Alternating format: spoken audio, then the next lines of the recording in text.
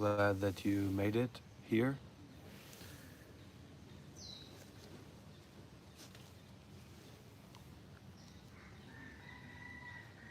We're going to get into a lot of interesting experiences and topics today. But what we can start with is dreams. Anybody here ever had a dream before? Familiar with dreams and dreaming?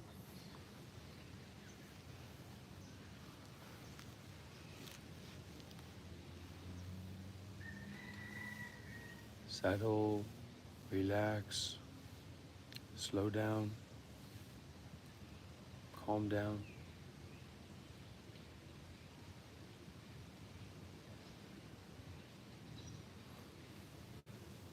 So, how is it possible that we forget our dreams? Or how is it possible that we move on from these dreams, these nightmares? Dreams can seem realer than real life. True or not true?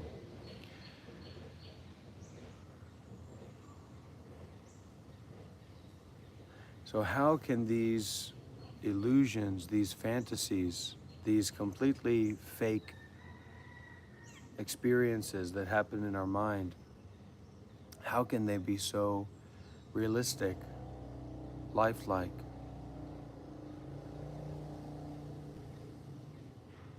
Seeming just like we actually lived that, like we actually went through it.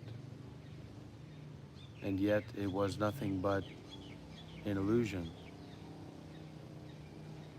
Nothing but a thought, nothing but an idea. Nothing but a story.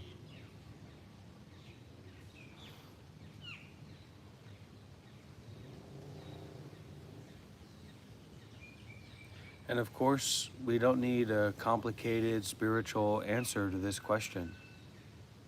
How do we move on from dreams? We wake up.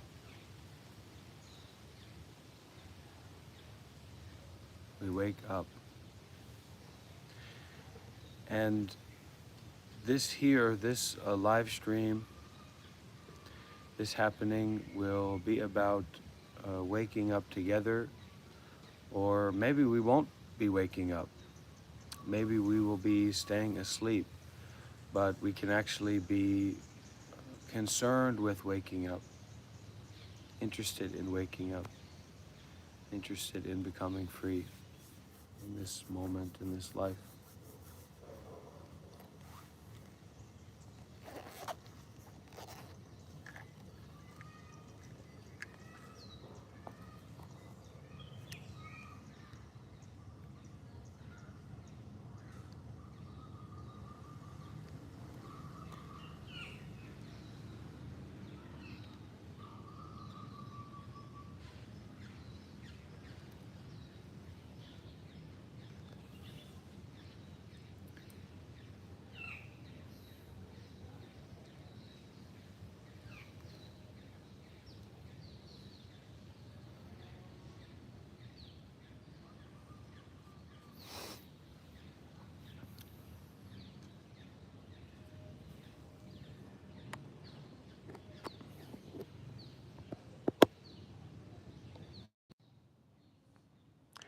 As they say, whatever it is, don't let it get to your head.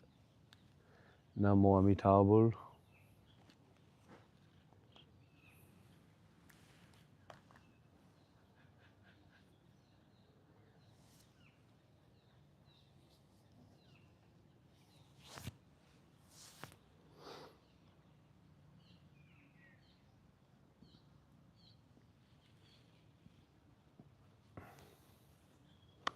So the Buddhism is all about enlightenment.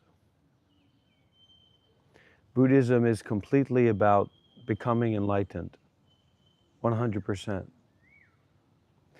So this like religion or way of life or this practice that's totally about becoming enlightened, maybe we don't know what that means, but we get the idea, That's what Buddhism is all about. And that Buddhism has been going on for like 2,500 years, more than 2,500 years.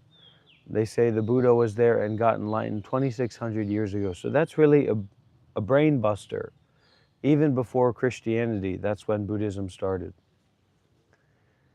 So in these past 2,600 years, it hasn't just been like TikTok meme stars or people just like doing comedy or selling things, but there's actually been this tradition of people practicing to get enlightened very seriously, devoting their life to that. And because of that tradition, there are all these teachings, all of these texts, records of those people who have been on the path to enlightenment. And right now, we together, we have a chance to kind of look at some of these teachings, some of these texts, and inform and develop ourselves. I'm not a monk now, but I was a monk for 7 years. So I know what I'm talking about.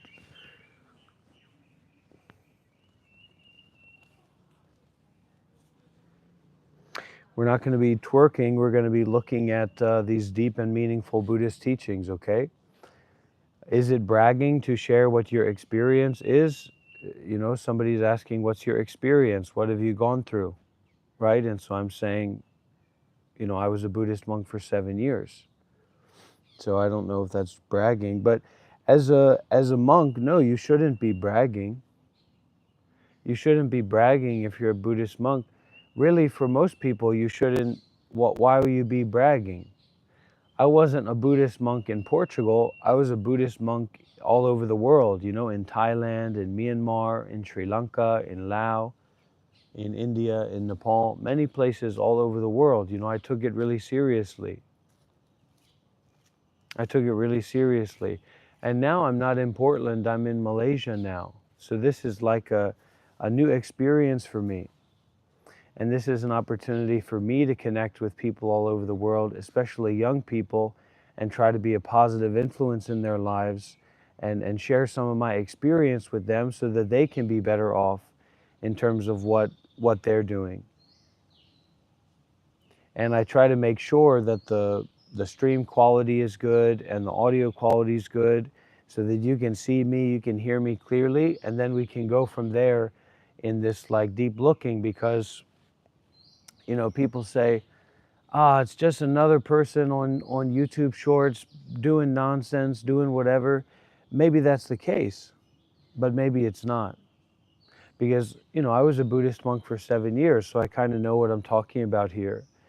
And it's not like everybody wants to go into deep things or talk about meditation or talk about Buddhism or talk about mindfulness and detachment or, you know, being concerned with the truth or whatever, right? But some people do. And so like this is a space, this is a chance where we can kind of connect and we can look at these things together and not make judgments, not be angry at ourselves and not be angry about anyone else. Okay?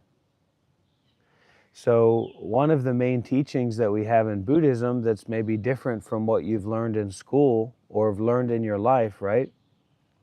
Is that greediness, angriness, and delusions, or non-practical, complicated thinking, all of this is like a poison for yourself. So it's like when you justify anger, you are poisoning yourself. I have a right to be angry. Well, you're poisoning yourself, regardless of if you have a right or not, right? And now another thing is that we're often being angry about delusions. We're often being angry about non-practical, complicated thinking. So it's like a thought just happens in our mind, or we just make something up, and then we believe in what was just made up, and then we get angry about it, or we get greedy about it, right? Like, no, this is about me, this is about me. We're greedy for more and more thoughts. So it's really important to realize that not everything in the world fits into the same box. So it's like if you're reading a random comment from somebody that you don't know and you don't know who they are, you don't know what they're talking about, right? You can't take that as seriously as you take someone who you can actually talk to, who you can hear their voice, you can see them, they are, available to you. And it's these kinds of like standards that we hold for our mind that allow us to go deeper and deeper into life and kind of explore things together and not just get lost in the sauce, as people say, right? So don't be angry, don't be greedy, and don't get stuck or trapped in like a lot of non-practical, complicated thoughts. What does that mean? It means that sometimes we will act angrily, or sometimes we will act aggressively, or sometimes we will act in like a really nasty way, but we don't even know why we're doing that. We're just compulsively acting and reacting, right? We don't actually stop and step back and consider about why are we even here? What are we even interested in being here, right? As they say, keep it moving, big guy. Keep it moving, champ. Scroll on along. You're not in charge here. You're not the boss here. This isn't your house. I'm not your slave. People come in here and they say, well, you're a loser. Well, you look stupid. Well, you this way, you that way. What are you talking about? You're just making stuff up. Are you angry? Do you live life in a very selfish way? Do you think up and hold on to a lot of non-practical, complicated thoughts? Do you just believe in thoughts that pop into your head and just go on and on and on? Well, you can't blame me for that, because this is about the Buddhism, this is about the meditation, this is about like stopping the mind and starting to look deeply. I'm not your everyday average person on YouTube Shorts talking nonsense in the camera. I was a Buddhist monk for 7 years. You say, well, you can't say that, that's ego. Well, hold on. What did little baby said? Little baby said, it's bigger than black and white. It's a problem with the whole way of life. So it's not this way or that way. It's a problem with the way that we're living our lives that makes us prone to anger, that makes us prone to fear, that makes us not skillful in waking up from the dreams that we make up, that we assume up, that we create up. So we were talking about this at the beginning of the live stream. You might not have actually been here at the beginning of the live stream, right? But we were talking about dreams. And so it's like, how do you have such deep and intense and out there dreams, and they seem even more real than real life? How do you wake up from that? How do you go beyond that? How do you not get trapped up in the trippiness of that? That you just had this whole other life or this whole other experience where you felt fear or you felt desire or you felt confusion, or you don't even know what was going on, and then you wake up from that. Well, we're not just dreaming in that way, we're making up dreams each and every moment. People come into this live stream, they have no idea what's going on here. They have no idea who I am. They have no idea what I'm talking about. They have no idea if I'm a good guy or a bad guy, or if I have good intentions or bad intentions. They've got no idea about it at all. And they make up an idea. They just dream up something. And then instead of knowing how to say, oh, I thought that. Oh, you thought that. That's a thought. They just spiral and hold on to these thoughts and go deeper and deeper. Rah, rah, rah, rah, rah, acting all crazy. This is about Buddhism and meditation. I was a Buddhist monk for 7 years. I know that this isn't going to be for everybody, but this is for anybody. So that you can come in, you can ask a question, you can take a look, and we can explore these teachings together. You can say, you're just another YouTube Shorts person, you're just another ASMR, you're just another retarded person. That's what people say, isn't it? But I was a Buddhist monk for 7 years. So how can you say that? That's not actually accurate. And then you get into attacking people personally. But what about this? But what about that? But and we're just constantly in this state of aggression and anger and fear and attacking each other and attacking people. It's like there's something in us, for whatever reason, where we are just looking for a chance to be angry. We're looking for a chance to be aggressive. We're looking for a chance to blame and complain and put somebody into a box of our thinking. Why are we so stuck in being like that? You know what I mean? To stop, to listen, to open, and we can go from there. This is not about Hinduism. This is about Buddhism and meditation.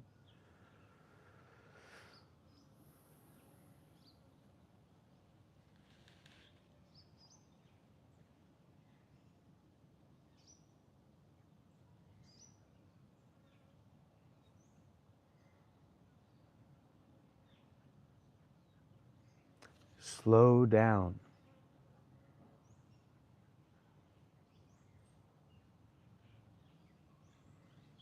Not in a hurry. Not in a hurry to just make up some idea about what's being experienced right now. We can talk about that religion you follow or what the meaning of life is. We can talk about all kinds of different topics because I was a Buddhist monk for 7 years, so I've got a lot of experience in this kind of stuff, you know what I mean? But we can't talk about anything if we're in a hurry. Have you ever noticed that?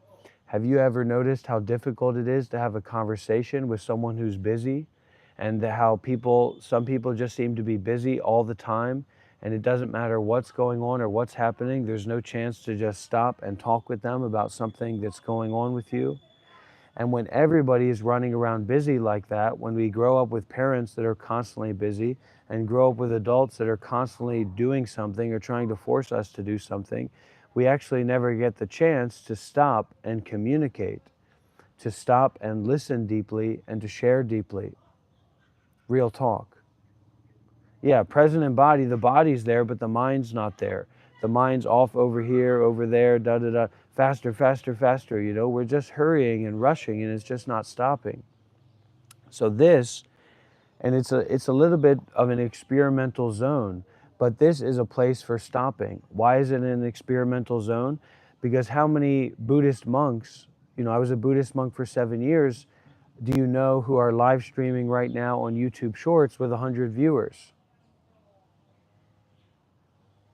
So what are we going to do with this energy? What are we going to do with this opportunity to connect with one another and, you know, to explore deep and meaningful teachings?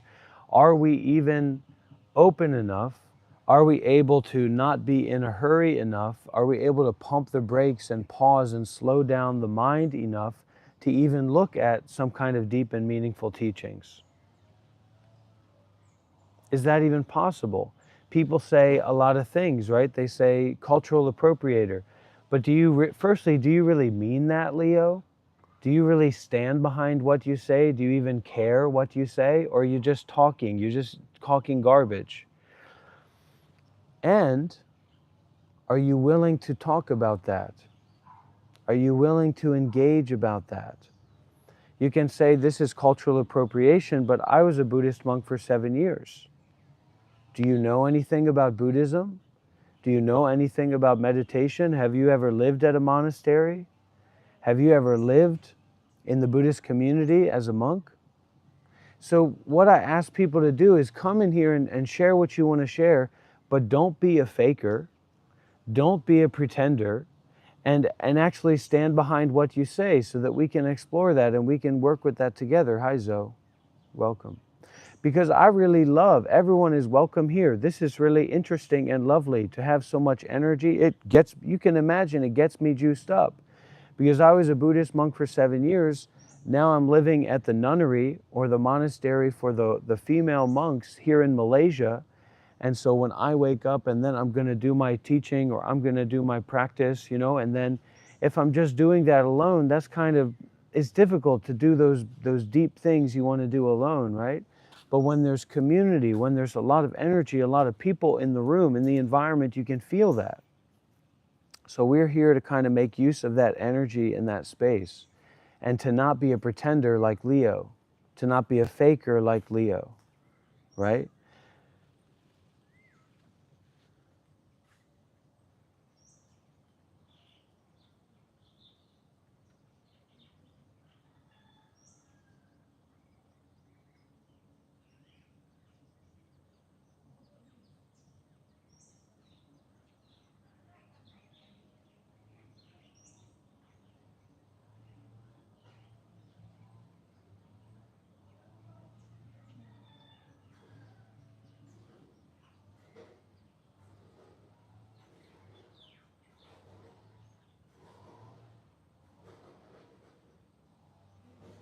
You know what I mean?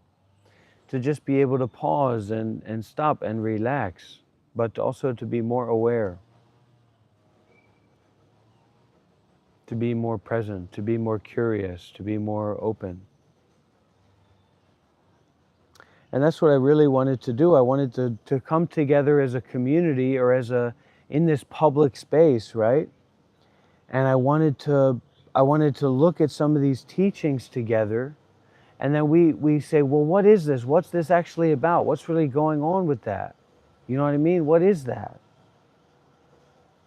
So who's down for something like that? Let's get some big W's in the chat if we're ready to go to our Buddhism class.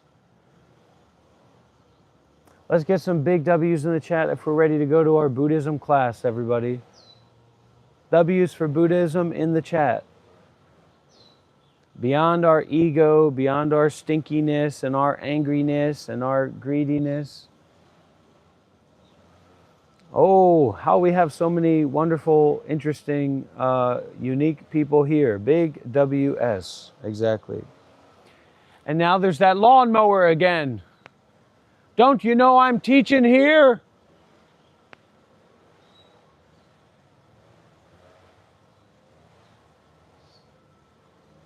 Why do you got to blow these leaves? It's almost 1 p.m. in the afternoon. I'm doing the Dhamma teaching. Sweep them. Sweep the leaves.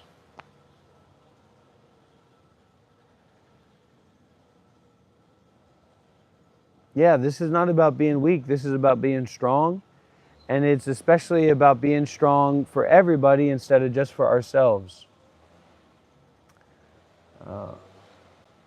Okay, thank you so much, Google user, for your ego analysis. We're not here to analyze egos. We're here to put big W's in the chat for Buddha and for awareness.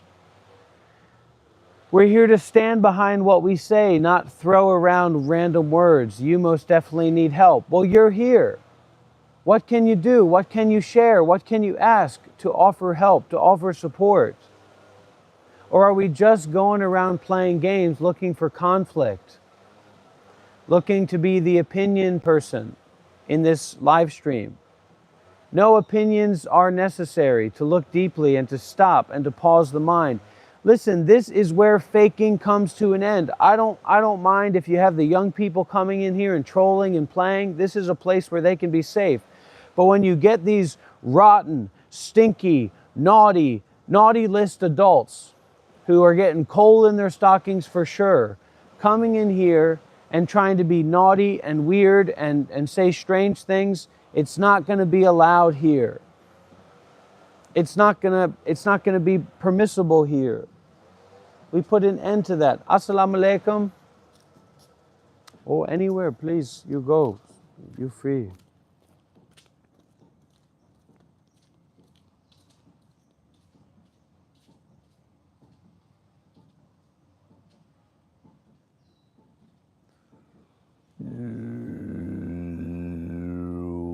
This might get a little bit weird, but don't worry, everybody.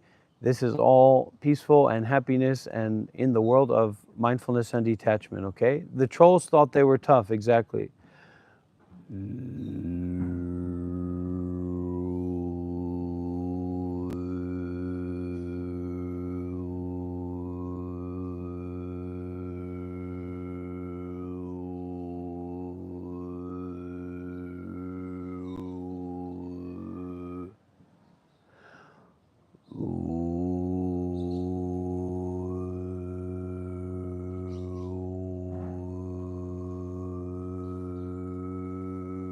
Remember, whenever we do throat singing, Mongolian throat singing, that's the sign also for big W's in the chat.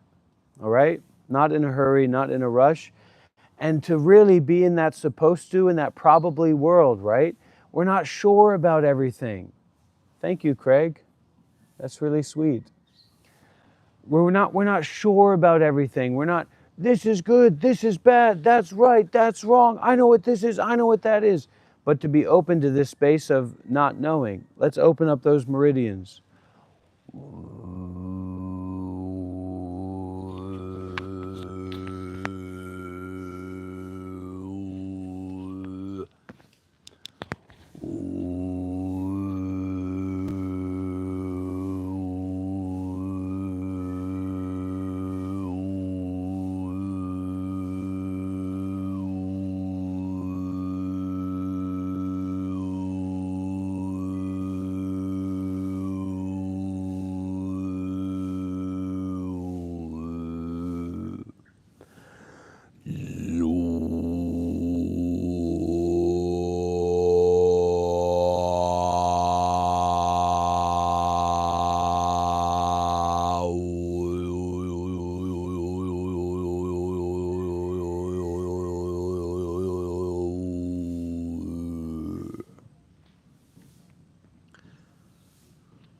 Right, so this is another good example that Dimbob is setting for everybody, right?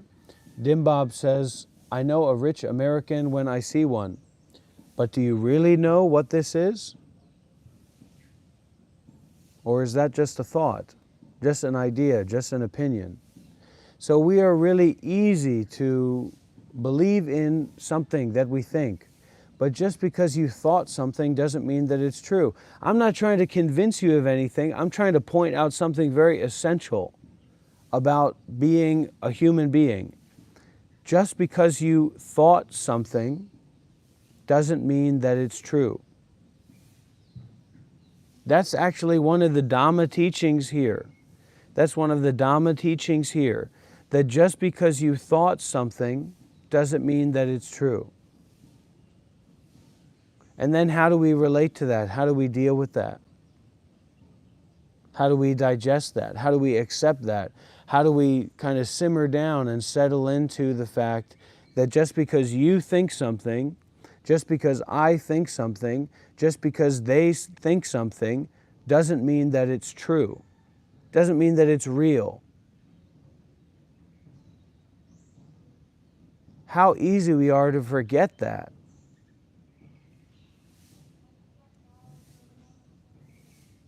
So what a lot of people actually want to come in here and say is, I had a thought about something.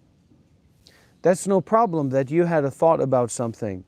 And it's not about it not being true or being true. This is also where we get confused. When I say this, when I say just because you think something doesn't mean that it's true, or when I say that's just your opinion, it doesn't mean that it's true or not true. It's just not black or white. So we can't say everything we know is wrong, but we could say that everything is impermanent. Who's ready for more Mongolian throat singing? Who's ready for more Mongolian throat singing? Big W's in the chat, everybody.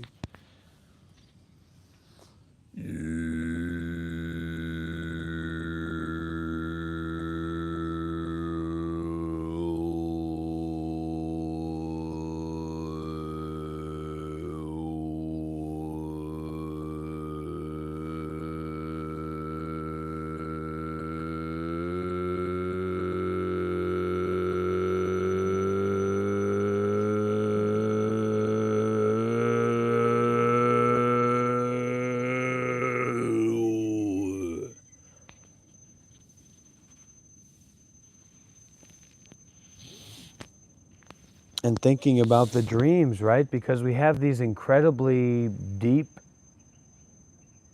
and scary and interesting dreams.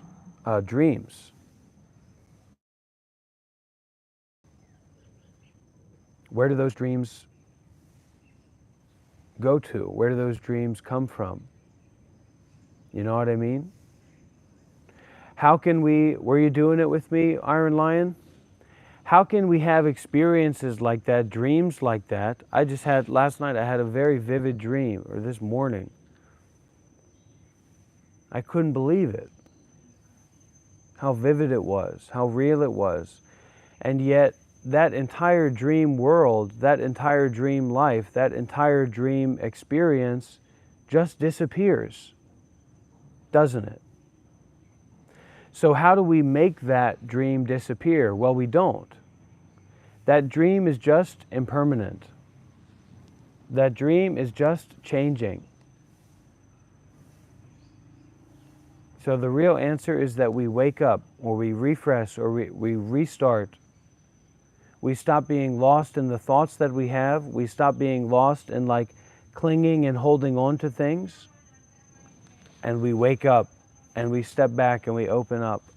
And that's the space where we can get concerned with the teachings of that are in Buddhism, or non-duality, or the higher spiritual truths, or we can listen to something like this.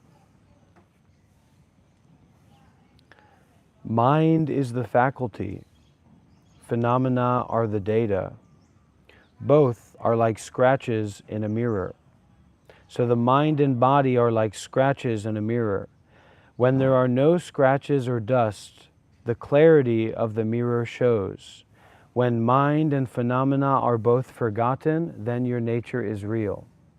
So in that case, we are here to forget about body and mind. Can you do that? Can you forget about your body and your mind?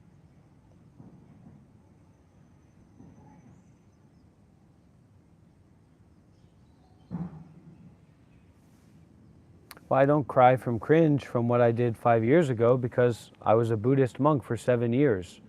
So 5 years ago, I was living at the monastery as a monk, practicing meditation. So whatever.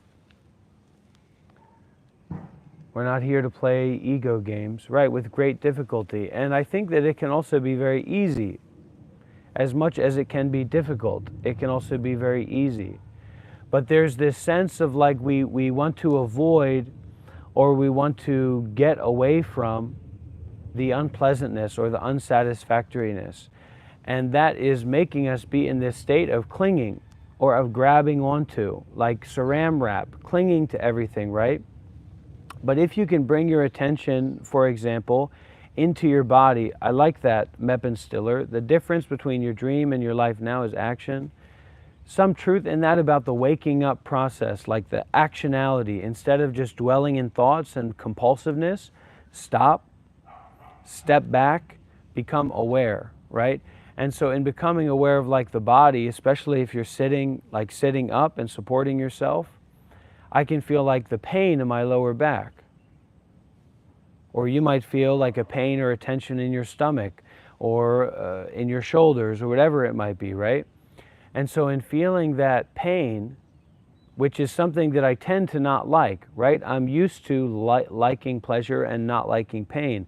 But in this place of like stopping, pausing the mind, pausing the ego, and stepping back and being aware, and actually noticing what's happening in my body. It can also be painful, or it could be neutral, or it could be pleasant, and actually tuning into that feeling.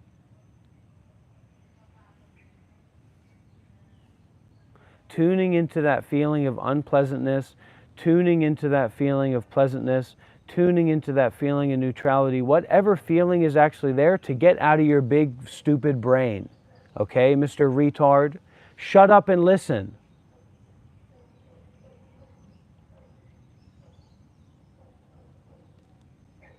We have to know how to talk to ourselves that way.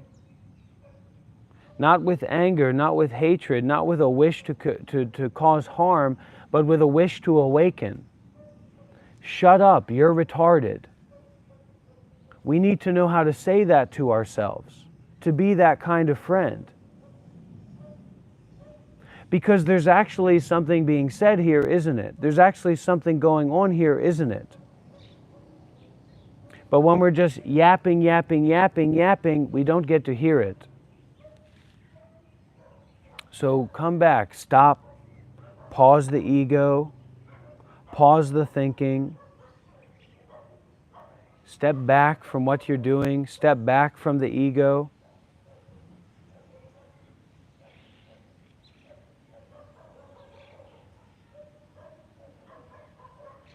Step back into awareness. Step back into forgiveness.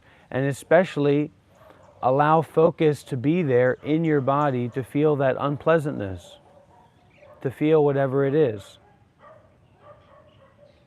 Nobody here needs to be acting like a fool. It's unnecessary. That's why you give a strong hand. And you're lucky to get a strong hand. To say, look at how ridiculous you're acting right now. You know what I mean? And then commenting and pretending that you're in a position of authority. You're here as a guest, eating what's being offered, receiving what's being shared. If you don't like it, go. But don't be here and talk bullshit. I'm going to call you out on it. Dirt mage, you're here acting like a fool. I'm the fool here. That's not actually throat singing. Have you contacted the Asian government, the Mongolians, and let them know what you're claiming to be throat singing? All while I'm talking about meditation. Shut your mouth and get out of here, dirt mage. What coconut fell out of a tree and hit you on your head for you to be acting this way?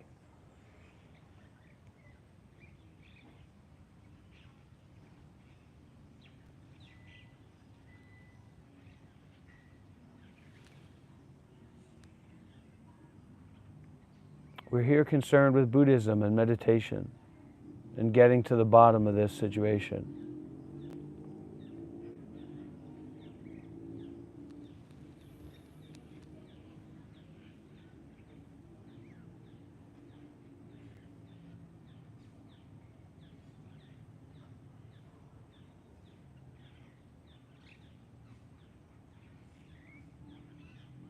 This is a place, I want to be clear with people here.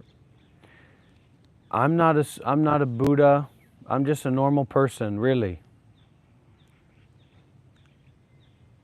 Here it's like you're entering into the monastery. You're entering into the meditation center. And me, I'm sitting on my throne of irrelevance. Many people are coming in, many people are going out, right?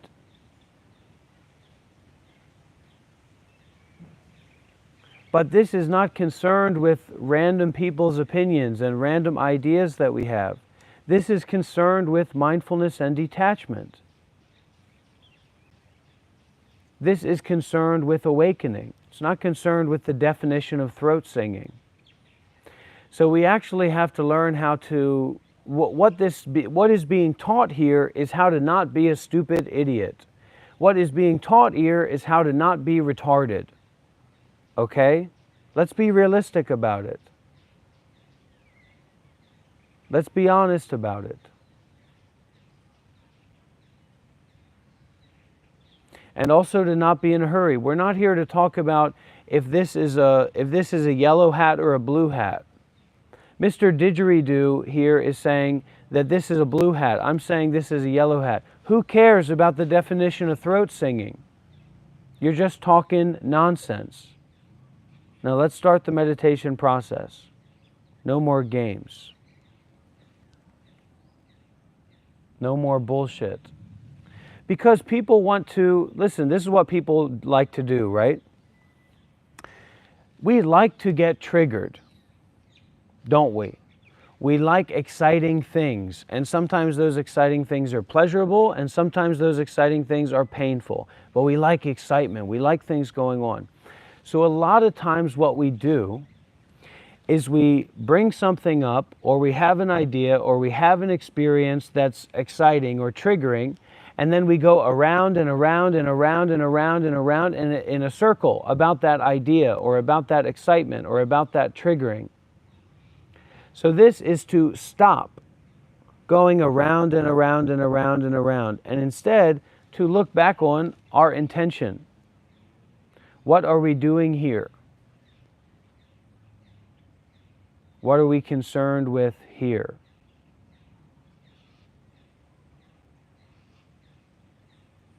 And instead of dropping into like this random ego stuff, but you got triggered, who cares? Maybe I did, maybe I didn't. Maybe it's a way of teaching. Maybe it's a way of sharing. Let's now start the meditation process.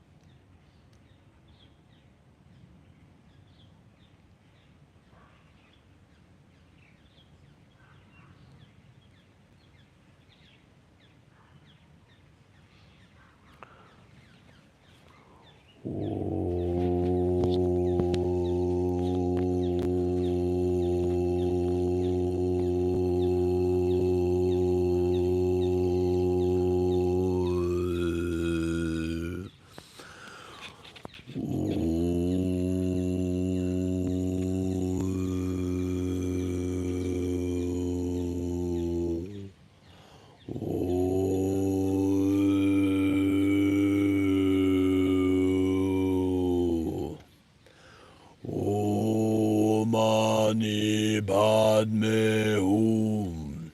Om Mani Padme Hum. Om Mani Padme Hum.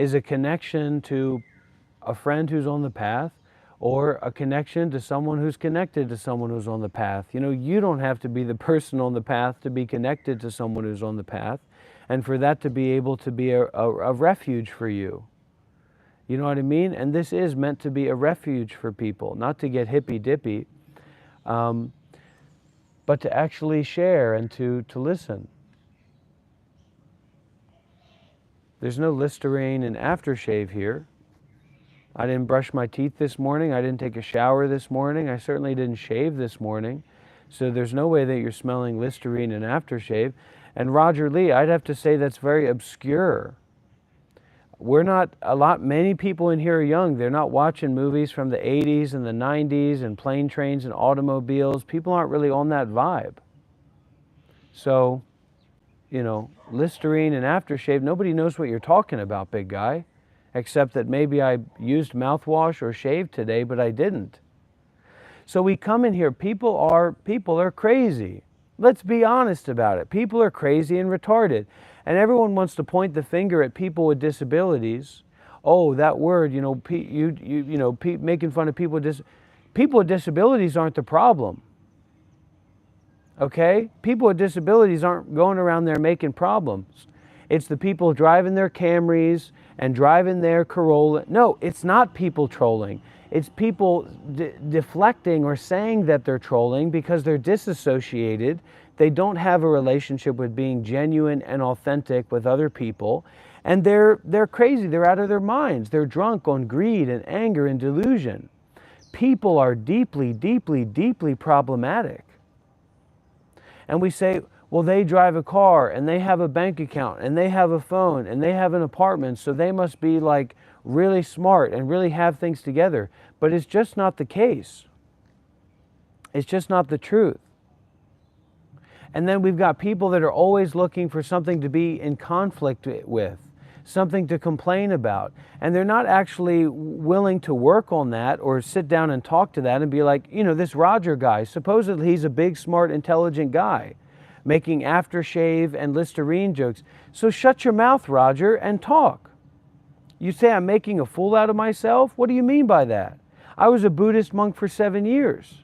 I'm here to share about mindfulness and detachment and connect with people, support people. Am I supposed to act how you want me to act? Am I supposed to act how you expect me to act? Where'd you get that idea? You know, because if you're acting like that as you scroll through random YouTube shorts, I cannot imagine how you act like in person towards people, as you're holding this idea that everybody should act the way that you think they should act. Keith, I was a monk for 7 years. I'm not a monk now. Don't tell me to relax. You know what happens when I do that. Keith, I just said, I'm not a monk now. I was a monk for 7 years before.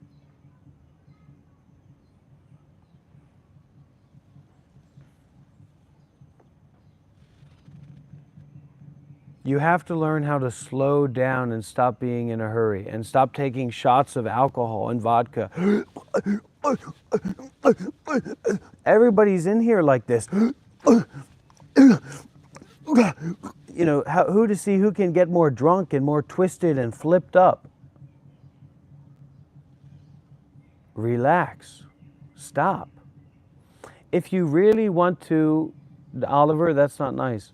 If you really want to spend time to talk about something, then let's talk about it. But let's not just use buzzwords. Triggered, fake monk, Bajubada,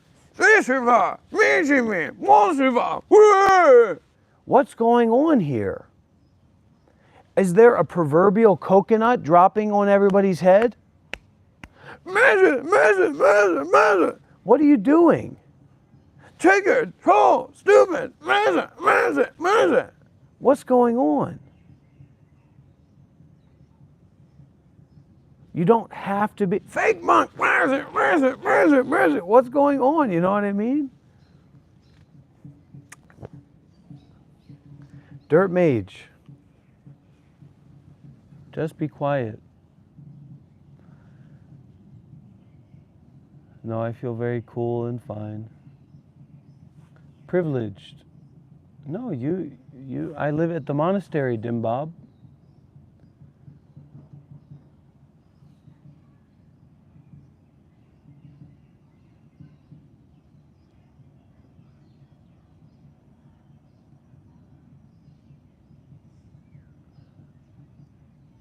Whatever you do, just don't call me a fake monk, okay? Anything else you can do. Whatever you do, just don't call me fake.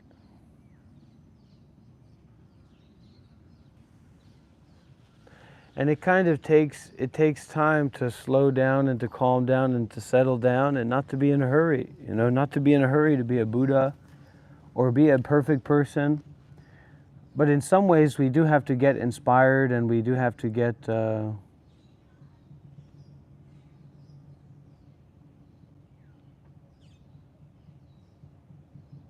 trapped by ourselves. I'm in Malaysia right now. Asher, what did I say? I said, no matter what, don't call me a fake monk.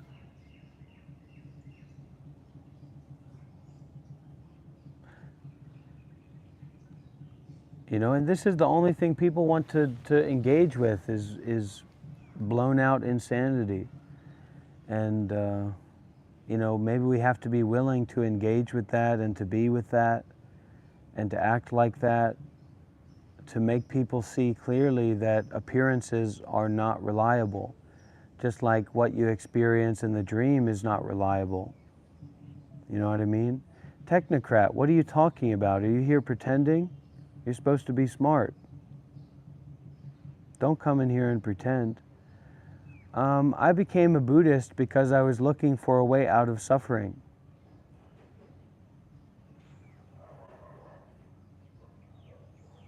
No, Mark, I'm just here at the monastery in Malaysia.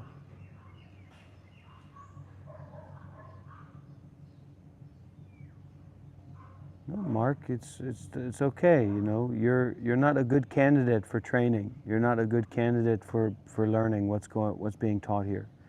Yes, we're going to read the Buddhist Bible.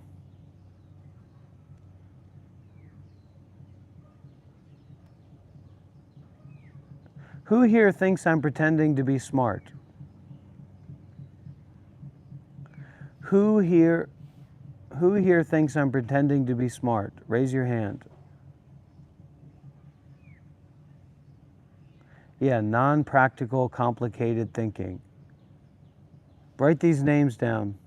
Shelley, if you're here, write down these names. Rohit, Stalwart, Billy, Dirt. Anybody who thinks that I'm pretending to be smart, write those names down. Just a joke. Okay, technocrat, so we're on that kind of timing. Jive Chip.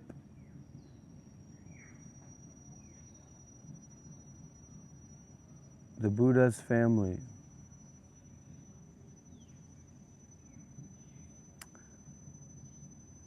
I'm going to Buddha your family. Reconcile that. Well, if you want to get into a Buddhist monastery, you'll have to be interested in Buddhism. You know what I mean? It's just your interest. It's your affinity. It's your connection to wanting to learn about Buddhism and meditation. Not everybody has that idea or has that inclination.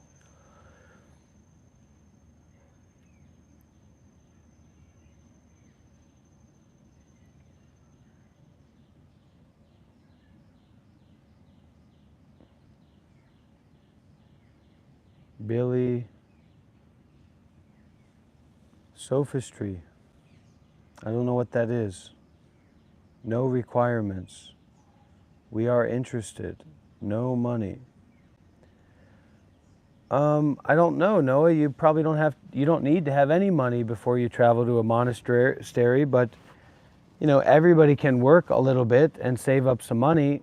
They can go out there and do some activities if they have something they want to in a direction, like to buy their flight ticket or whatever. So you can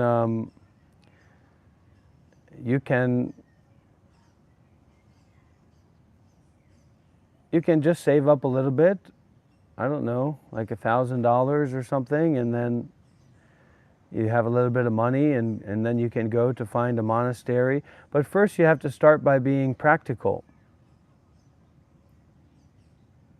You have to start by being practical of like you're ready to sacrifice your life, you're ready to leave everything behind. If you are, then you can do it. But if you're not, it doesn't matter how much money you save up or whatever, you won't do that. Scott Gardner, you might have to define awakening. I was a Buddhist monk for 7 years, so I did a lot of meditation.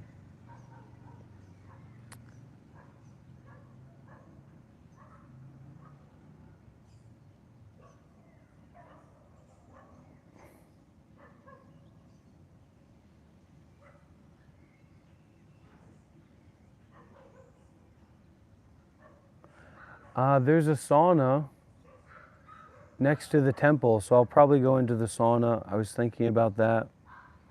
And this morning I did have some powdered Myanmar tea and fried donuts.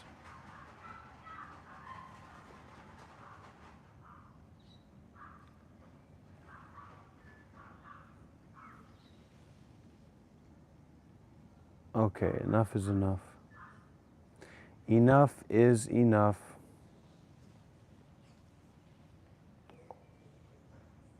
Enough is enough.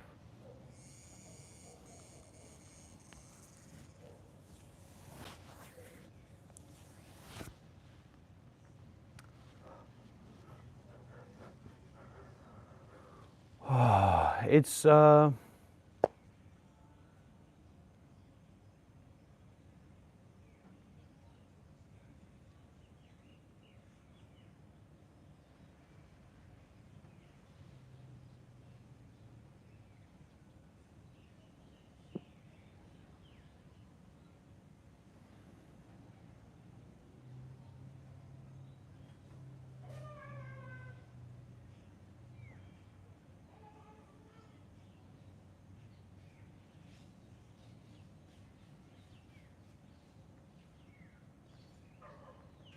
yeah, it's difficult to describe.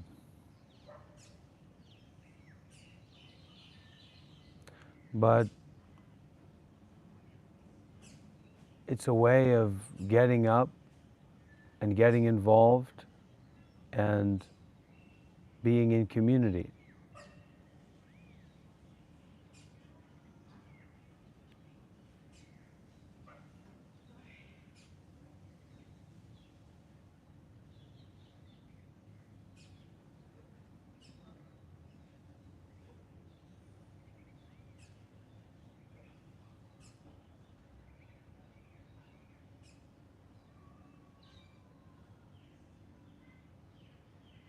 Like a way of failing upwards.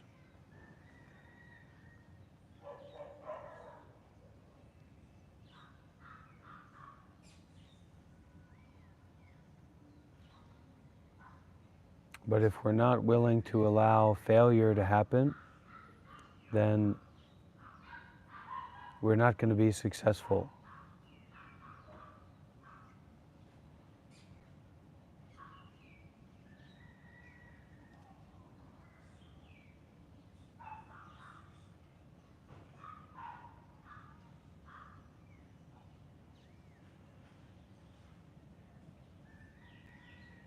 So meditation is just like allowing yourself to fail.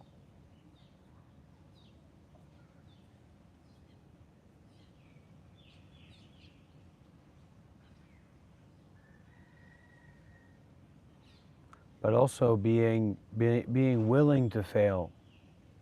You know what I mean? Being willing to just go forward and fail.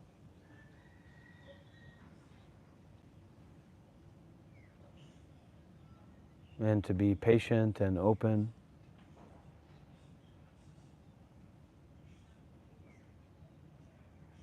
Yeah, it's completely possible. I mean, we'll make it happen. If you need help, if you're ready to sacrifice your life to be a volunteer.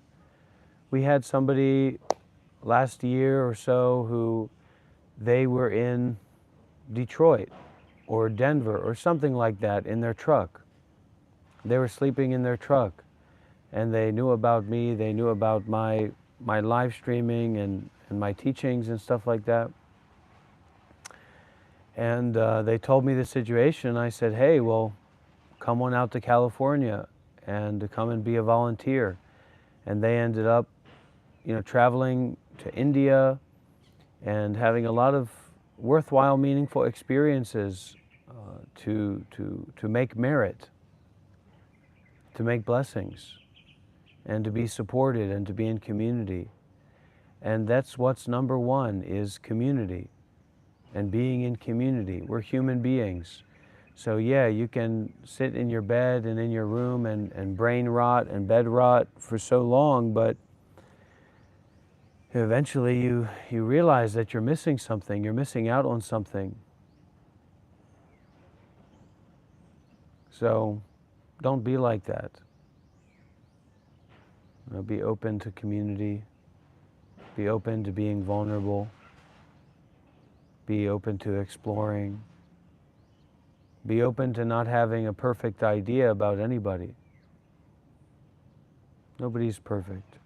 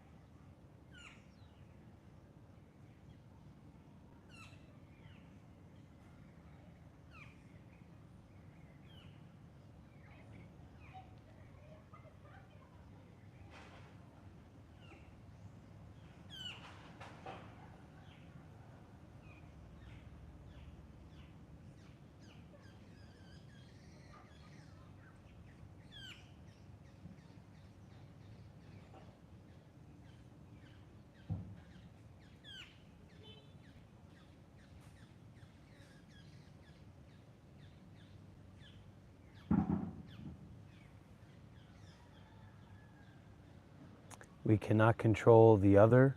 We can't control the environment. We can't control ourselves, what we consider to be ourselves. Do you have full control over your body? Do you have full control over your mind? No, you don't. So we have to learn how to detach. We have to learn how to stop wanting it to be a particular way and just detach and abandon and forgive and walk away.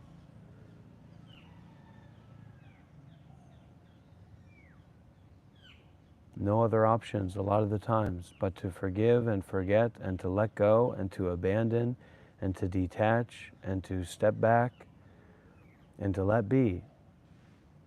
We try to control the environment, we try to control ourselves, we try to control the other person, point out how stupid they are. We're the stupid ones. To think that we could brute force our way to a resolution. It's not through brute force, but patient effort. Surrender. Why try to control? Relax. Release the whole body and mind. Don't take yourself so seriously, because we miss out on the opportunity to communicate and connect deeply and meaningfully. Because we're lost in the ways that we want it to be, the ways that we would prefer it to be.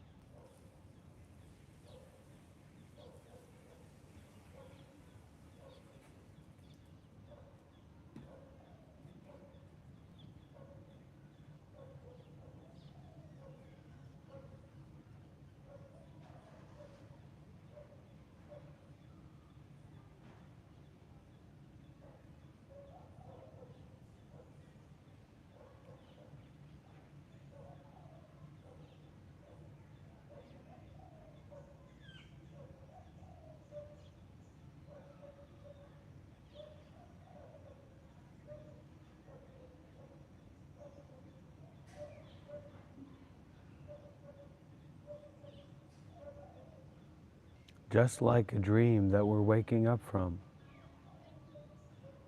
Yeah, maybe there's a video of it. Maybe there's an audio recording of it.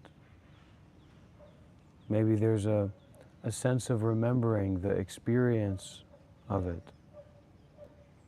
But it's just like a dream. So meditation is the practice of wakefulness, or the way of wakefulness, the way of being deeply awake and aware, not trying to find something or understand something or transform something, but just the way of being aware and the way of allowing.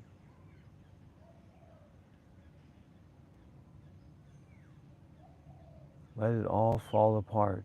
Just for a moment, just for an instant, let everything fall apart.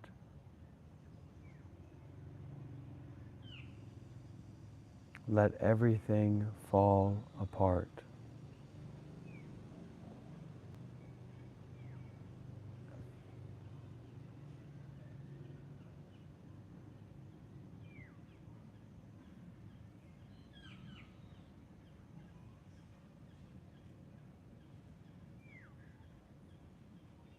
We get so worked up and engaged with some kind of combat, like me and John Pearson. We get into a combat, we get into a fight, we start yelling at each other about social media and monks and what's right and what's wrong. But then John or me get a stomach ache, a tummy ache. We need to go sit on the pot because we had some spicy spaghetti and it's ready to move its way out. Our tummy's hurt. We're immediately going to reprioritize our actions. We're immediately going to say, I don't care about fighting with John Pearson. I don't care about being right about monks and social media or whatever. I just want to release the spicy spaghetti in my body, release it out, to give it out. So this is just like being on a learning journey and process together. But we're going to have to expose our egos along the way if we want to,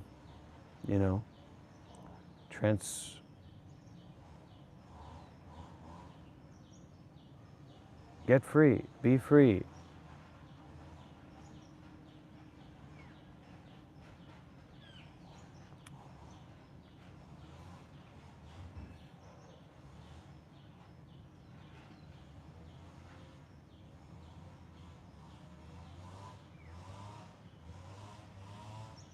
I'm allowing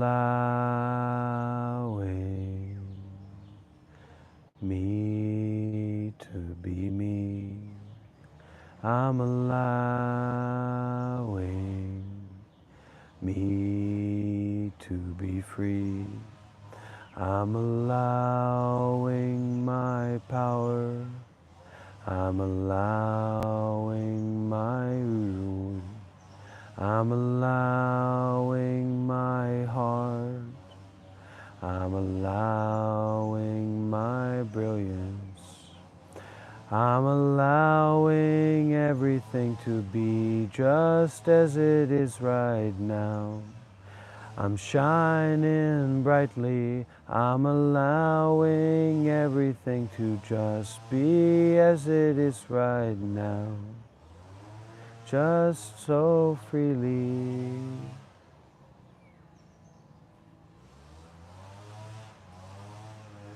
I'm allowing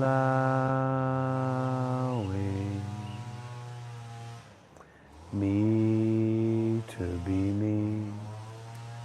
I'm allowing me to be free.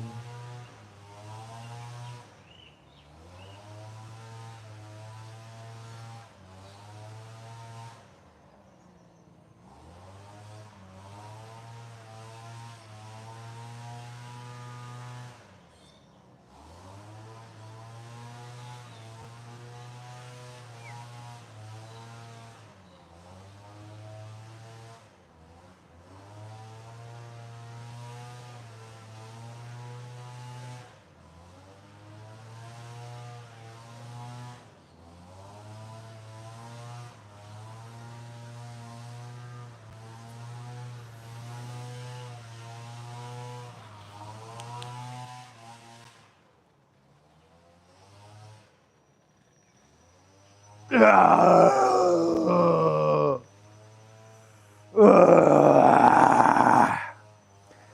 we don't make mistakes, especially if we don't make mistakes in community, how are we going to learn from them?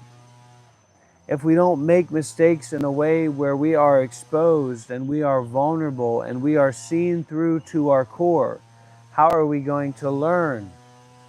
How are we going to go? How are we going to grow? How are we going to go beyond ourselves? I'm here to make mistakes. I'm here to be exposed. I'm here to be wrong. I'm here to see how wrong I am and see how stupid I am.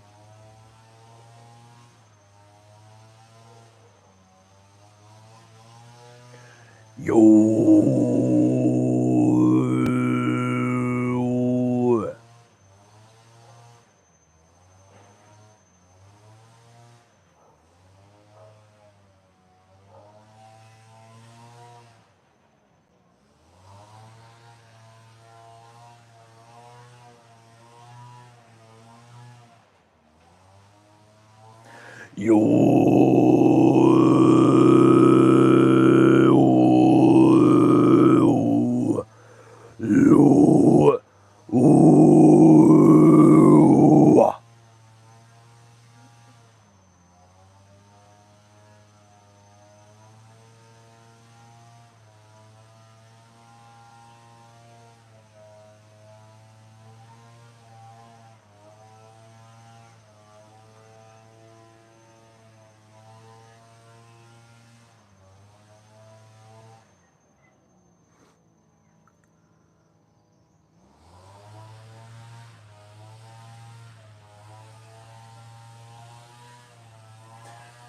Changing, always happening, you know what I mean? But the biggest change is the insight.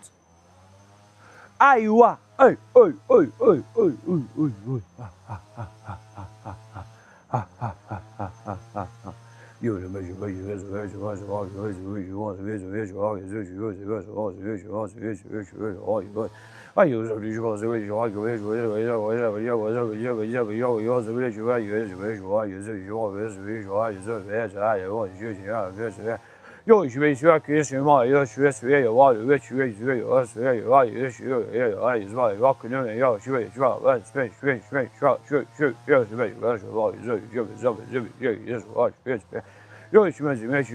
This feels good.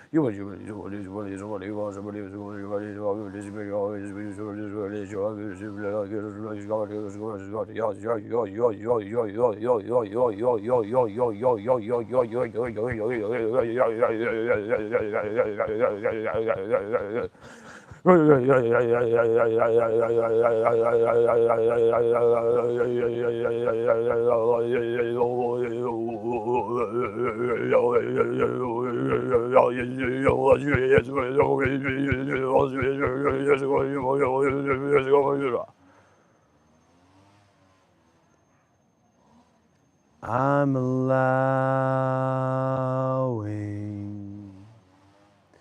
me to be me. I'm allowing me to be free. I'm allowing my power. I'm allowing my brilliance. I'm allowing my heart to beat nearly. I'm allowing everything to just be as it comes to me. In the right timing, I'm allowing everything to just be as it comes to me. I'm shining brightly.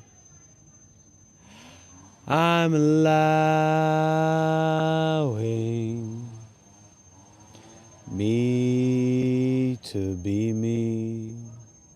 I'm allowing me to be free. I'm allowing my heart. I'm allowing my body. I'm allowing my mind to be freely. I'm allowing everything to just be as it comes to me.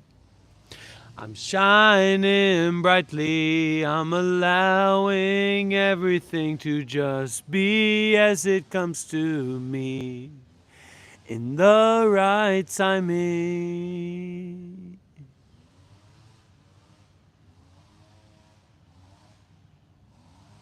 I'm allowing me to be free. I'm allowing me to be me. I'm allowing.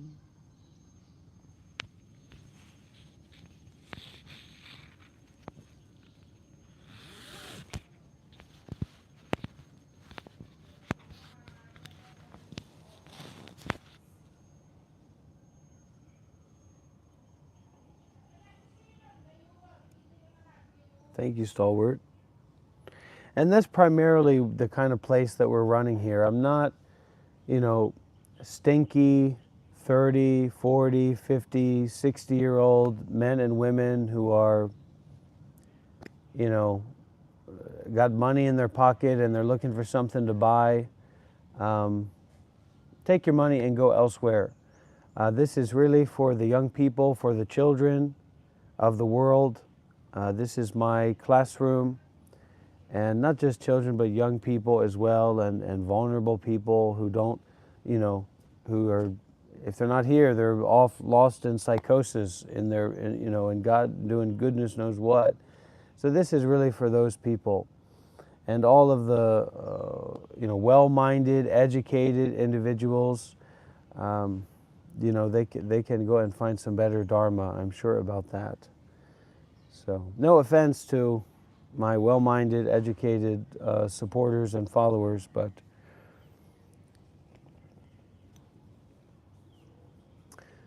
in America, in Malaysia, backwards.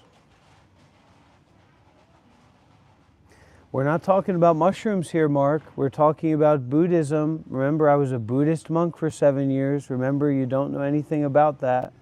Okay? Remember, remember, remember. Okay?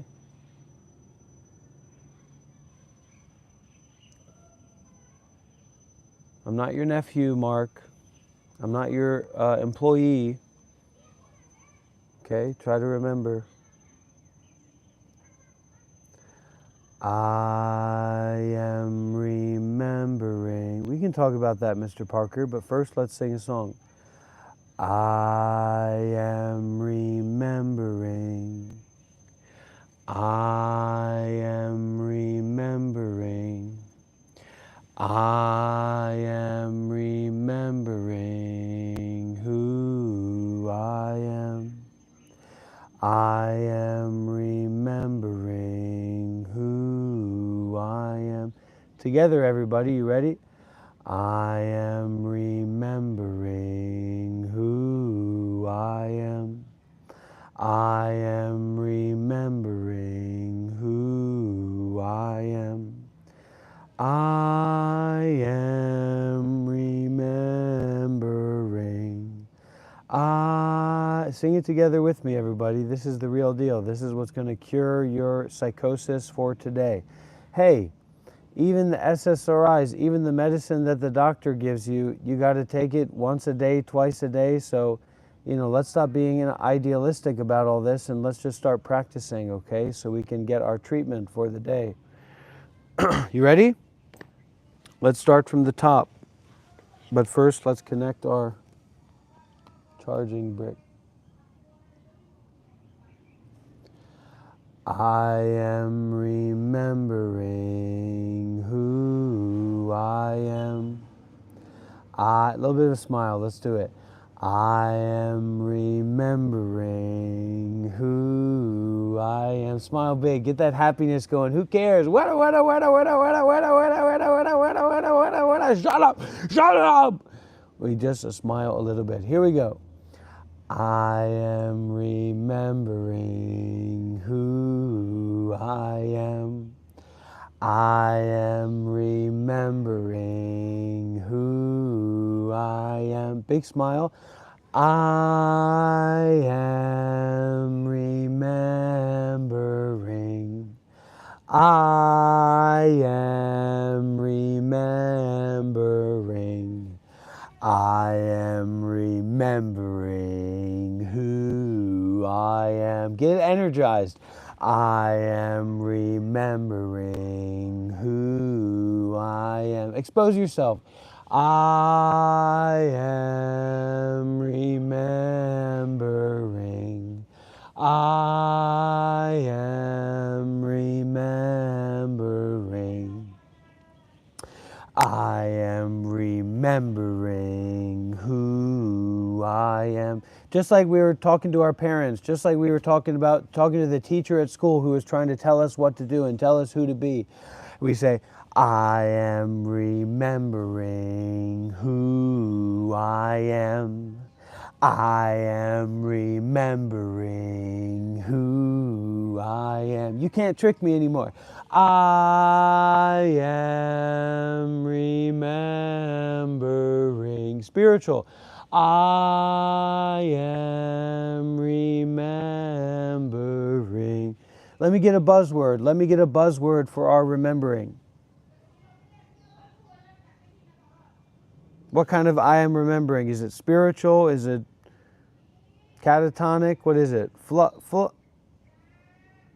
full house. I am remembering who I am. I am remembering who I am. I am remembering. I am remembering. I am remembering. Be very quiet, everybody. There's a cat over here. Look at that. I am remembering who I am. I am remembering who I am. I'm telling it to the cat. Yeah, it's a boy. So that's when we see we can get our clarity, we can get our joy, we can get our liveliness back, our freshness back. Because look, you're going to shit the bed, you're going to piss the bed every now and again. Who doesn't? Happens to me all the time. But are you going to lay in that shit and piss for a day, for a week, for a month? Or is it just going to be a few hours? Is it just going to be a little bit? And then you're going to refresh and restart and get back into the direction that you want to go. I know Donnie Boy knows all about shitting and pissing in the bed and just hanging out. I know about it too. I'm not coming at you, Donnie. I'm just saying. And so what this is really about, what these teachings are really about, is not Buddhism and meditation and woo and la-di-da-di-da. It's about when we shit and piss and do God knows what in that bed, and we lay in it and we're covered in it and we're stunk in it, and we lay in there for days, and the days become a week, and the week becomes weeks, and the weeks become months, where we are laying in our bed covered in shit and piss. And this is how we say, I'm not going to judge myself for shitting myself in the bed. I'm not going to judge myself for pissing in the bed. I'm going to get up. I'm going to come to the nearby monastery. I'm going to sit in front of the Buddha, and I'm going to share myself and my life, and I'm going to be concerned with meditation. I'm just going to go for a walk. Think about it like that. You go for a walk in the forest after you slept in shit and piss. I know it's tough to talk about some of these things. But this is to be like open and flexible, and this is really when stuff gets tough. That's the people that come in here and want to point fingers and blame names and talk about I'm a real Mongolian throat singer or I'm not a real Mongolian throat singer. That guy better watch his back, okay? Because my throat singing abilities are just going to continue to develop. And he better watch his back, because if I come up behind him, I'm going to give him a good shoulder rub, a good little back rub. Someone said, what about the Four Noble Truths? What about the four disgusting fluids? And learning how to shower ourselves in mindfulness and detachment to restart and refresh, instead of dwelling in our negativity and dwelling in our shame, etc. And people say, well, I'm going to come in and have a comment and have a judgment, and you get the person with a spectacle. I need a spectacle, don't I? A spectacle and a teacup, and they're a Buddhist, and they're a meditator, and they know all about everything, and they're an intellectual person, and they come in here. I tell them to get out of the way, because this is for people who are in psychosis or who are about to go in psychosis. This is for people who are in depression or about to go in depression. This is for the lowest people in the world. If you're here, you are one of the lowest people in the world. So give yourself a pat on the back. There we go, your mom. You don't know who you are. Tell your mom, tell your dad, I don't know who I am anymore. See what they say. Okay? When I was living as a Buddhist monk for 7 years, and not a lot of people know that about me, but I was actually a real Buddhist monk for 7 years. Well, I love you for that, Exits. I think that's great on you. Your anxiety and your suffering and your disgustingness. That looks great on you. So listen to this.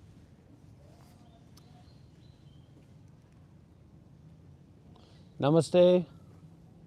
Namaste, Baba.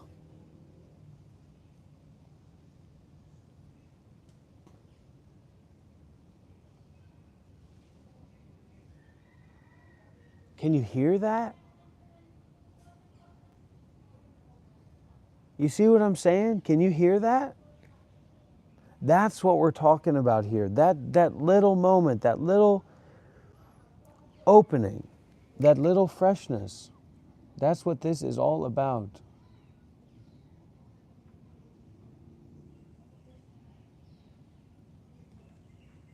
Can you hear that? Can you feel that? Yo,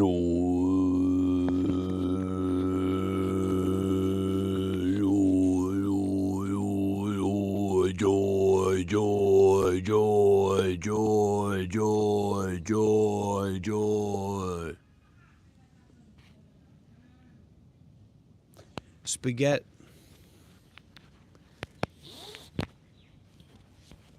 Be very careful with what you say. You're now on the warning list. There you go. That guy might be the cat from earlier, taking a new form. Who knows? We're not watching movie drugs. We're staying concerned with mindfulness and detachment. Can you hear the sounds around me? That's really interesting, isn't it? I'm here, I'm talking to you, I'm with you. Focus on your breathing. You want to do a breathing exercise, bust drugs? You want to try it out?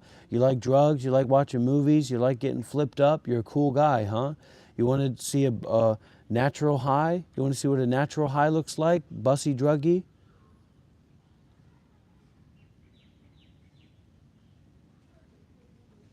Redskin Garage, I'm gonna show people instruments when I have some kind of property or place and we have some kind of instruments in there, and then we'll show instruments. But right now we're on the streets. We're very low. We're low people here. So once you offer your home in your land, then we can see what we're going to do.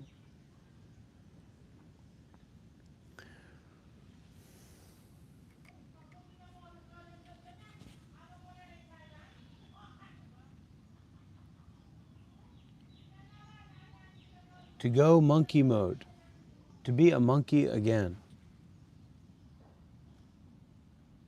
to be a nobody again.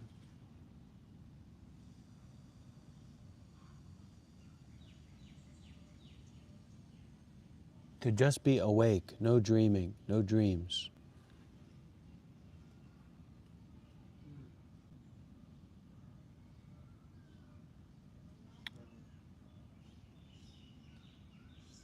Oh, thanks, Colin. Appreciate you. Barbie, are you another pretender? Are you another faker? Are you another white colonizer coming here? Stalwart, the difference between Buddhist and Shaolin monks is that Shaolin monks may not really be monks at all. But Barbie, how do you know that? What's your understanding about that? I want to talk with you, Barbie. I know you're not going to pretend, but you're going to be real with me, right? So the Shaolin monks, they might not really be monks. They might just be like wearing fancy clothes and doing martial arts, performative martial arts. But the Buddhist monks, they have to like be somehow involved with Buddhism. Many places that do like being a monk, you can do videos, you can teach, because it's seen as something very important, like Dhamma, to share the Dhamma, to share the teachings, to help people end suffering. Barbie, are you still here? The is no separation, we are one. Yeah, you can stay with that, Willie, but mostly don't think about it like that. There we go, your mom. That's my big guy. Or my mom. That's my mom, I guess. Well, QWERTY, the only time you can have discipline is right here and right now. Barbie, as long as you will accept that you are a faker, that you're a poser, that you're a bluff and a front, and are being disingenuous, then we can talk about it. But if you're pretending that you know about like being a monk or Buddhism and meditation when you don't, then don't come in here and colonize Buddhism. You know, people come in here and say, I know I'm going off on a tangent, I probably shouldn't do this, but people come in here and say you're appropriating Buddhism. They don't even know what Buddhism is. You're appropriating the identity of a monk or being a monk. Being a monk has nothing to do with race. And Buddhism doesn't have anything to do with race. Are you going to go up to a black man in the street and tell them that you're not listening, Barbie. Take your headphones out. I'm a Barbie girl in a Barbie world. Take your headphones out so you can hear the words that are coming out of my mouth. You're willing to come up here and be aggressive, but you're not willing to actually listen to what the person who you're justifying aggression towards is saying. It doesn't make any sense. Yeah, you want to use the term. You want to be a part of the club, right? You're a colonizer. It's BS. You're bullshitting. You're faking. You're pretending, Barbie. I want to talk to you about that. I want to be challenged. I want to find out that I was a faker all along and I was a pretender all along and that I've been, that I've been misappropriating my life all along. I want the next, not George Orwell, but the next, who's that communist guy? The George communist guy. George Magoni, George Communisticani. What's that guy's name? The communist teacher. And now, Barbie, you're changing the subject. Not Karl Marx. George, he writes the books. He's the George Marxa, or the modern guy. He's a linguist. We can't be that uneducated here. Oh my gosh. The people here, what I've become, what I've lowered myself to. George Bush? No. He's the most famous communist, intellectual, modern person. He tells people about the real, not Orwell. He tells people about the real racism and the real sexism, and not George Peterson, not George Orwell. You guys have got to be kidding me. The communist guy, if I ask ChatGPT's going to know it right away. Oh my gosh, Obama. Look at where I've lowered myself to. The lowest of the world. Look at this, watch this. ChatGPT is going to know right away. Who's that communist guy? He's like the communist super writer. Yeah, Noam Chomsky. Thank you, Mr. Parker. Okay. And the point about being low is that we get to be connected to the ground. We get to not have our head so far up our rear end because we're flying around in first class, or we're driving a Bugatti Veyron, or we're, some kind of internet famous former monk or something like that. We're just here. We're not a big special person. We're not a part of a big special plan. We're not particularly educated. We're not particularly wealthy. We're not particularly special in any way. We just are. We will talk about that again, Globby. Is there anything specific? Now that's my Barbie. Thank you, Barbie. We've grown up somehow to become pretenders and fakers. Where did we learn to be pretenders and fakers? Who taught us to be pretenders and fakers? Where did we learn that? To totally lose any sense of being genuine and actually meaning what we say and standing behind what we say. There's a bunch of Barbies going around there.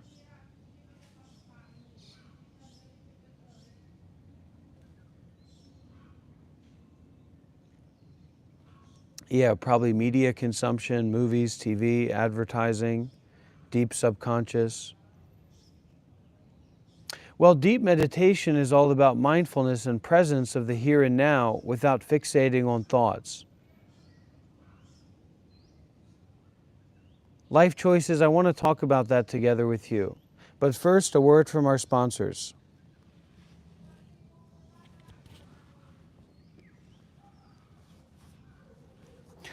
Do you want to be a Buddhist? Do you want to get enlightened? Well, have I got a course for you. I'm a former Buddhist monk of 7 years, and if you sign up for our monthly plan program, you will get to have a wonderful Buddhist experience, and you will get enlightened in 6 short months. Please sign up at the link below.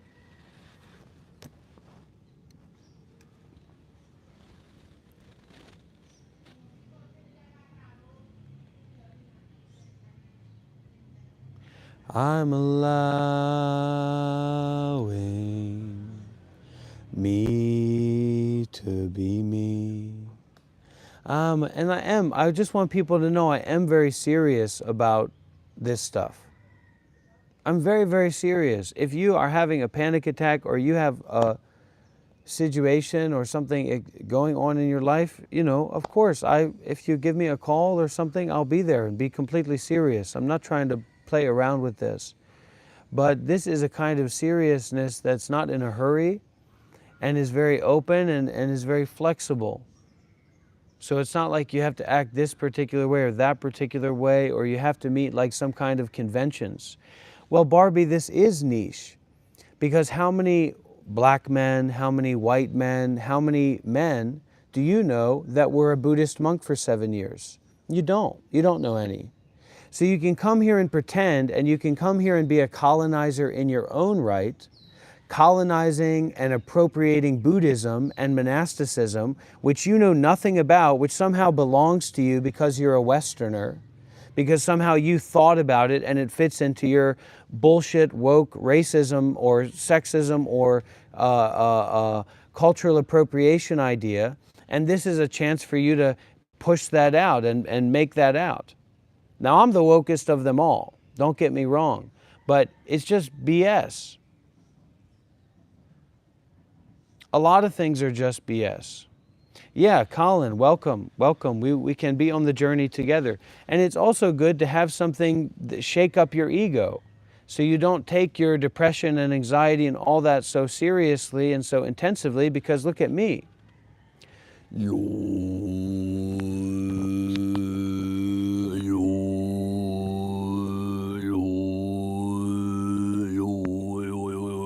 Is that good or bad? Or neutral? It's not good, it's not bad, it's not neutral. Anthpo, I don't know what he's got going on, but I think he needs some help. He needs some support in some way. It was not a good experience, and the video that came out of the other end was not good either. I would have rather not have done that video that way. Because I've done work with big YouTubers like Matan Evan, like Kai Cenat, not in person with Kai Cenat, but in person with Matan Evan, in person with Anthony Poe, and I don't even think he listed my socials like on that video that he did. So this isn't a place to get into grievances. It's just a place to step back. You know what I mean? You know, am I making fun of you? Am I making fun of me? I don't want to make fun of anybody. I just want to be at peace with myself and with whoever it is. But sometimes to break down those barriers and those BSs that we get too worked up in. I'm here to guide you, okay? I'm the guider. You can call me the guider. When things go wrong, I'll come along and guide you.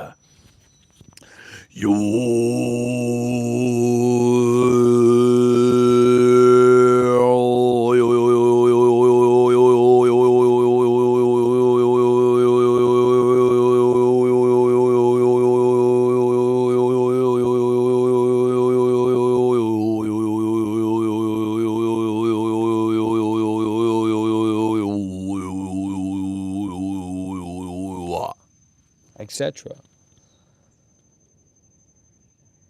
Because we've been taught, let's be real about it. We've been taught, I don't want to go in that direction, Ethan. We've been taught that there's a right way to be and there's a wrong way to be. We've been taught that if you stutter, that you're, that you're a freak. Isn't that what we're taught? If you stutter, you're a freak. You're lucky I don't do God knows what to you. You're walking around stuttering.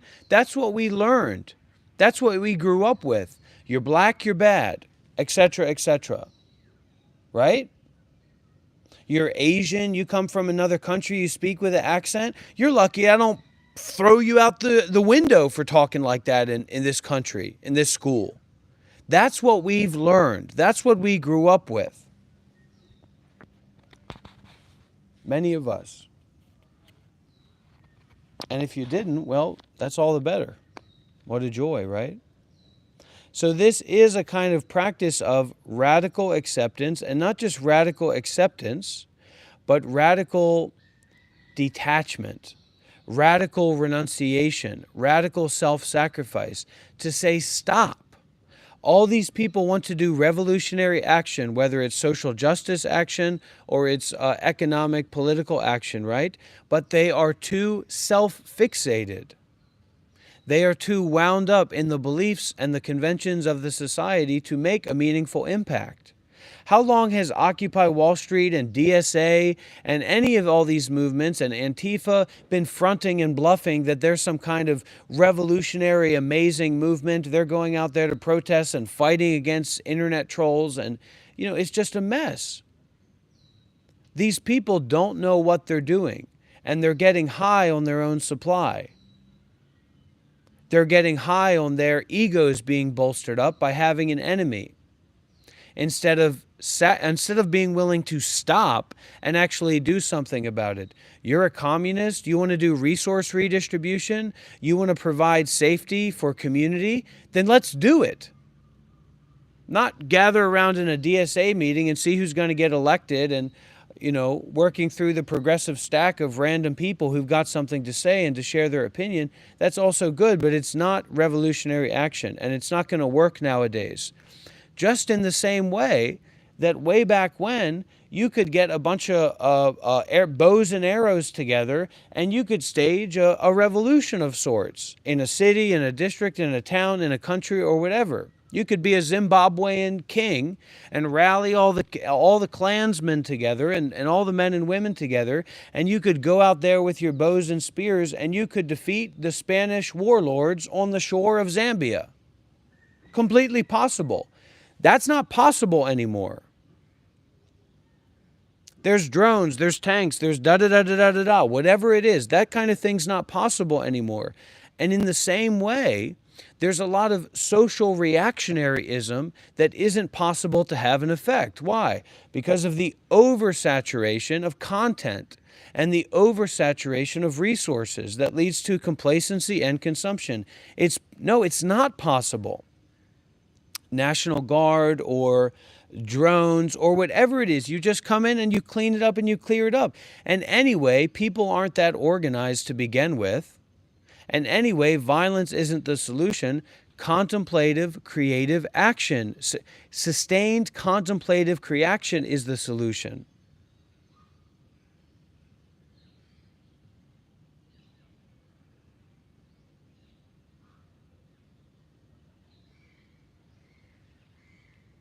This is the point that we're working to get with. The zone of mindfulness and detachment, the zone of awareness and not needing to think. Can you feel it? Can you feel it? Or do I have to get you out of here somehow?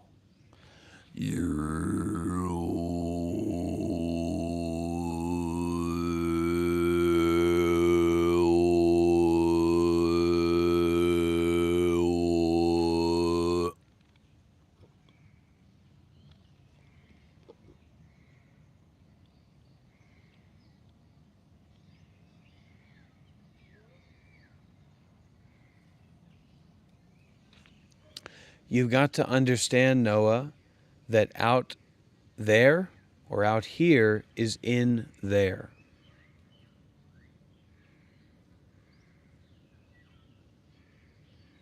What did it say? Remember the text that we read? Yo yo yo yo yo yo yo yo yo yo yo yo yo. Mind is the faculty. Phenomena are the data. So mind as awareness, the capacity to be aware. Phenomena, the data, all the things that you're aware of. Yeah! I'm not in the graveyard. I can't yell here. Both, the awareness and the things that you are aware of, both are like scratches in a mirror. When there are no scratches or dust, the clarity of the mirror shows. When there are no things, the clarity of awareness and the things that you are aware of shows, but it's thingless. When mind and phenomena are both forgotten, then your nature is real. And then we degrade because we are backsliding, we're going backwards. Establish yourself, mom, and life. Establish yourself in presence, in that deep, meaningful, powerful awareness.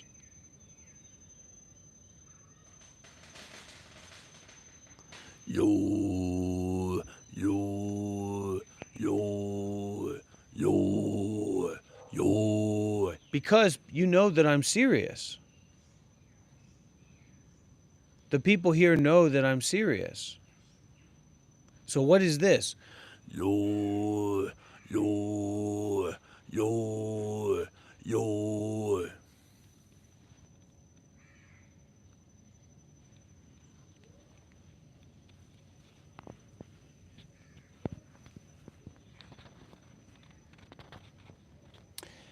I am asked to expound the supreme vehicle of Zen. And I'm not asked, I just do this randomly in the street corner. So I am asked to expound the supreme vehicle of Zen. But if it is the supreme vehicle, even the sages stand aside. Remember sage jutsu from Naruto? It's really cool, really powerful, sage jutsu. I am asked to expound the supreme vehicle of Zen. But if it is the supreme vehicle, even the sages stand aside. Buddhas and Zen masters disappear. Why? Because you are all the same as the Buddhas of old. But can you really believe and trust this? If you really can, let us all disband and go our separate ways. If you don't leave, I will go on fooling you.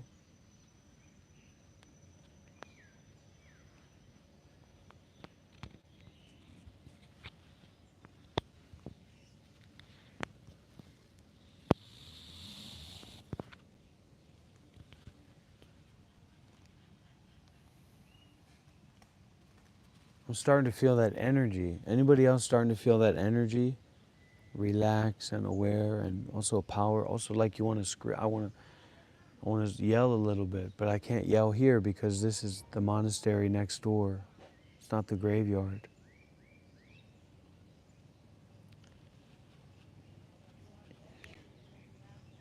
The ancient teaching. What if I speak like this?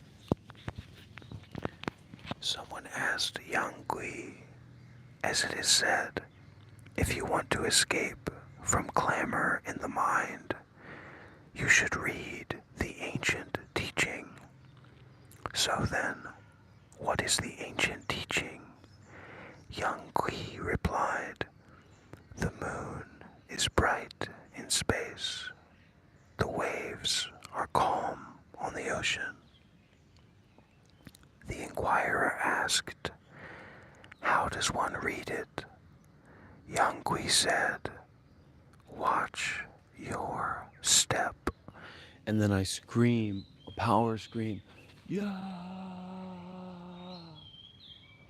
yeah, yo.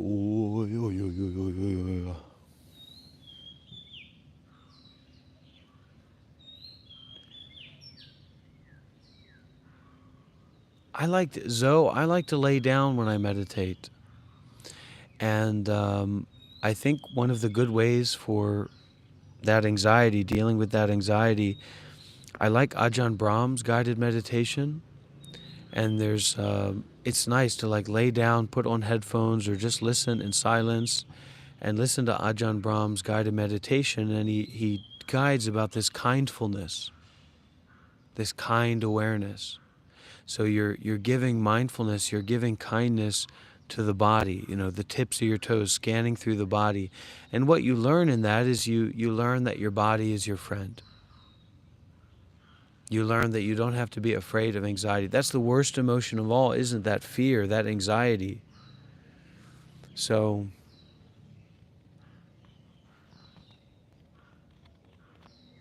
we've got to turn the tide, turn the table. And also to really connect with the body, the body of nowness. The body of nowness that our conceptuality can't reach. It's like I feel, because there's this is like concrete, so I feel the point, or I feel the area like in my back. Is that like a history book, or like a psychological phenomena or explanation? It's like, it's unknown. It's like completely unknown, right? And the sounds, right? You put all these names, you put all these labels onto the sounds, but it's unknown. And so anxiety oftentimes comes from the possibility of something negative happening, but that possibility is based in that you really don't know. Because if you really knew, then you would run over there, or you'd run over here, or what have you, right? You'd barricade yourself. So in this unknowing, that there's no need to be afraid, that it's almost like fear is a choice, or fear is a compulsion. But if we can be, well, first you have to go into the body, especially if you've been familiar with like Tibetan Buddhism, visualization and going out of the head. You need to come into the body, do body scanning, tips of the toes, going up the foot, up the legs, up the thighs. And that's one of the best things that we can do when we go to sleep at night, especially if you can't sleep. And this is a big problem for me. For me to go to sleep, I need to be like at the edge of my rope. I can't just lay down and time to go to sleep. So you can lay down and do like a body scan like that. Really listen and give attention to the body, to the heart, to the lungs, to the tips of the toes. Feel the sensations, feel the experience of the body. Because we're getting like a more subtle connection with the mind that's not just based in how we think about things, right? And then we can literally feel the mind awareness in the body. You see what I'm saying? That's why when someone like Mr. Didgeridoo Man comes in and says, you're not really throat singing, I'm ready to, kick them in their batuki. Because this is about something deeper than our opinions or our thoughts about things. And our anxiety also can be a sign of development and a sign of progress. And if we're meditating and we feel that anxiety, we can actually go into that anxiety. It's a bigger picture. We're a lot safer than we think that we are. We're a lot more prone to healing than we think that we are. We're a lot closer to the Buddhas and the Bodhisattvas and the forgiveness than we think that we are. And this is always good to remember. And those comforts actually become traps, right? Because first it's a nice hotel room, then it's a big fat meal, then it's a beer, then it's goodness gracious knows what. You've got a prostitute in Thailand, next thing you know. And your whole path and all your energy just gets drained and missed out on. So it's almost like we have this idea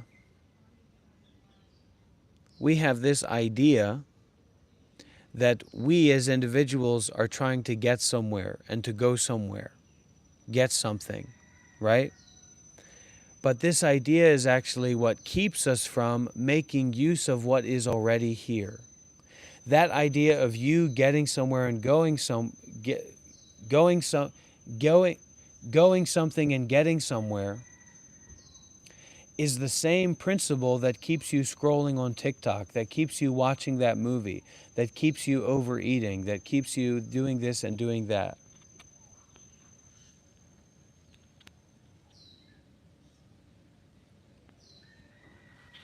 That anxiety is not bad. That poverty is not bad. That pain is not bad. We need to have, you can't, I want to get rid of my anxiety. I remember we had someone who come to stay at the monastery in southern Italy when I was running it there. And I think it was the first time that she was following the teachings for a while, but it was the first time that she came to this temple and in this practice environment. And I remember she was crying and she was almost like going through, trauma and anxiety release and these very intense experiences. And so what that environment says is it puts a hand on your back and it says, don't worry about it. It's okay. It's okay that you feel afraid. It's okay that you feel anxious. It's okay that you feel worried. It's good. Feel it. You are safe, period. You are home, period.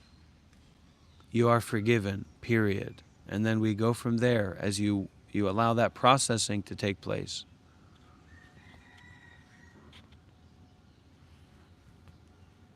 No, and I don't support the Hare Krishnas. Hare Krishna, Krishna Krishna, Hare Hare, Hare Rama,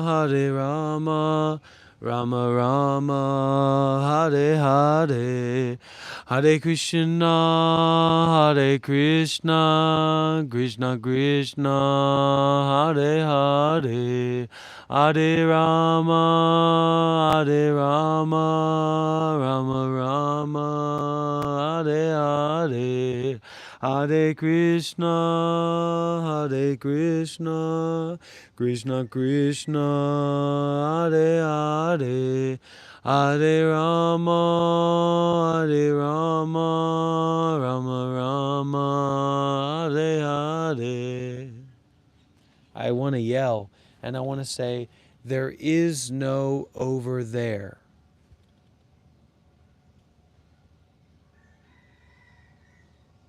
There is no you over there.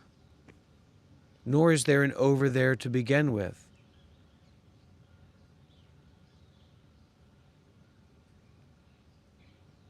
That's what brings us to this place of existential bliss.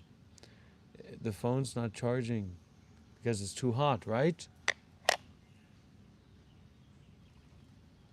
Who knows?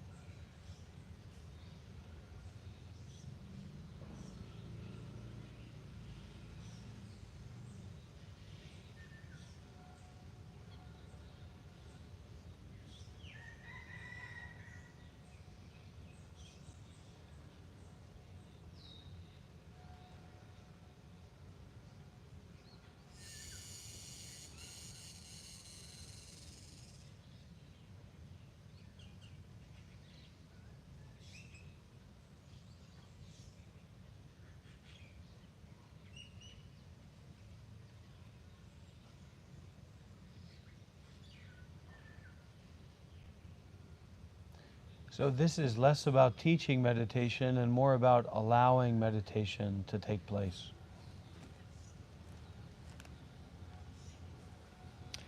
Okay, let's check the other microphone. Let's check if the fizzies are gone.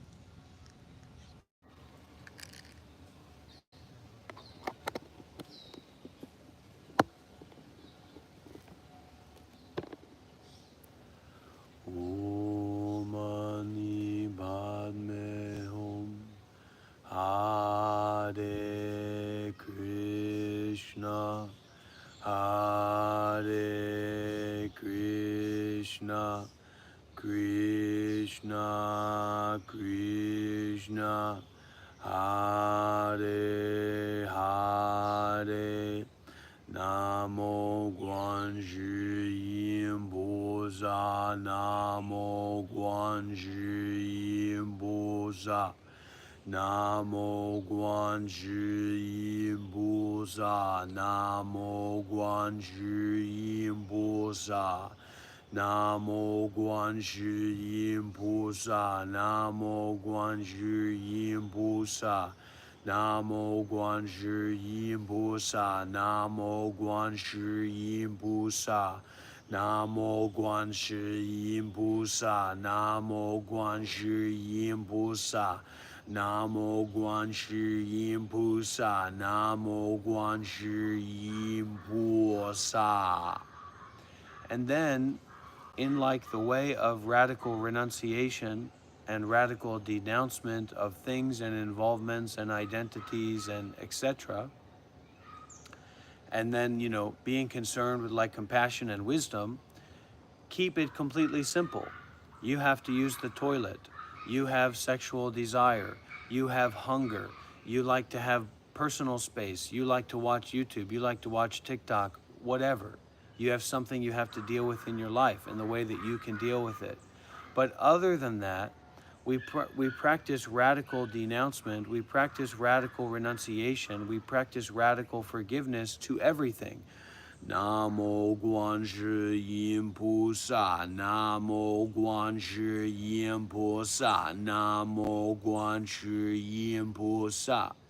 Concerned with engaging and giving, concerned with compassion, concerned with higher ideals, and mindfulness.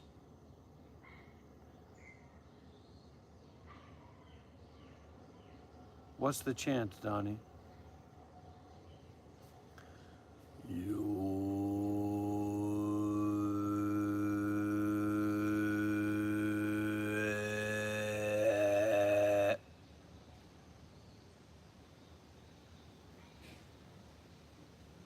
I've had enough. I've had enough. It's time to go. It's time to go. It's time to give up. It's time to give away. I've had enough. I've had enough. No more trouble for me. No more this or that for me. I've had enough. I've had enough. Today is the day I quit. Today is the day I quit.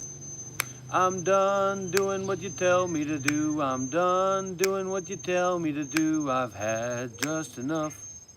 I've had just enough. I'm giving all the way. I'm giving all the way. I'm giving all the way away, away, away, away, away, away. Bashar, can you hear me? The alien above. Can you send me down a message of a love? Bashar, what you talking about? The aliens and the grays, the hybrid humans and all that stuff. I'll give you a bad, bad grade. The nonsense of the world, heal it with contractions. The contraction of generosity releases itself with compassion now.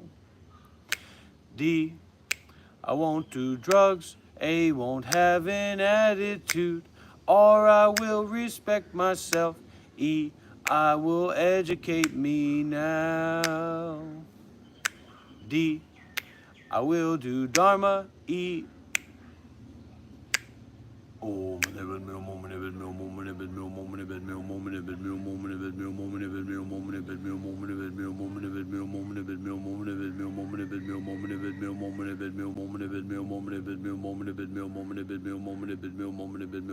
you know, what even is this?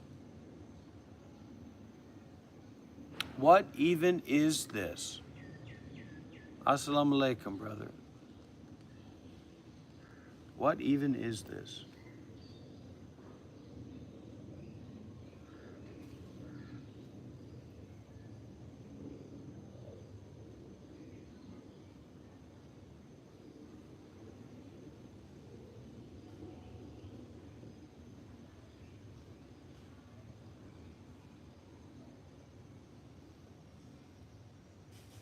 Krishnamurti said, there's no priest, there's no teacher, there's no follower. It's all in you. Don't cheat yourself. What you see in me is just what is in you. No me, no you. Just like a mirror that doesn't actually exist. There is no mirror. There's nothing to polish.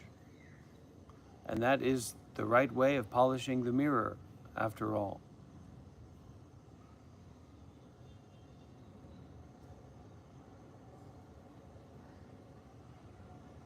The right way of polishing the mirror of your mind is recognizing that there is no mirror at all. The right way of training the ego is realizing that the ego itself is just a kind of thought or a dream or an idea, a temporary happening.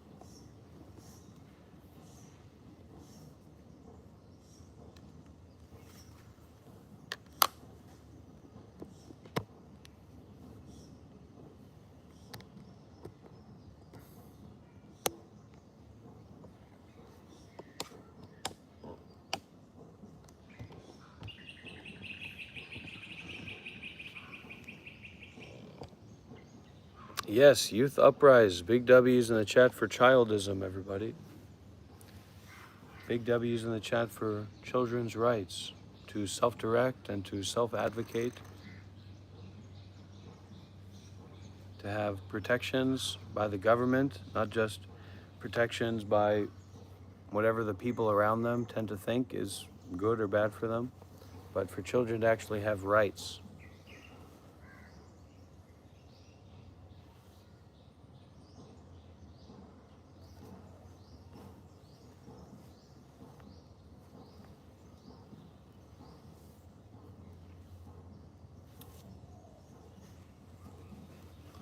Okay, Stalwart. I don't know that we're going to get into that today. Same with you, Nothing. I don't think we're going to go down that road today. But instead, kind of notice that sense of calm within yourself, within your body, within your mind.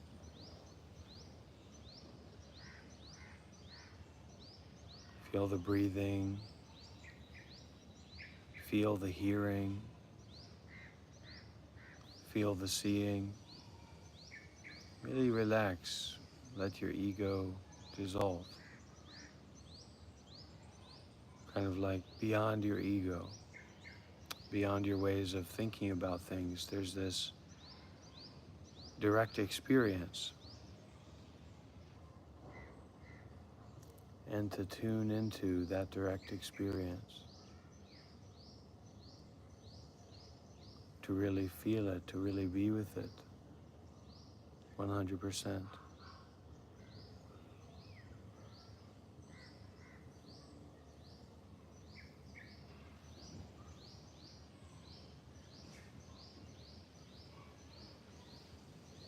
Eyes open is okay.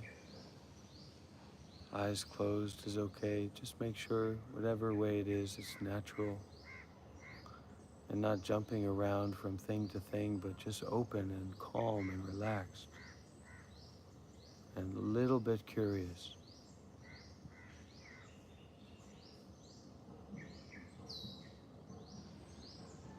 Kind of like, huh.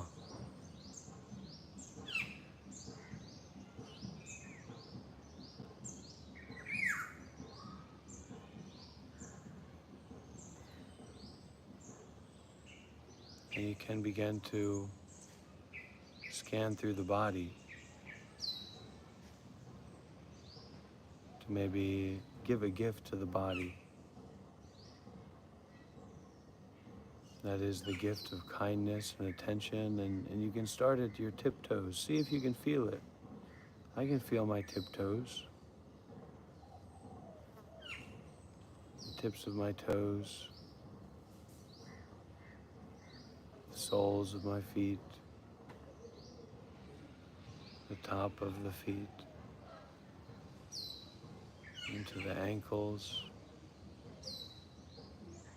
the shins and the calves. Can you feel the calves? Muscles, the bone, into the knees. How do your knees feel?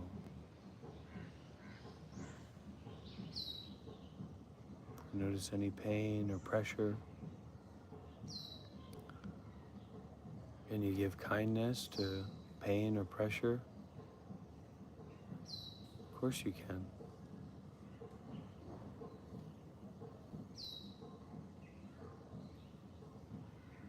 This is not something that you can force yourself to do. This is something that it has to happen naturally. It has to happen out of a quality of enjoyment and exploration. To be truly alone, to be truly with your body and with your mind. Not lost in thoughts about over here and over there and this and that. Go up into the thighs.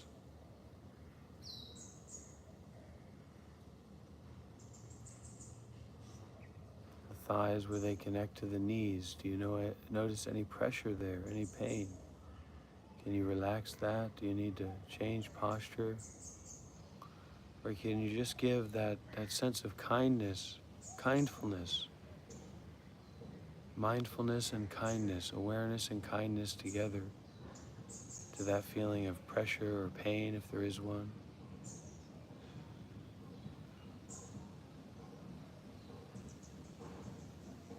I can feel a kind of pressure or pain in my left kneecap.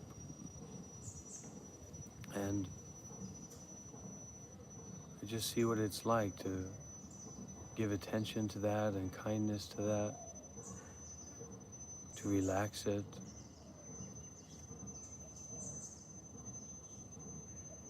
Going up into the thighs, feeling all the fat, the skin, the muscle, the bone, up into where the tops of the thighs, where they meet the pelvis. Can feel energy there, sensations. Feel the inside of the pelvis. There's organs and vessels and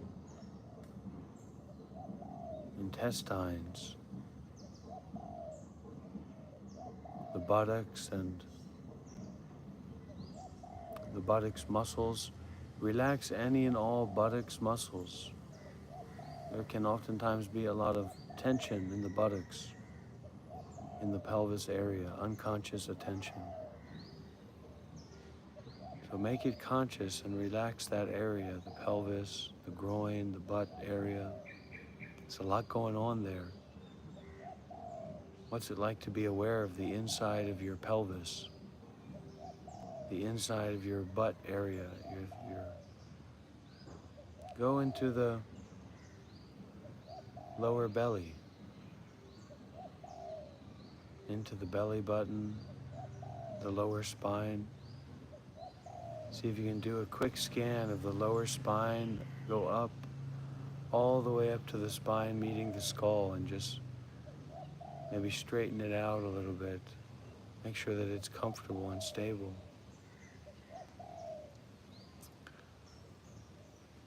Feel the spine and go through the belly.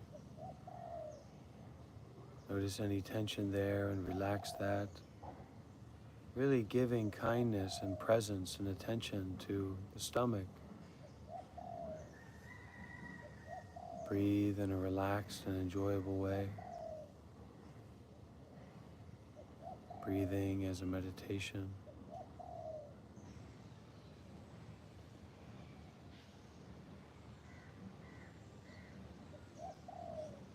Moving into the chest, the lungs area,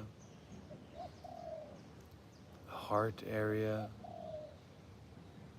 Feeling the lungs breathing, feeling the heart beating. Kindness and awareness into the chest, into the shoulders. Shoulders can also carry a lot of unconscious tension, so relax your shoulders. Down into the arms, into the forearms and the wrists and the hands.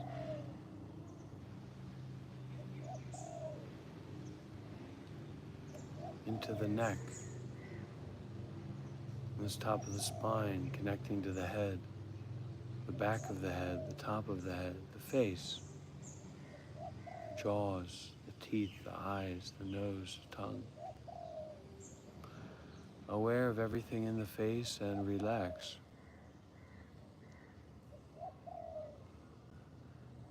Breathing and being aware of the whole body. Notice if there's still any pain or any uncomfortableness. If there is, just adjust a little bit. Move a little bit so you're comfortable, even if it's just for a moment. And allow all the awareness of the body to actually go into the mind. Go into the awareness itself. Sit like a mountain, aware and kind. deeply into the mind, moment by moment, breath after breath.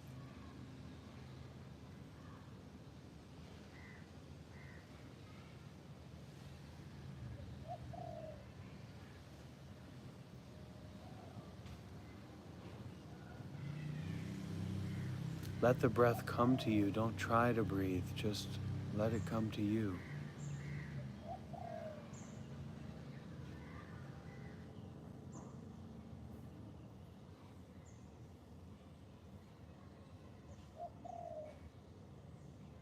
Being as mind, being as awareness.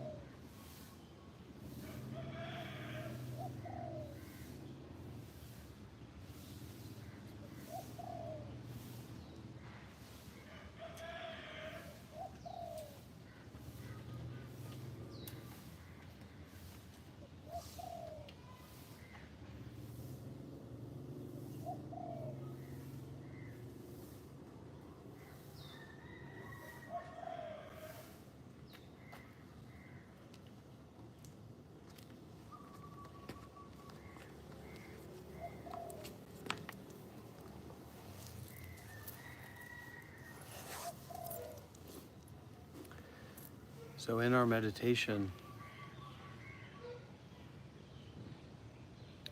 it's actually not, in our spiritual practice, our spiritual life, it's not about getting anything.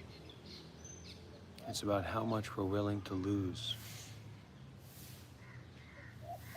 how much we're willing and open to letting go, to bear with, to endure, to be open to be together with everything, anything.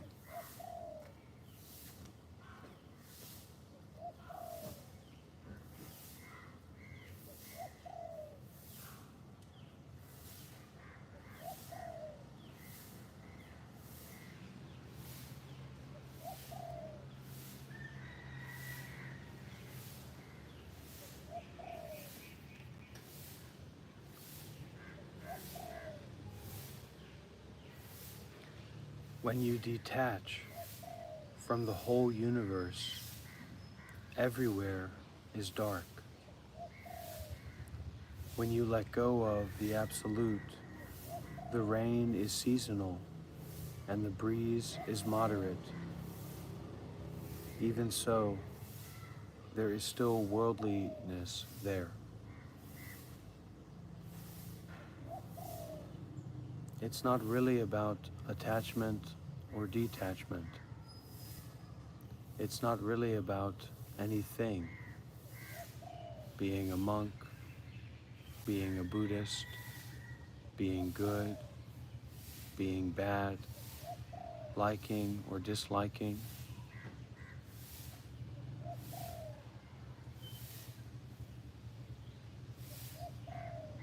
Everything is impermanent.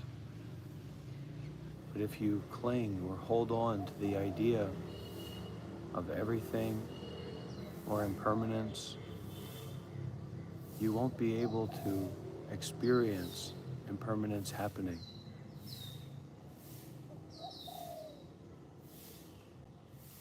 Impermanence is always happening. No self is always happening. The unsatisfactoriness, the unreliableness of things, of thoughts, of feelings, of sensations, of perceptions, of inclinations, of discernments, are all irrelevant in the face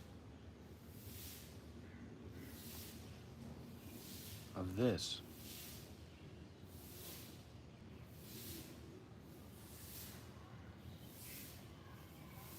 This that doesn't arise, this that doesn't pass away, this that is empty of itself, this that is free of itself.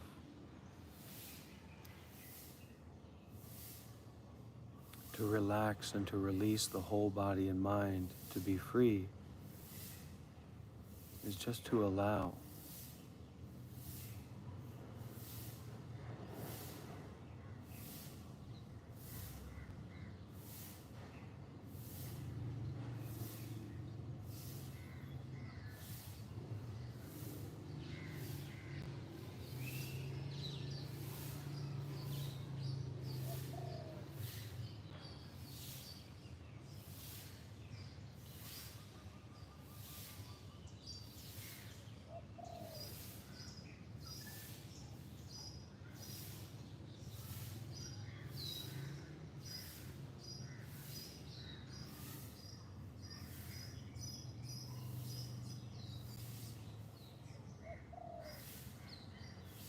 And to forgive.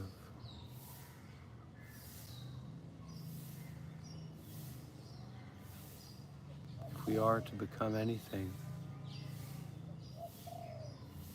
let us become a forgiver of things, of thoughts, of actions. Let us see and know intuitively that everything inherently makes sense. There's no need to make sense of the world, or anything at all. Everything already is according to what it is, as it is.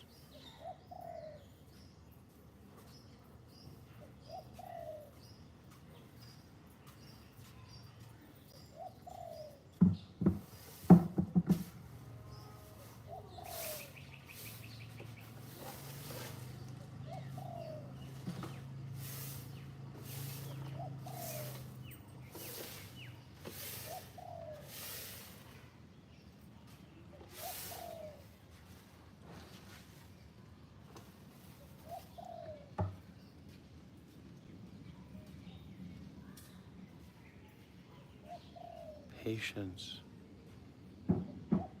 Patience to just be,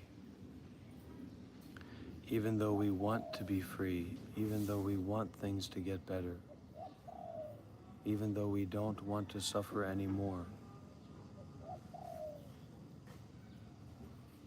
To just be, to just allow.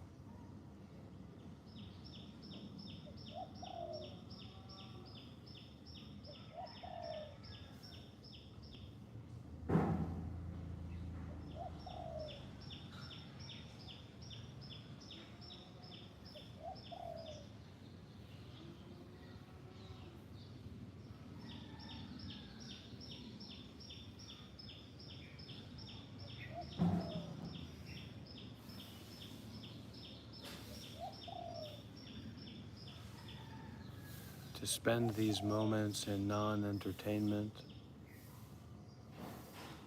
to spend these moments in not seeking or avoiding anything. We can orient ourselves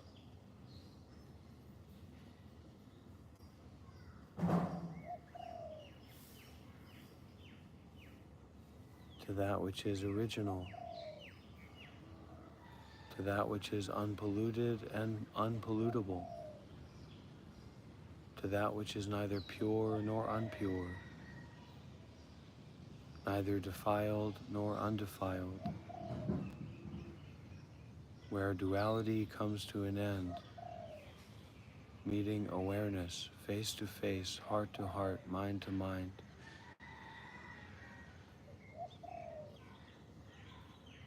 Let the disaster of life, let all the complications of the body and mind be lost.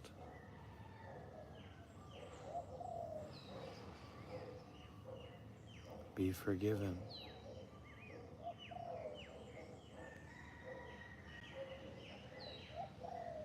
Come to an end by their own power.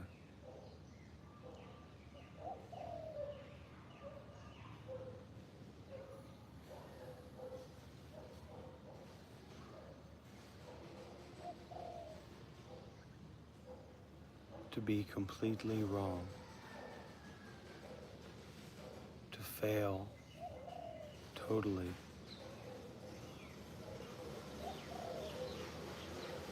To be empty.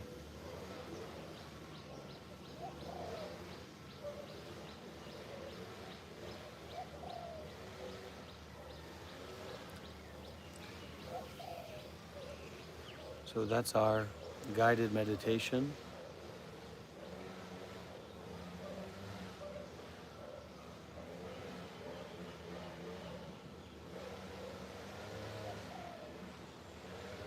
Which is really just a way of openness and a way of being open to all the things and feelings and experiences that are happening moment by moment.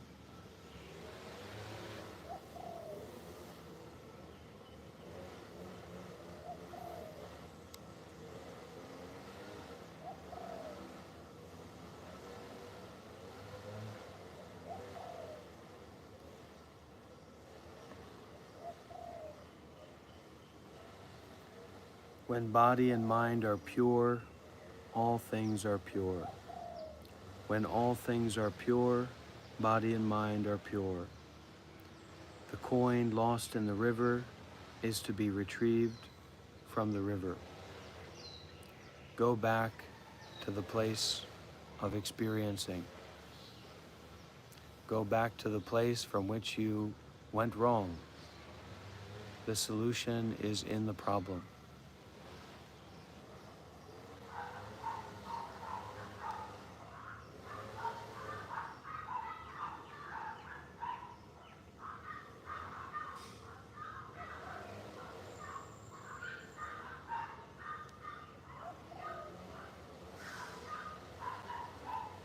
All sages since remote antiquity have entered the pit of life and death, gone into the fire of ignorance to help people out.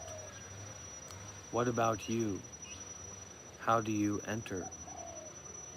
If people can enter, this can be called not burning in fire, not drowning in water. If people cannot enter, they not only cannot help themselves, they cannot help others. So this is to enter into the fire and not be burned.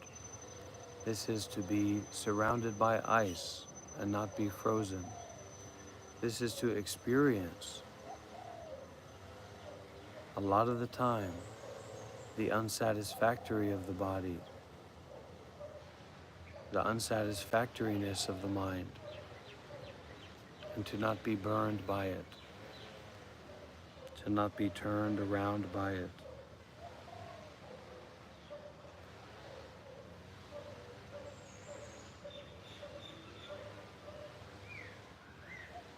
Where people of today dwell, I do not dwell. What people of today do, I do not do. If you clearly understand what this really means, you must be able to enter a pit of fire with your whole body.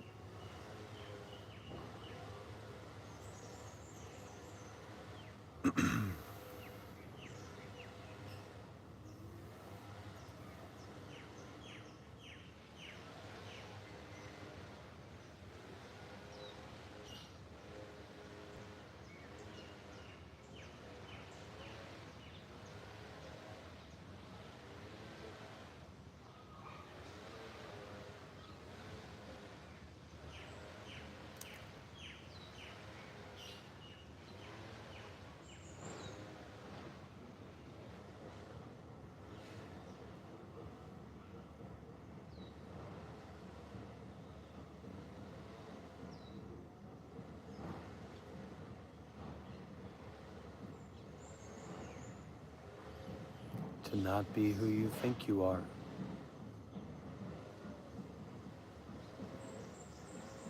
To be who you're not. To see through the not of you being anybody at all.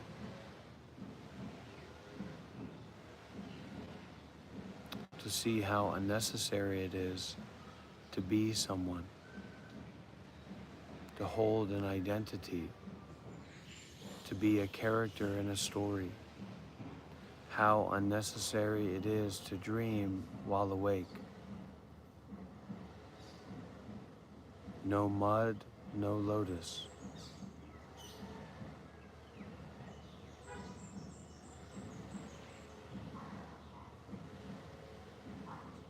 Feel the muddiness.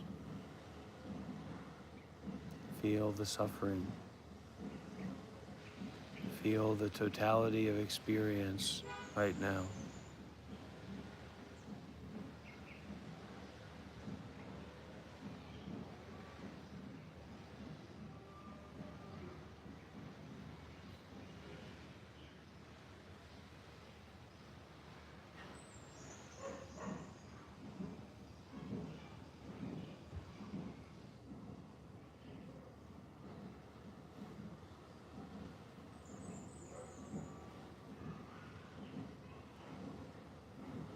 Let the body burn.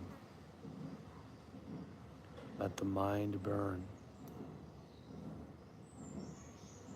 Let seeking and avoiding come to an end.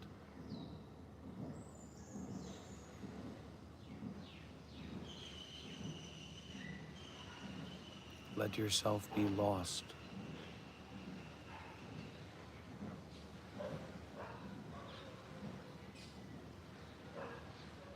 lost and aware and unknowing.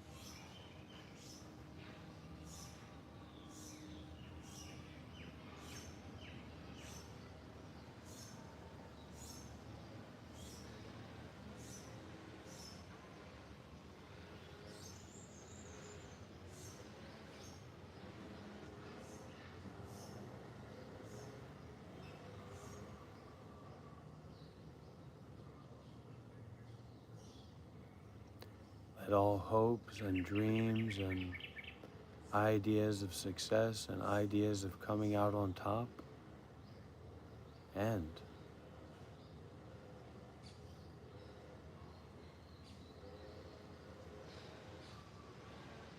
Let all ideas of controlling and managing your life end.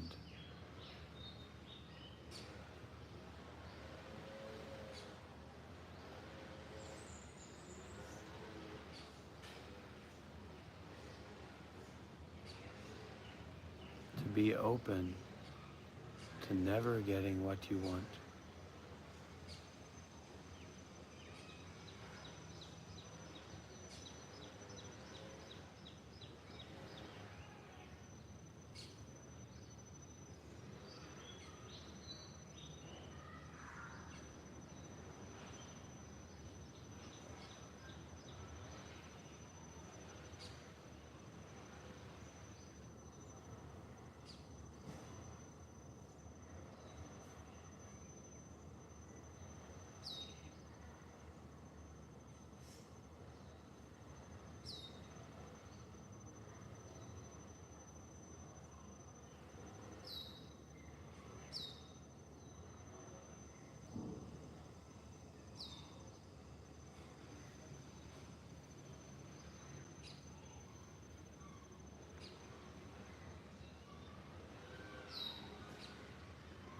Don't fall into sleepiness or vagueness or darkness. Be in openness and clarity and presence with not seeking, with being ready to lose everything, even being ready to die.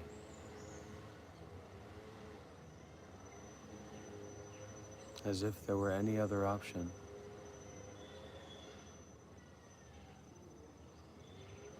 We must relax the otherness, the selfness, the identity that wants to get something out of our practice,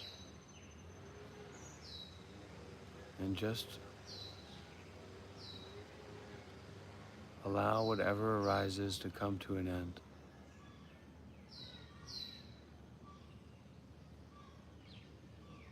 Give the blessing of ending.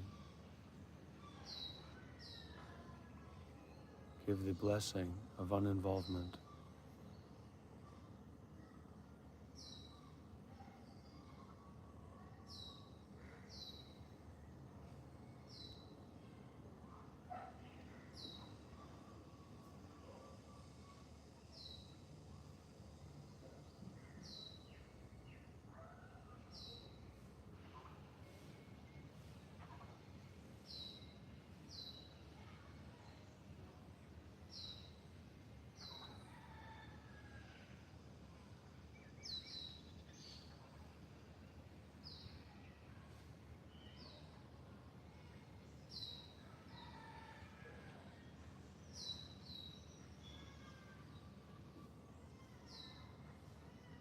Don't listen to the thoughts, the voices, the sounds, feelings in the body.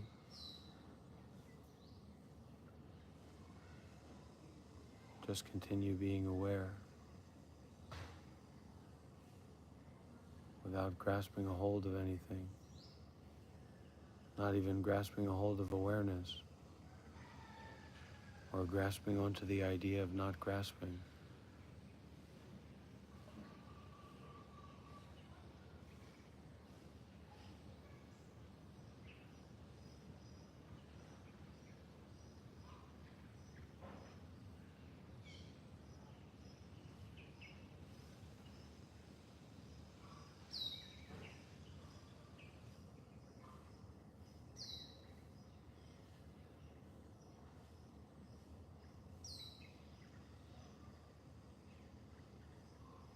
Don't get lost in any thought.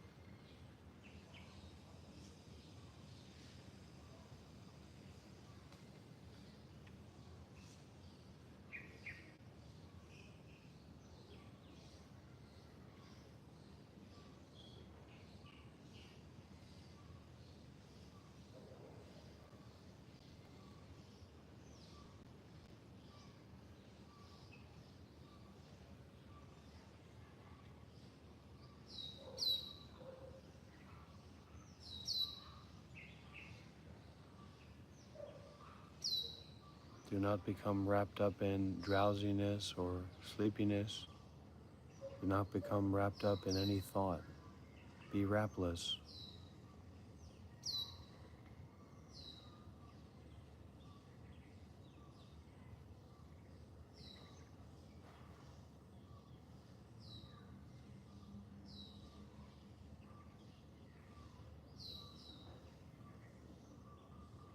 Be without a hurry.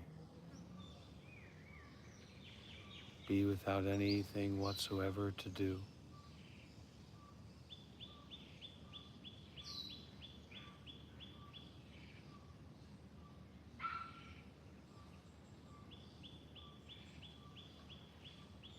Don't try.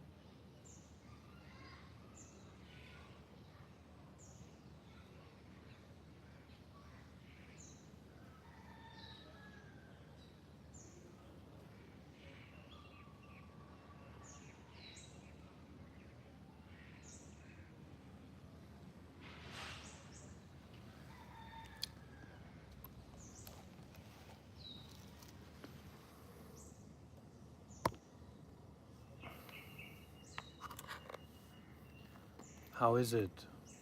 How is your meditation practice? How is your mind?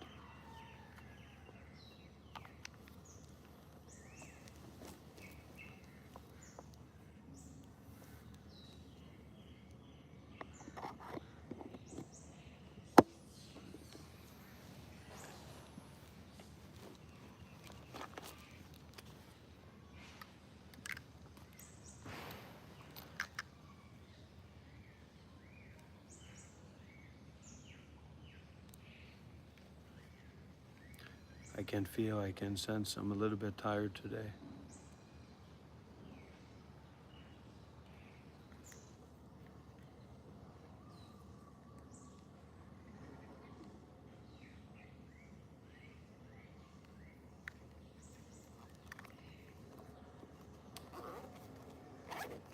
Good, Joe. If you didn't know what wide awake was, you wouldn't be able to make that statement.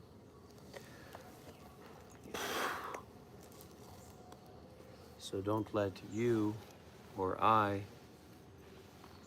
or thoughts or dreams get in the way of wakefulness, get in the way of awareness.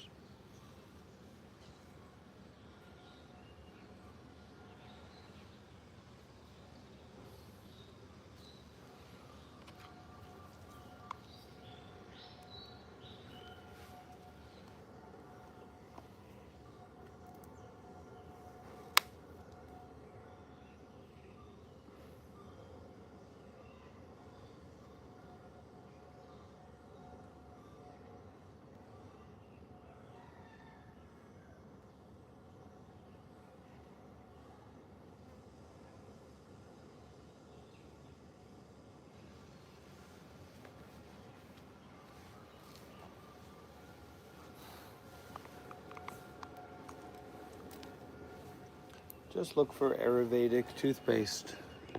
It tends to be pretty good.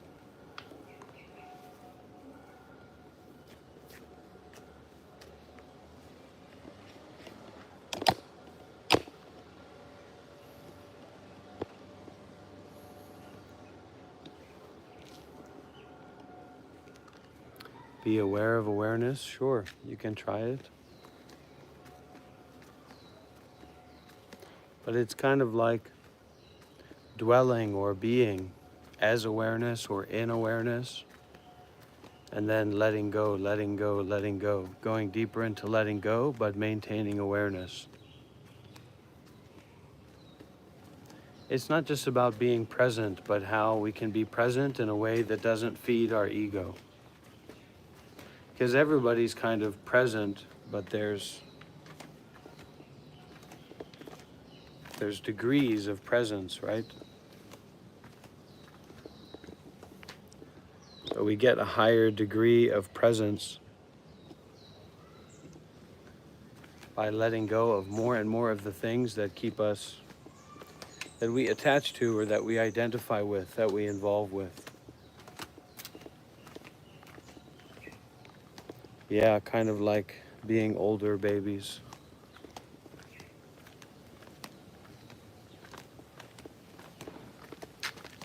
And so coming back to innocence, awareness is also like a kind of innocence.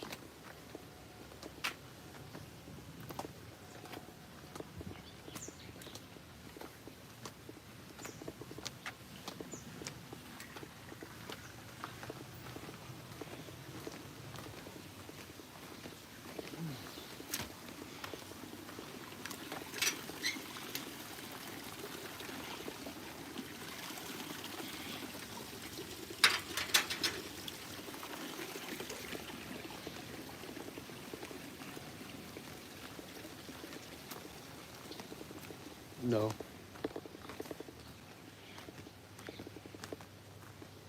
Think of awareness as like thinglessness. So is there different kinds of thinglessness? No, because those would just be things. So it's like no things.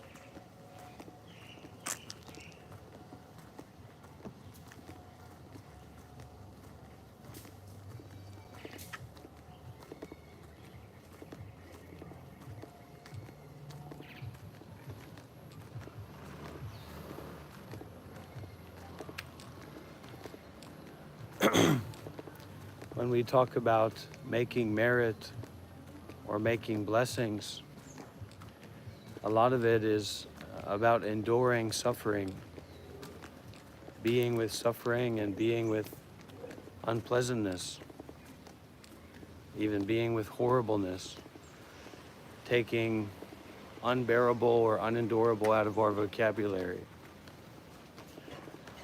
Because when we do that,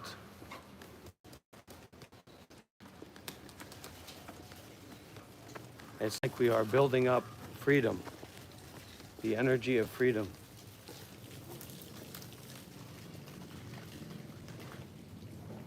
Whereas when we distract ourselves,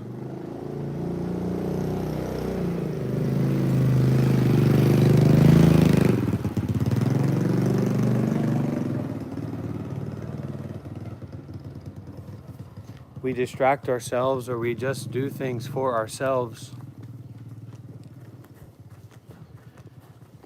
you're kind of like affiliating yourself with dreaming. But when you face and embrace and endure the horribleness, a lot of meditation can be like that, being with horribleness. You see like the unreliability of grasping, the problems with attachment. But if you don't meditate like that, you won't really see the problematic nature of grasping and attachment and how it causes you to suffer more. And you also won't get the insight of like all of the identity and all of the things that you build up through attachment are empty. So first you kind of have to see that it doesn't make sense. That the body doesn't make sense, the mind doesn't make sense, the world doesn't make sense. And so when you stop trying to make sense of it and just dare to endure or dare to be with or dare to be aware, now you can empathize with awareness.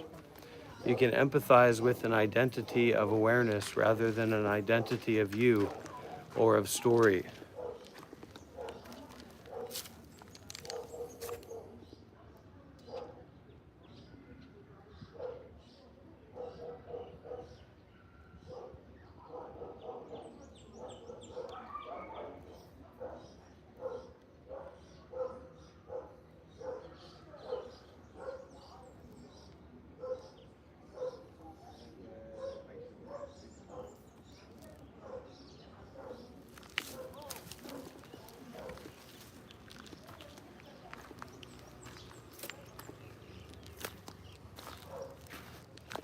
Dreams are just expressions of belief or expressions of involvement or expressions of victimhood or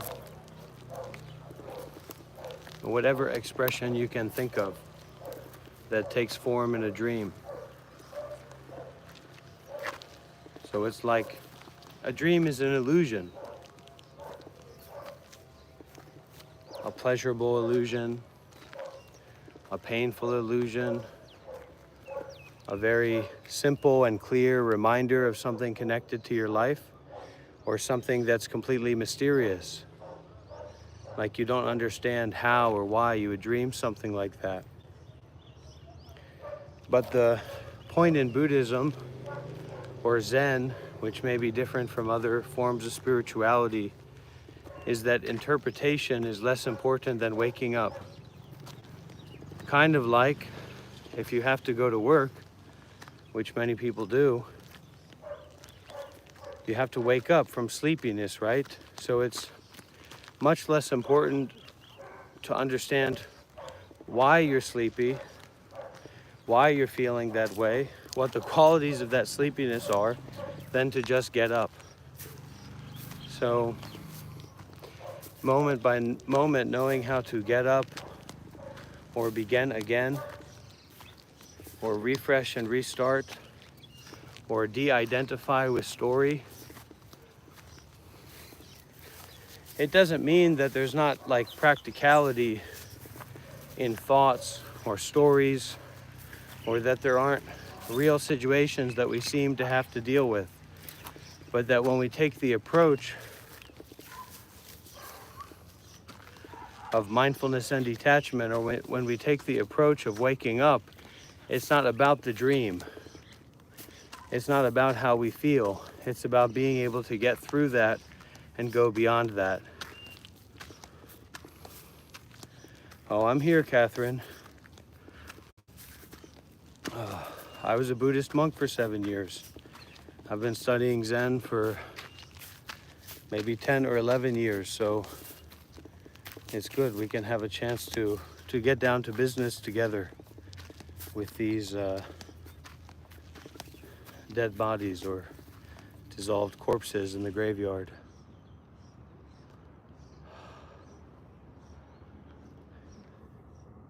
But always remember, we remember together, this stream is not about me, And this stream is also not about you.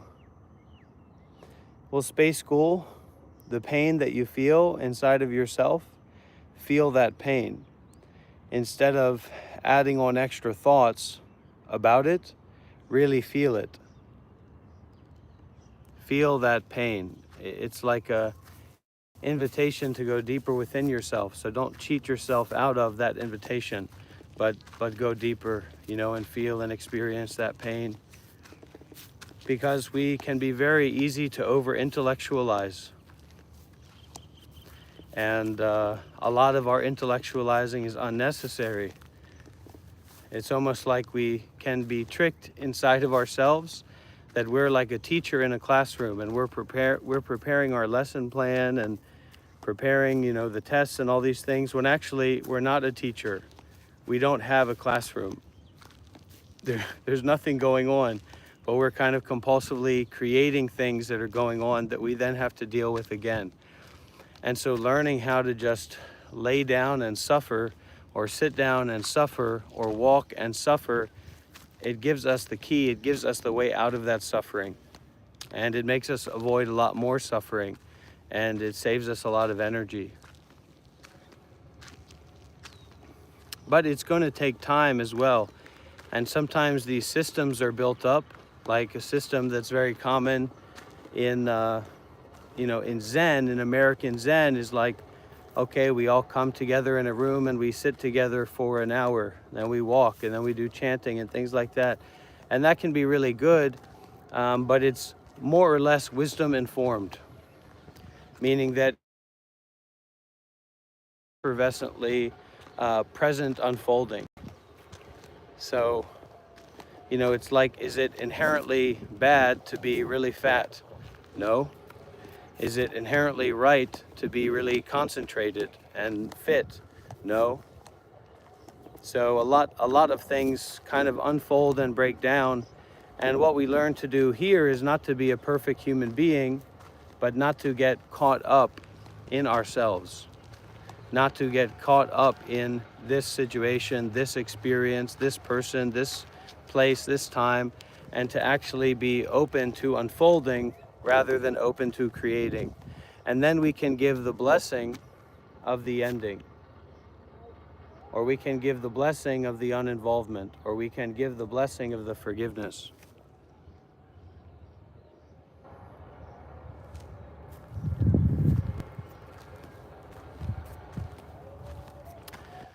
But a lot of people, they've had a tough go, and their eyes are sewn shut, their ears are full of shit, and that's just the way that it is. So, making a space where those people can come and just be is also good. We try to force people to meditate, or we force there to be a particular structure, and eventually it becomes really inaccessible. It becomes contrived, it becomes solidified, it becomes stagnant. And the way of the society, especially nowadays, is like endless, very quick progression and development. So we also have to be open to that if we want to help a lot of people, or if we want to help ourselves in a big way. Because the Buddha did not teach us to go on meditation retreats. The Buddha did not teach for everybody to become monks. The Buddha said, hey, if you want to get woke AF, if you want to be peaceful and calm and all that stuff, be involved, be concerned with the Buddha, the Dhamma, and the Sangha. Come and see for yourself. Come and taste for yourself. Come and experience for yourself. But it's not like we're going out there trying to promote a particular system or a particular way of thinking. All right, well, you might be surprised, Catherine, and you're very welcome. Yeah, that's right, Space School. Sit with it, and it can be very good to sit with it rather than lay down with it, in the same way that it can be very good to lay down with it rather than to sit with it, and in the same way that it can be better to walk with it rather than sit down and all interchanging, right? So we're experimenting with these different postures. So it's like I'm a little bit tired today, and I had a really intense dream kind of experience last night. So I got out a little bit on the tilty side of the bed today, and feeling a little bit tired, feeling a little bit off kilter, and then finding myself in a particular position, so mentally, and then I can just sit and rot in that position, or like give up. Like I can give up trying to teach and trying to share and trying to practice, etc. Or I can just get up and walk and not think about my identity that's being, like blowing myself out, but actually letting that fire continue to burn in different ways.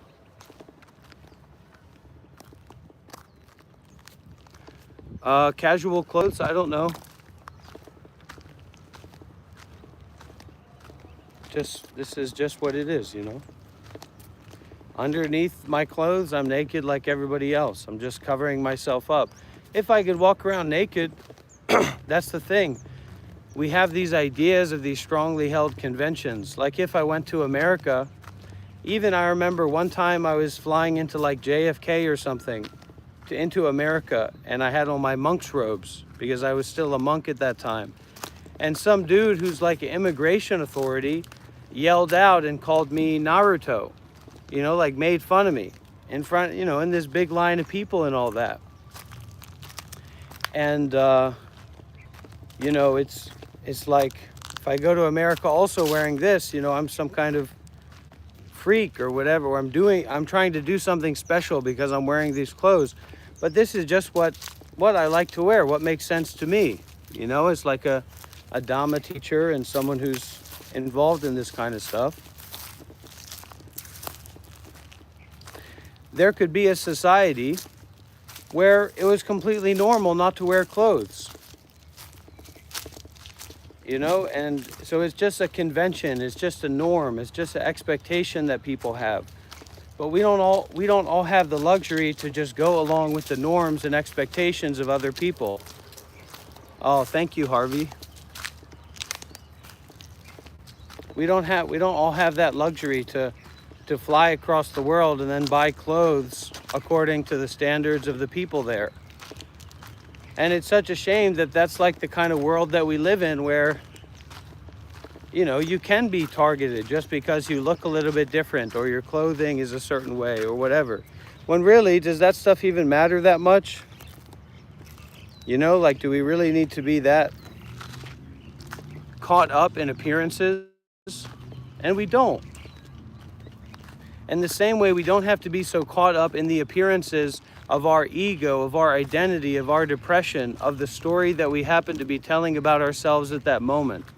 And when you realize that you don't have to do that with yourself and for yourself, well, you kind of do that through listening more deeply to yourself, but you realize very clearly, you get an insight. It's not a way you think about it, but you get an insight that if I'm going around and worrying about what other people are thinking about me, I'm going to be living a very difficult and confused and problematic life. Because it's just a temporary thought or a temporary appearance or a temporary state. So it's like, how do you go through that? And sometimes you have to go through that by sitting in the fire and burning.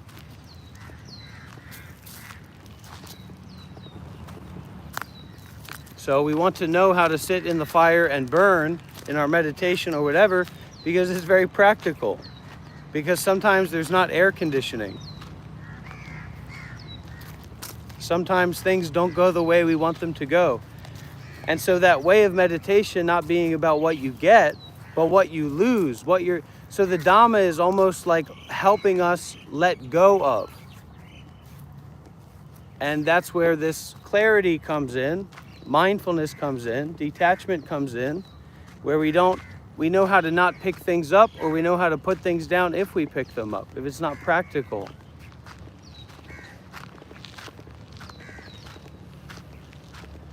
Because you have a body, you have a mind, there's going to be pain. Thich Nhat Hanh said also the Buddha would feel sad, because his loved one, his disciple, or his dear friend or something passed away, so he felt sad or he felt depressed. I think that makes sense to me, because even if you're completely, totally enlightened, you still feel pain. And so you have to learn how to be with that pain without making yourself suffer.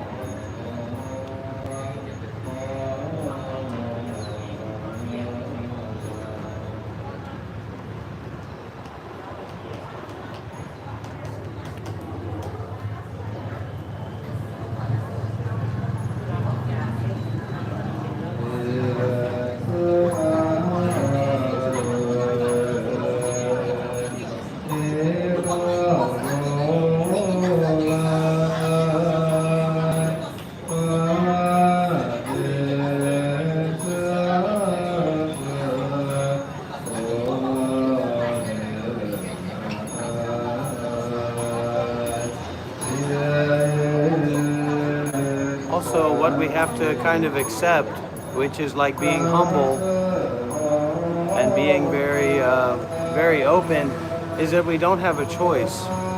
Like, you can't choose to have right view. You can't choose. And it's a big problem when people start to convince themselves or want to have this choice that they, have into not being someone. We have attachment to rites and rituals. We have attachment to a usual way of doing things. We might not think that we do, but that's because we always seem to be in control of what we happen to be doing.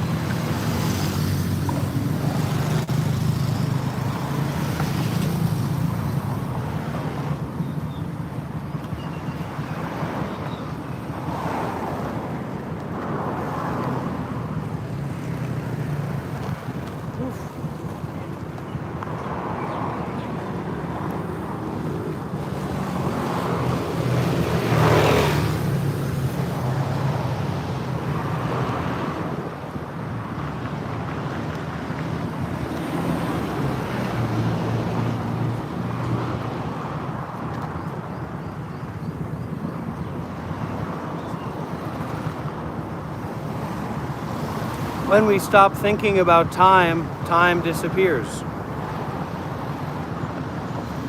Someone asked, why would anyone ever leave the monastery? Because it's very difficult to be concerned with all the time, like the way of confronting yourself or your ego or your suffering. Most people don't want to do that. It's like a heavy burden. It's why people, don't become monks or maybe stop being monks, because they might not like to carry around the heavy burden of the path, thinking all the time about becoming enlightened, becoming free, dealing with their suffering, etc. So it can take a lot,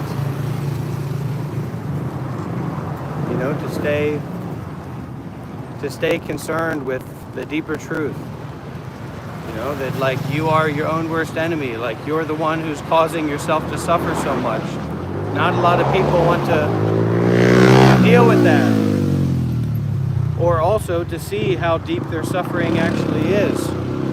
Because you don't know what it is until you look at it. You didn't know you had stage 4 cancer or whatever until you looked at it, until the doctor looked at it. You had it, but you didn't know it.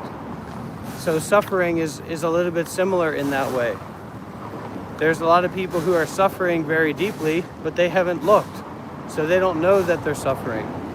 And so that suffering can take many forms. It doesn't just mean ignorance and attachment or like negative suffering. It can also be like positive suffering, a positive form of ignorance and attachment with your greed and your anger and your delusion, that you cause all kinds of suffering and problems in the world for others. Knowing that you have cancer is the first step to curing the cancer. Knowing that you have the suffering is the first step to ending the suffering. We have to be very realistic and practical about this. We can't say that we're basically already a monk if we don't know anything about being a monk. We've never been to a monastery. We've never practiced into a meditation retreat.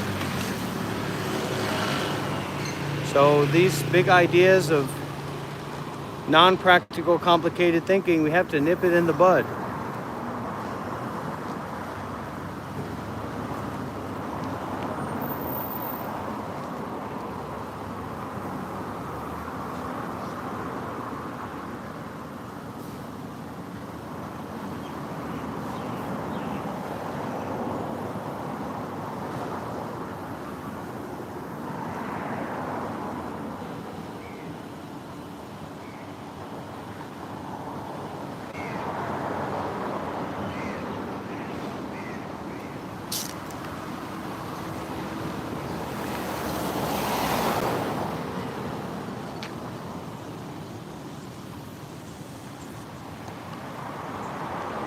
Depends on the monk.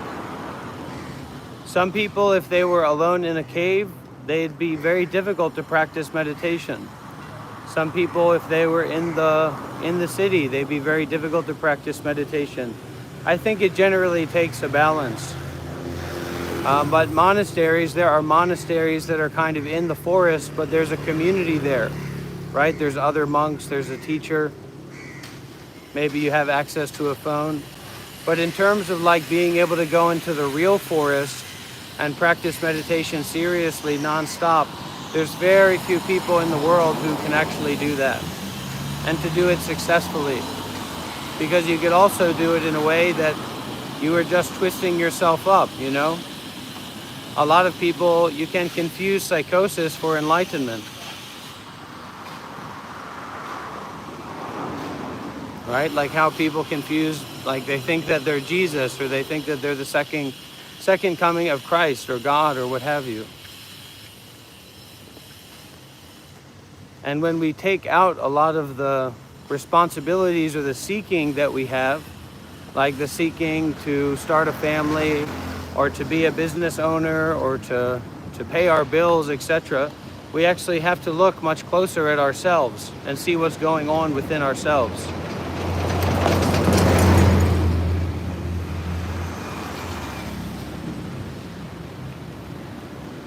Could be. People have different proclivities. People have different tendencies. People have different ideas about meditation. So it's never black and white. Black and white only means practicality. And practical things are moment by moment, they're case by case, person by person, place by place, situation by situation, etc. You know what I mean? So falling into the dualistic, like black and white way of looking at things, it always tends to have a little bit of danger in it.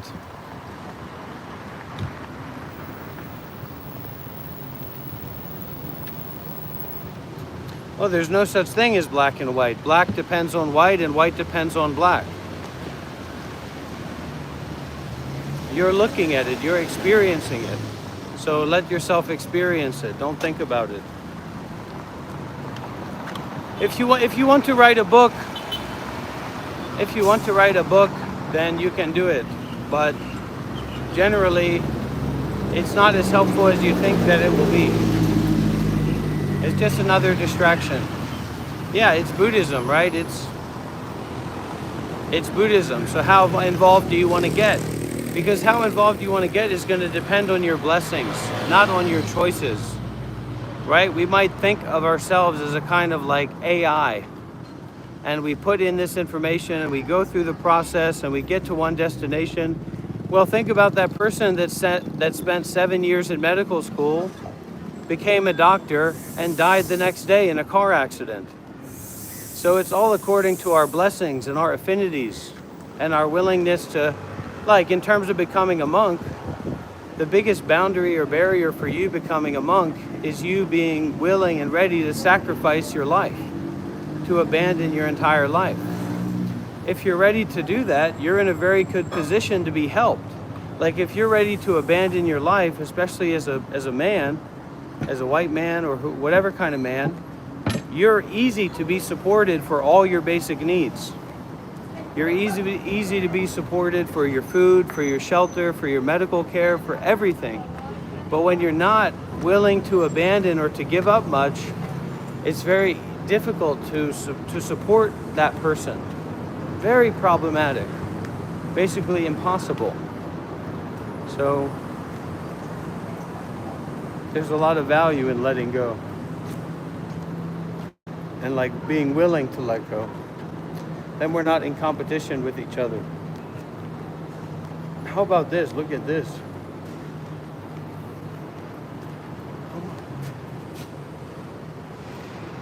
This is beautiful.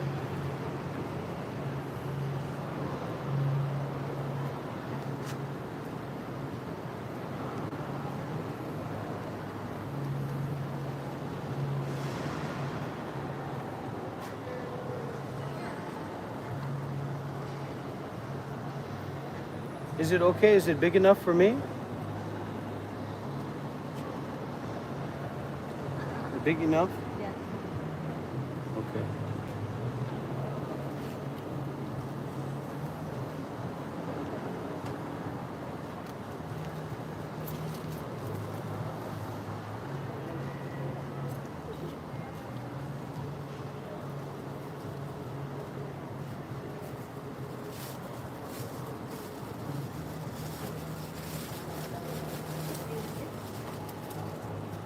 How much? Thank you.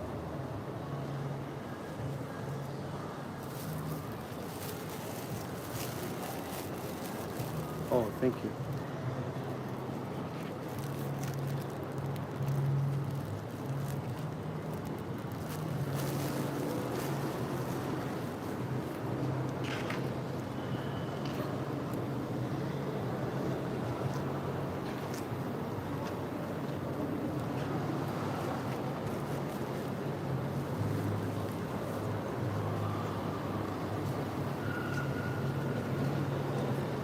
Maybe the real power man was the friends that we made along the way. The friends that we met along the way.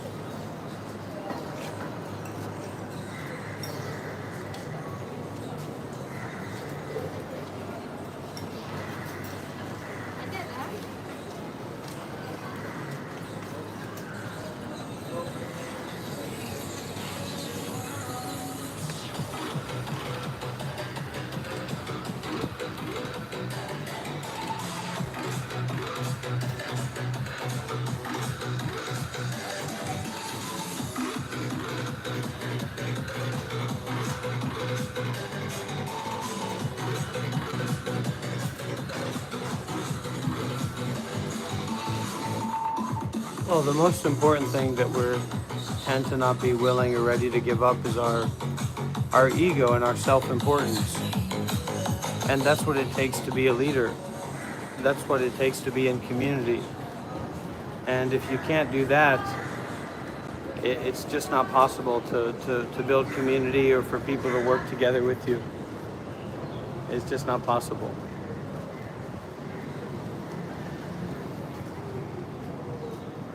And that's why community tends to be so hard to build and to access in a place like America, because people just can't give up their egos enough to be trusted.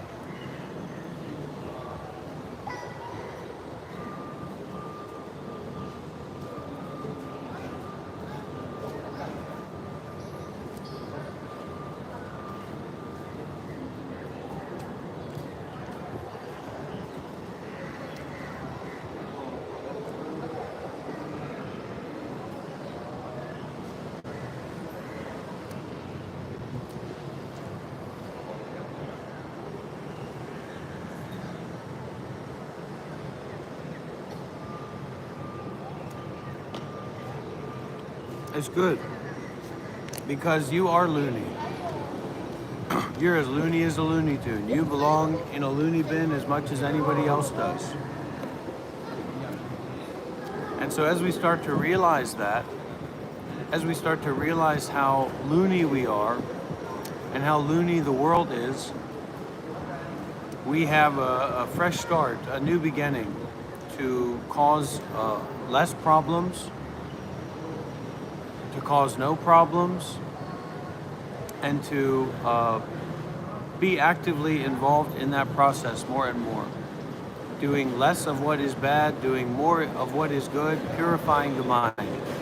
Purifying the mind through awareness.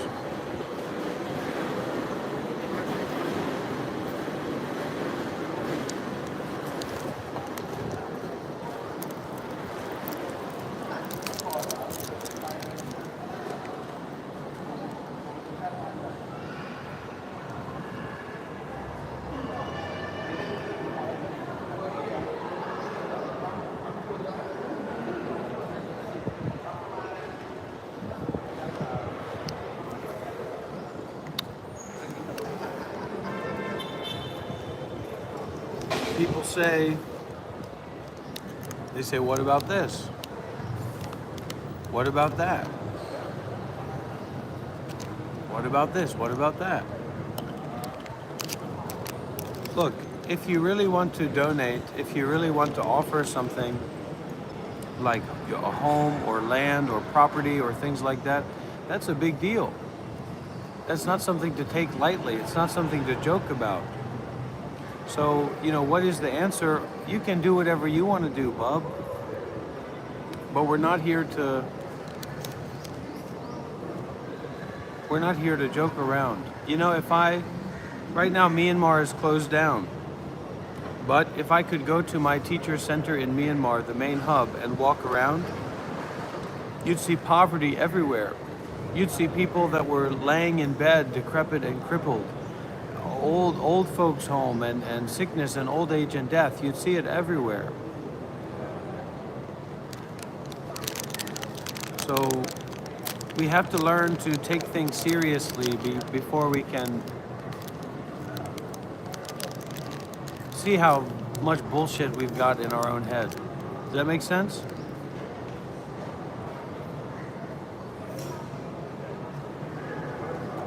We're all loony. The idea of separation is a loony. All these coping mechanisms we had, what if you just had to sit and face your own mind? I'm not saying you have to do that, but what if you had to do that?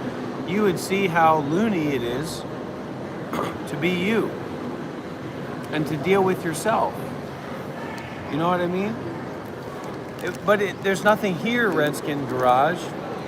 It's like possibility, it's like potential. It's like Noah talking about, becoming a monk. Yes, you can become a monk if you're ready to do that. Like if you wanted to donate property or land, we would talk about that. We would step into that. Not me personally, but my teacher and Tabarwa, the organization that I'm a part of, make use of it for doing good deeds with mindfulness and detachment. But are we really at the point to talk about something like that? Or are you just learning a little bit and connecting a little bit? What's enlightenment?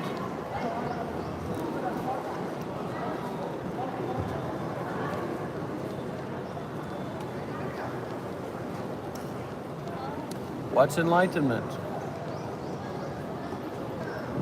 Hello, how are you? What do you have there? Come, let me see your shop. Let me see what you have. Okay. Oi.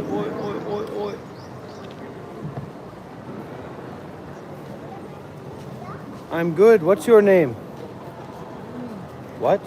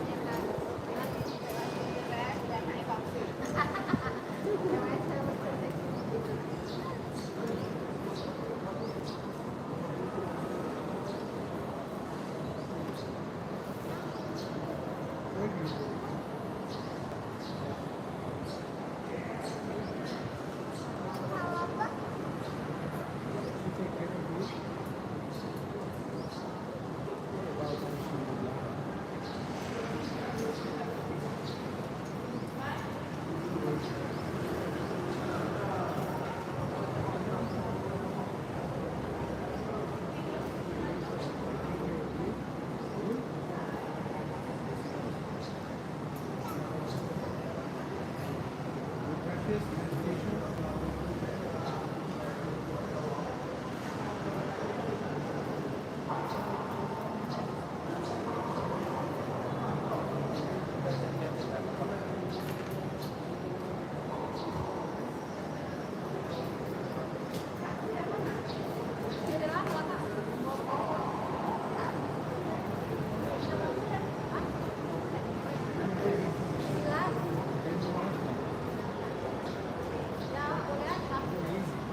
If you know everything, you'll be very busy. If you know nothing, how do you do this? You make money, you just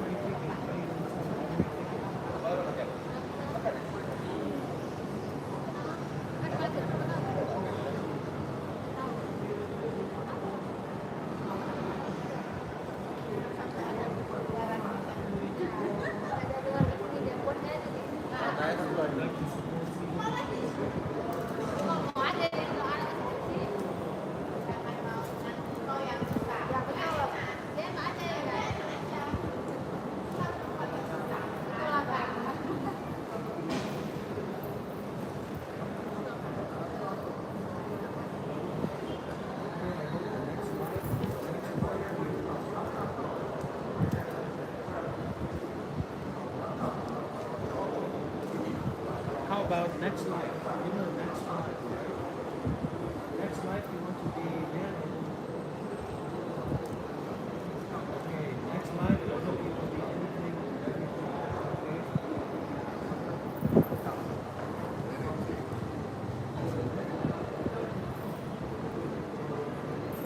Oh my God. Oh my God. What's your name? Linda. I have also Linda.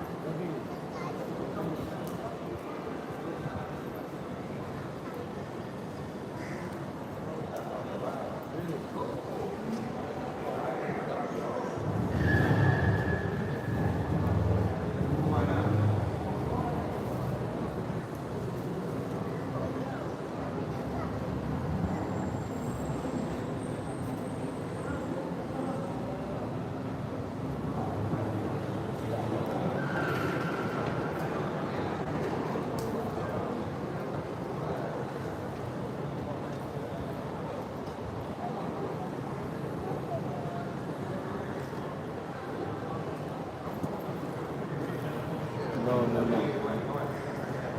Definitely not enlightened. Definitely not arhat. But it's definitely something that you can do. You can definitely become arhat, or you can definitely become enlightened. But also it's also impossible for you to become that way. So it's a kind of, it's a wisdom tradition. It's an insight tradition. It's not what you think it is. Nobody can become an arahant. Nobody can become enlightened. There's no monk that can become enlightened. There's no man or no woman that can become enlightened. That's actually important teaching, an enlightenment teaching.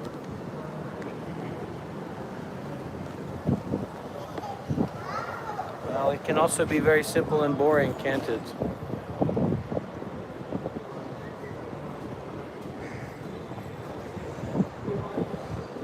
Well, she's not begging. She's just selling. Yeah, that's right. So until we are, well,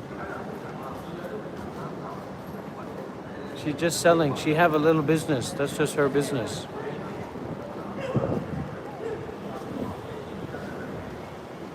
But I'm not a monk, but I was a monk for 7 years.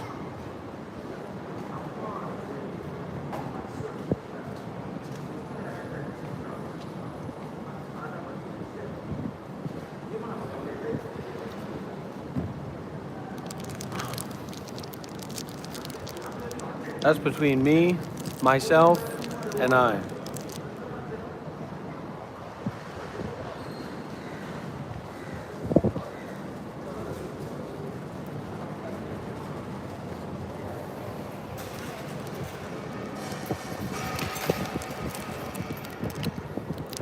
Oh, I think I should go. I think I should go to Isha in Coimbatore. It costs like $300 to get the initial course, but I think it's probably worth it. It's probably the right thing to do. Sadhguru is very, very highly realized master. He is a great master for sure. A world teacher.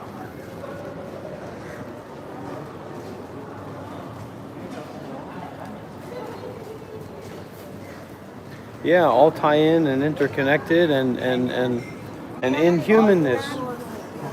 In humanness. Everything comes together in humanness. So.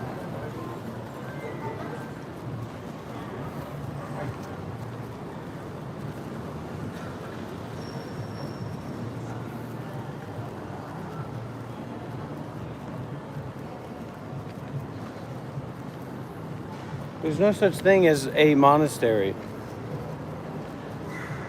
But you can expect to go there and meditate and walk around and not be on your phone and have more time to contemplate and to listen deeply to the teachings and to be in the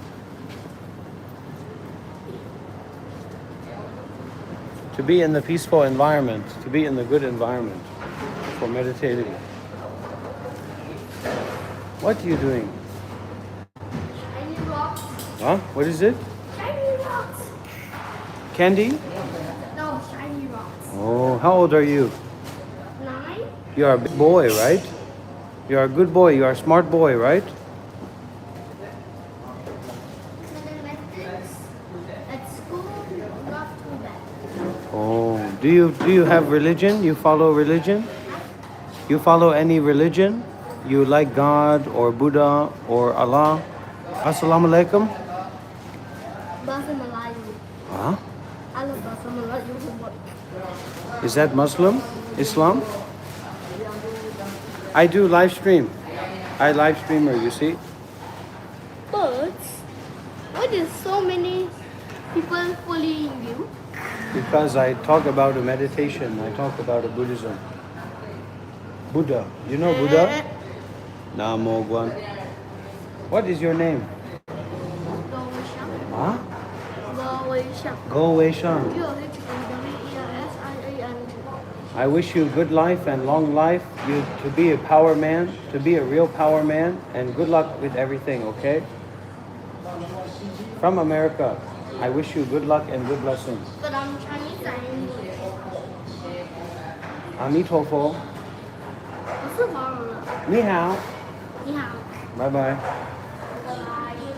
Oh, very good boy.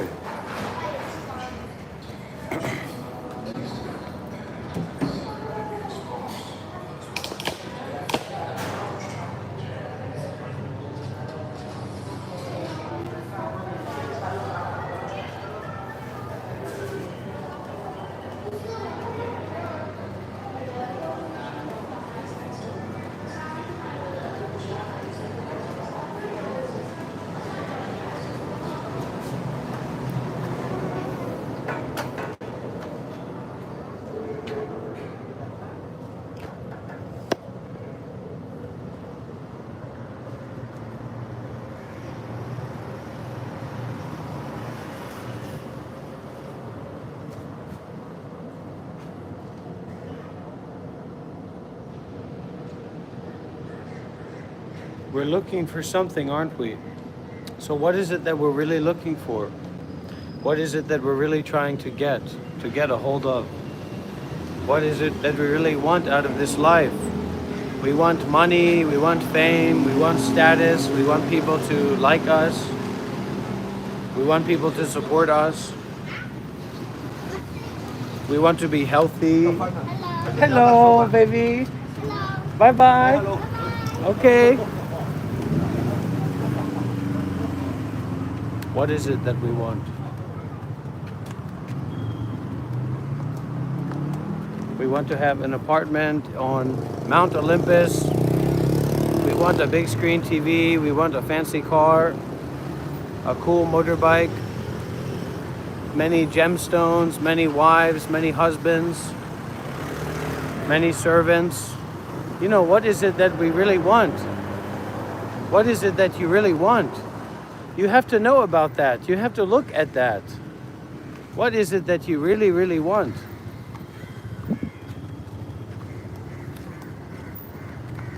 Because if you don't ask that question, you're never going to know what kind of answer you actually can come up with. And you'll just be subconsciously acting and reacting to the world and the expectations of the world. Familial happiness, happiness in the family. But a family without a village is a strange family, so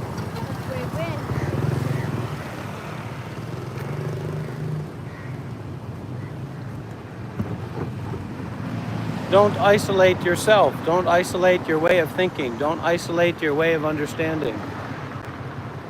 Replace isolation or contraction with openness and flexibility.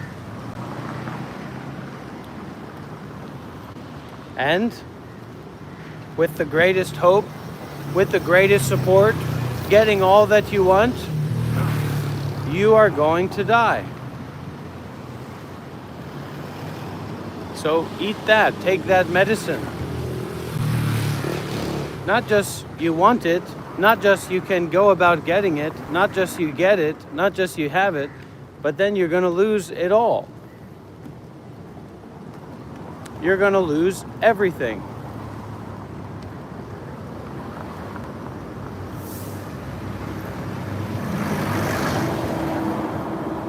So loss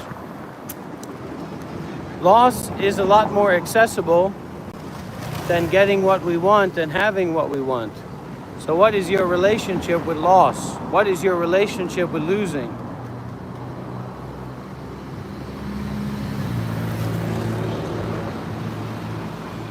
How fully can you lose? How completely can you be the loser?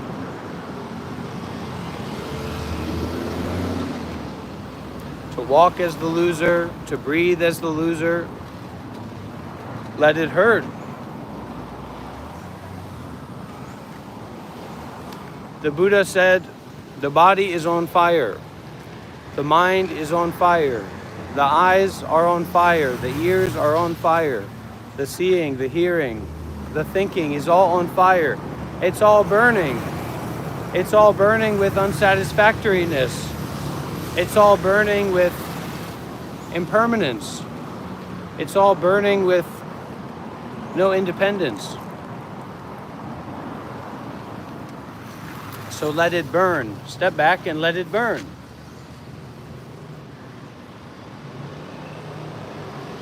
Let it burn out the trappings of, the outfit of your ego.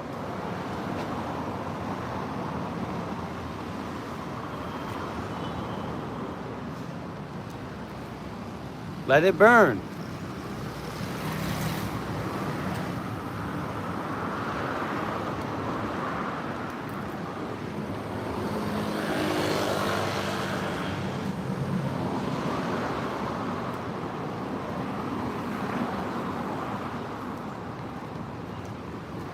Isn't that what Johnny Cash said? Johnny Cash said, the world is a burning fire, and it burns and burns, The world is a raging fire, and it burns and burns and burns. Didn't Barney say that? I love you, you love me. We're all dying together and free in a great big world that's fit for nobody. Won't you say nothing? Is that what Barney sought or sung?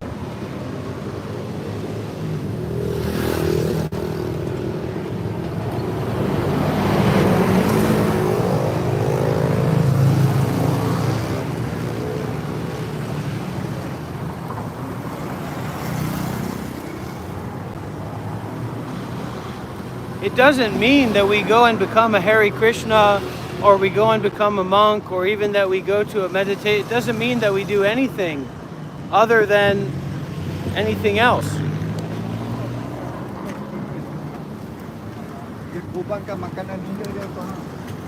Hello. Those people are blind.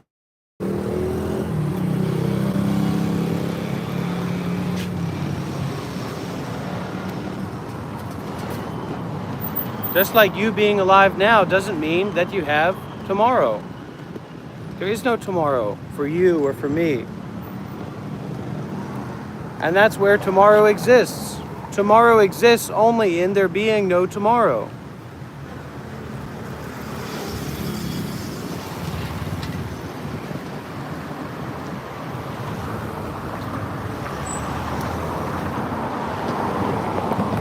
Walking in the graveyard, screaming in the graveyard, yelling at people, yelling at trolls, calling people retarded, calling people blind.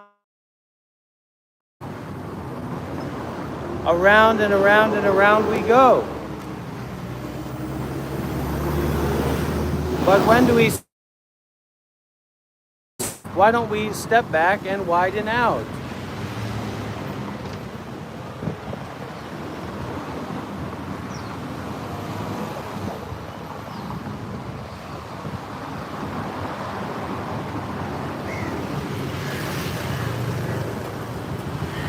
Give the blessing of dissolution. Oh my God.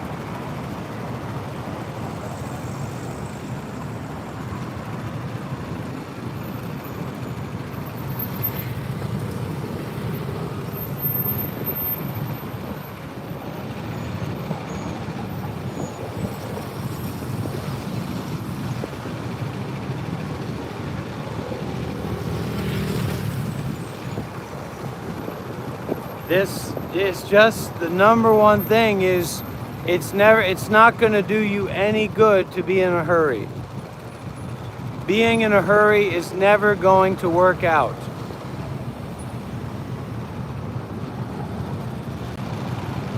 It's never going to work out.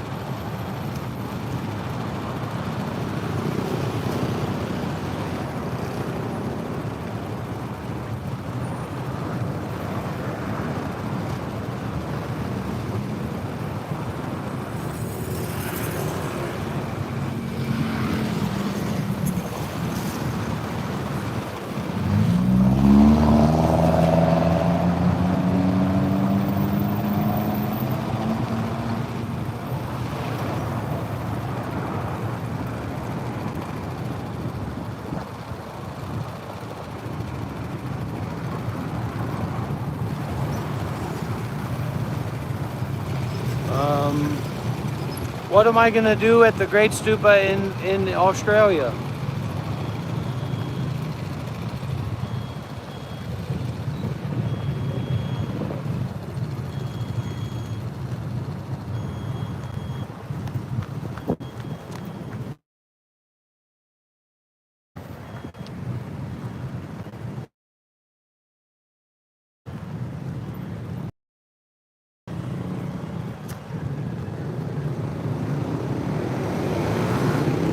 Yeah, it's going to disorganize you.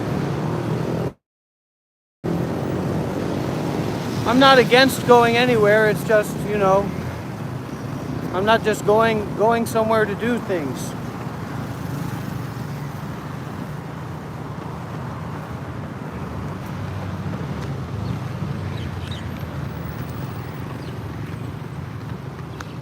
But we have another member of our community in here, also named Shelley.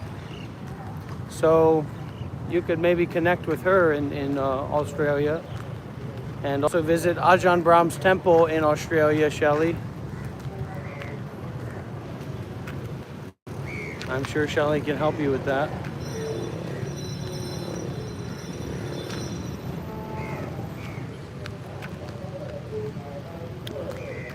Andrew Tate is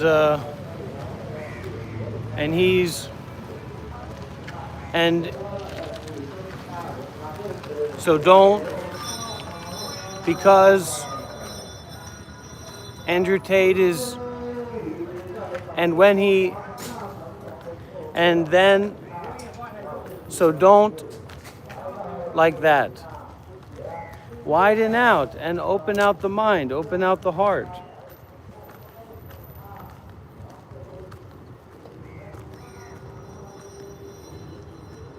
Be like a cow.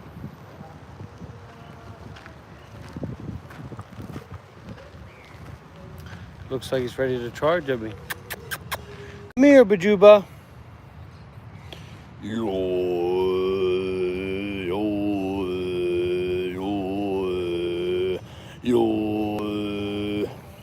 Okay, all right.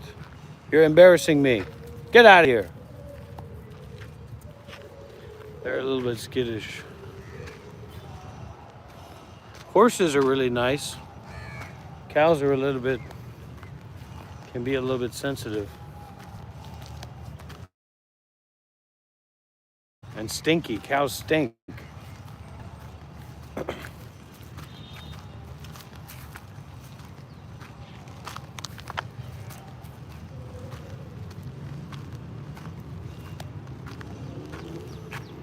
It all comes back to childism, doesn't it? The basic idea is it's just like people with disabilities. So there's a common idea in the world that people with disabilities are inherently their rights and their lives are less important than human beings. And anyway, we tend to be, we don't take human rights very seriously to begin with, but if we take anything seriously, we take being human and what we're allowed to do and what we need, and respecting that in one way or another. Even in America, if you're in an emergency situation, you can go to the hospital and they'll take care of you. So, childism is the idea similar to speciesism. So how do we eat meat? How do we justify killing animals? How do we justify putting baby cows into boxes in the dark and letting them sit for months to make veal meat? How do we do that, right? We do that because there are prejudgments. There are prejudgments that we make related to them being lesser than us in some way. And it goes to sexism. So previously, women were inherently less than men. So you couldn't, really assault your wife because your wife was in one way or another your property. The notion of consent with your wife didn't exist because she's your wife. You do what you want. And that still exists in a lot of places in the world. Women couldn't vote. Why couldn't they vote? Because they were less than men inherently, according to prejudices, according to prejudgments. So they had less rights. So the same for animals. the same for people with disabilities, certainly the same for the environment. And in the middle of all this, kind of the next step is for children. So children have a right to advocate for themselves. Children have a right to say no about, who touches their body. Your uncle is coming to meet you. Come on, Billy, give your uncle a hug. No, I don't want to. Come on, Billy, do it.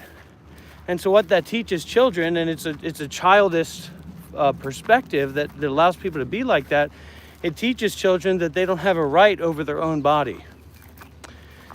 And this is true oftentimes in the schooling system, in the education system. And you can hear terms like childish, right? What if you said someone was acting black? That's racist, right? If you say someone's acting childish, that is childism. So let your heart be broken, but don't facilitate the breaking of your heart. All kangaroos die. All birds die. All babies die. So this impermanence is life. If it's not intentional, don't worry about it. But you can contemplate impermanence. You can contemplate death. You can resonate with your heart, your deeper heart faculties. You can meditate with that. It's a good reason to be in touch with ourselves. So it's not about being a pretender or a faker or a bullshit artist, but it's really a matter of how willing you are to respect another being, not based on your prejudgments about them. And not a lot of people are ready to hear that, but that is the correct way to be with each other, to be in the world. There is no separation between life and death. This is life and death. This is death as much as it is life. It comes back to that idea of separation again. There's no separate Rob or separate me. This is a continuation of my ancestors, of family after family after family, going all the way back to squid. Octoplex times 100, granddaddy was a squid. So we got a lot of fakers, we got a lot of posers, we got a lot of pretenders. And we're all here to wake up together, aren't we?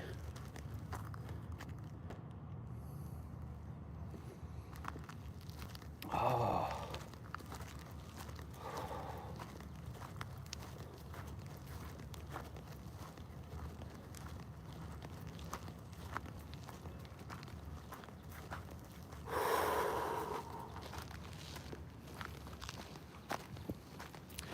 Thank you, Julie.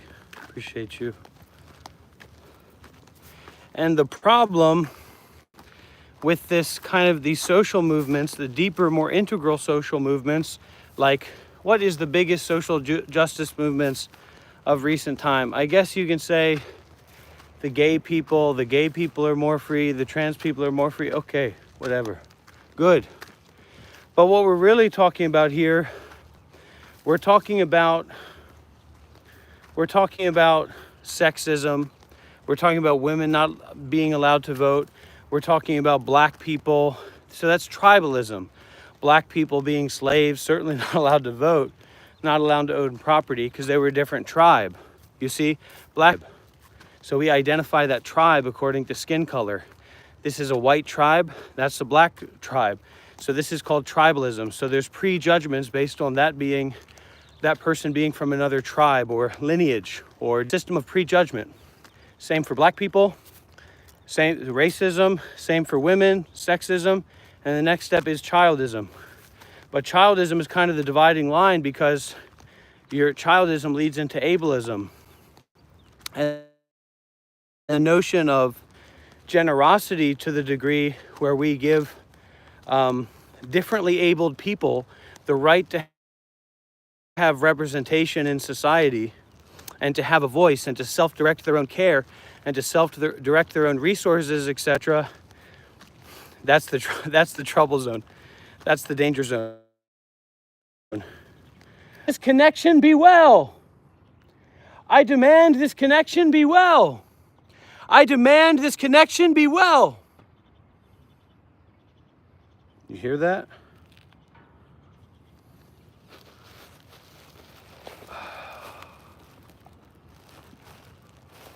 Bad connection.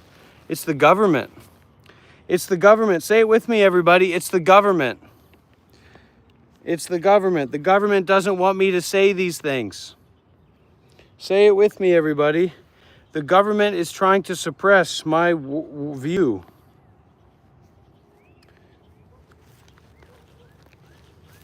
And, you know, it's a real shame because we live in a degenerate society. We live in a society of degenerates, of addicts, of mentally ill people. Donald Trump is the president of the United States. Let's start to be honest about it, right? Donald Trump is the president of the United States of America. Maybe I should just be repeating that. Donald Trump is the president of the United States of America. That is the kind of society and the kind of culture and the kind of childism. When we start talking about children's rights, when we start talking about people with disabilities, basically everybody says,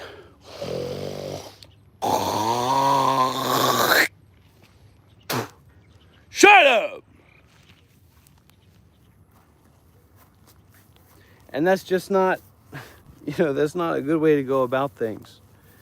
We are here to learn and grow and develop as a community, as a society, because children aren't just smaller or weaker or whatever, physically generally, but they're also differently abled on the scope of being under 18. So there's all this kind of work to be done in terms of them being able to advocate for themselves and having like a children's rights movement. But do you really think the civil rights movement would have gone well if Donald Trump was the president? I am the wokest one here. But it's not as important as we think that it is, because if we can't come home, then nothing else matters. Nothing else matters. Because we're all worried about, am I schizophrenic? Are you schizophrenic? Am I mentally unstable? Are you mentally unstable? The world that we live in is mentally unstable. Okay? And so we have to know how to be in the world, but not of the world. And what we've been eating and what we've been taking in is a lot of stuff that isn't supportive to facilitating mental health or human connection. Hayo matcha, hayo matcha, hayo matcha, hayo matcha, hayo matcha, hayo matcha, hayo matcha. You can tell maybe that I'm a little bit tired today. We'll get it back. We'll get the energy back. Come on, come on.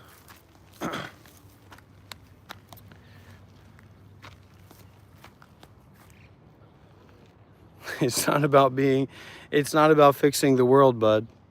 It's not about fixing yourself. It's about being at peace now. Because you can't fix the world according to your ego and yourself, because you're going to die.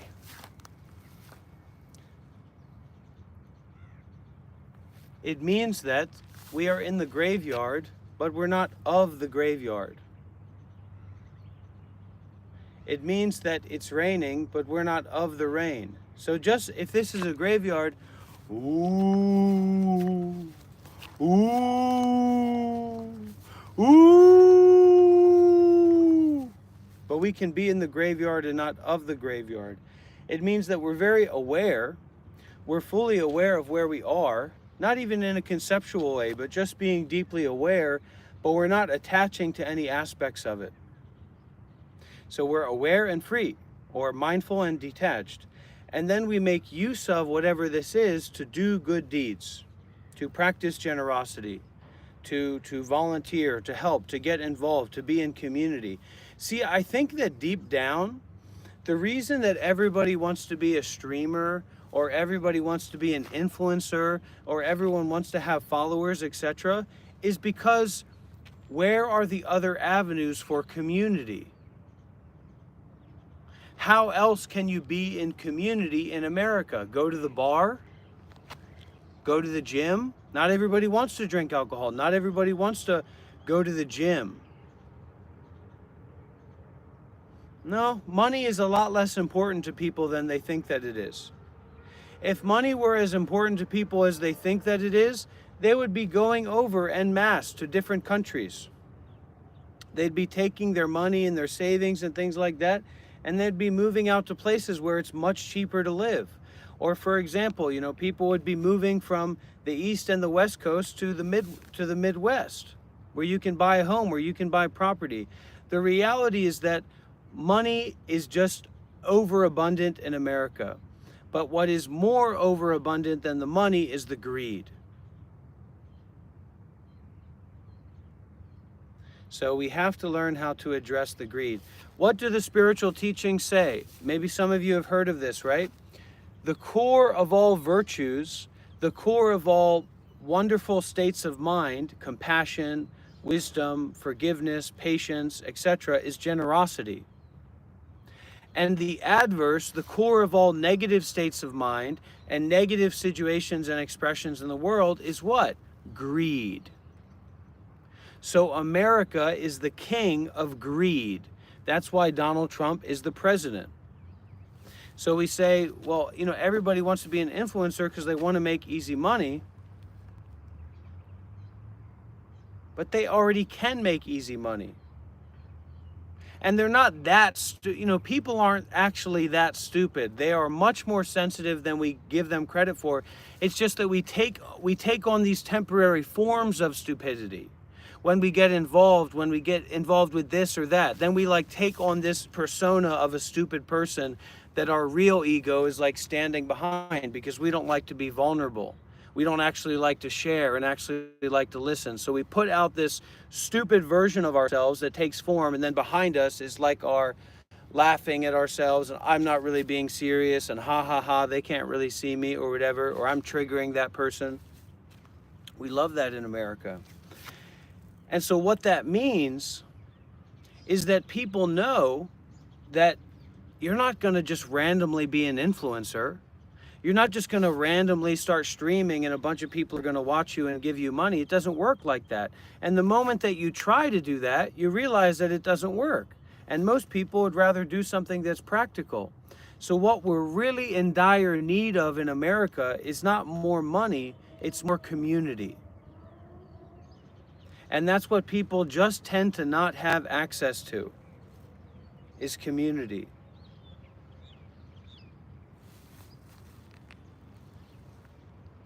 And that's probably why a lot of people resonate with me, because of my ego, because of who I am, whatever. But who I am is so much based on how much access I have and experience I have with community. That's not about money. That has nothing to do with money. But like the Majin Buu post that I made yesterday, which maybe is difficult to understand, but I posted it anyway, is that there's money and there's merit. There's something that you can buy a car with, and there's something that you can live a good life with.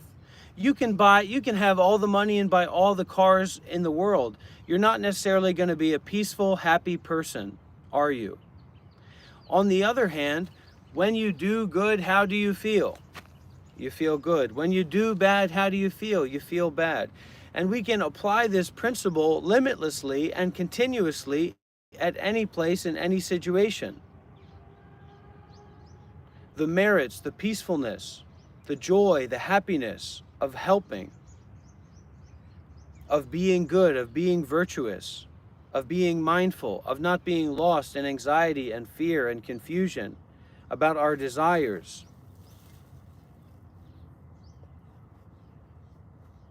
You don't need money to survive right now, do you?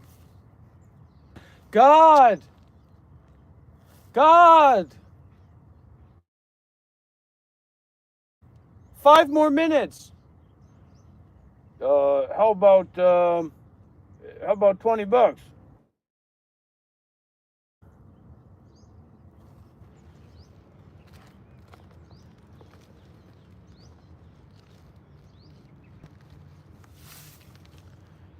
How do I give it to you? Just leave it over there on the ground. I'll get it. Okay. Thank you, God. I got 5 minutes. We'll see how much it costs after that. So it's a lot of we're playing pretend. We're playing pretend about what reality is. We're playing pretend about our capacity to be in the present moment. We're playing pretend with this, idea that we get to control life or control reality. I was telling the story earlier, wasn't I?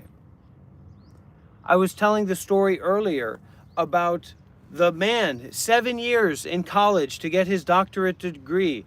He was going to do really wonderful, amazing things. His newlywed wife, all these things happened. 7 years. He got his degree, and on the drive home, he got in a car accident. Dude's dead. Dude's a goner. That's life.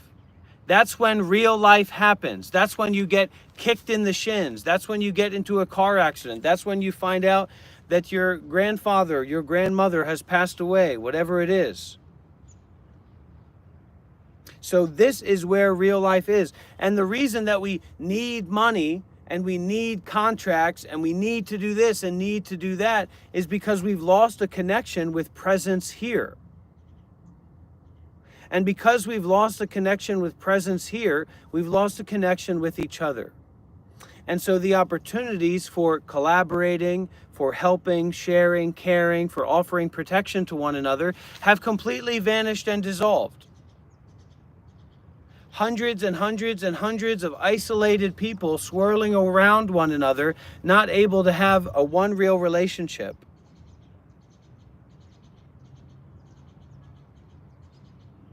I was watching a TikTok, some young man was talking about how cheap and easy it was and nice it was to go and travel all over the world and stay at hostels and make friends and party and all that. He said, every day I was making so many friends, so many friends.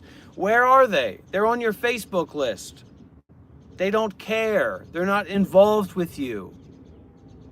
It's not your friend. It's just someone who says, okay, let's drink beer together.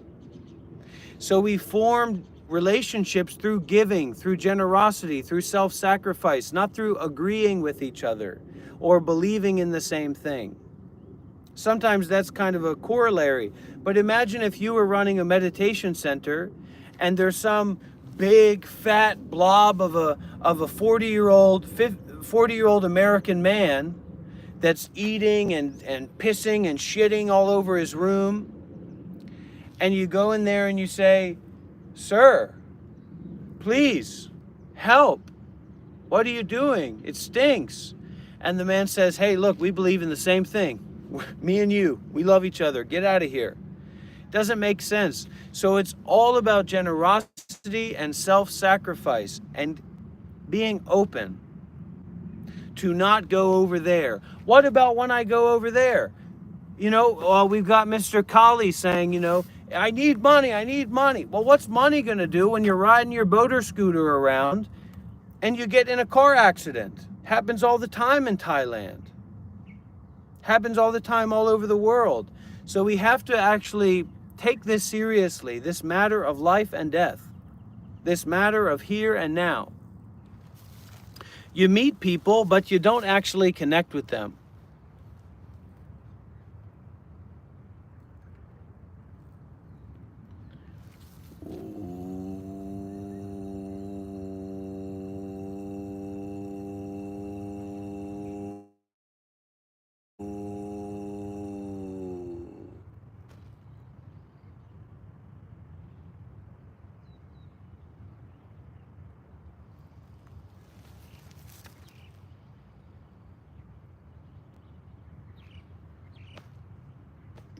No, what I'm saying is that if we're in community and we're in community built on and based around generosity, that community can become very robust, where we don't need to rely on money as much as we think that we do. Merit is more reliable and valuable than money. But it's not about rejecting money or seeking money. It's just to understand that money is like a tool. And that money, even if you have $1 billion, isn't going to give you the peace of mind that you think that it will. It will just allow you to distract yourself for a little bit more.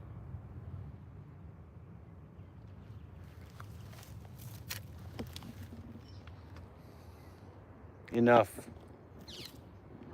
No more games. No more games, everybody. No more games.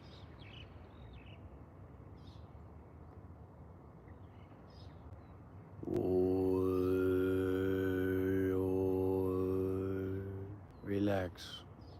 Relax and think of being dead.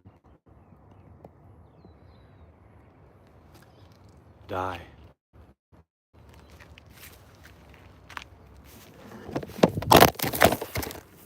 No!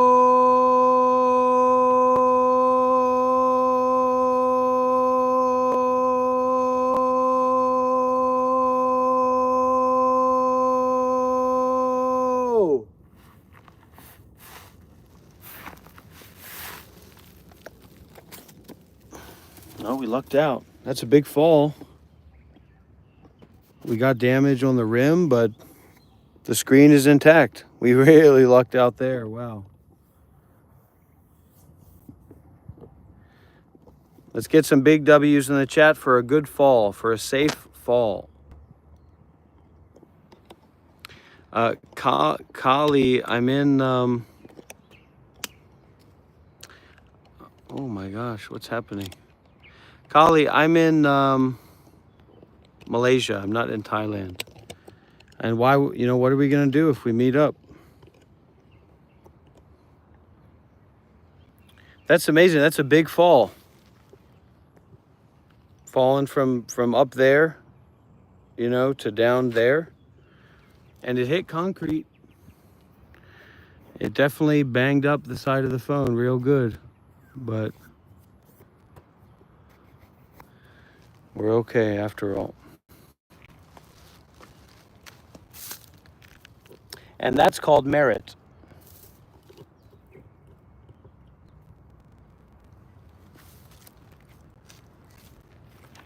I'm alive.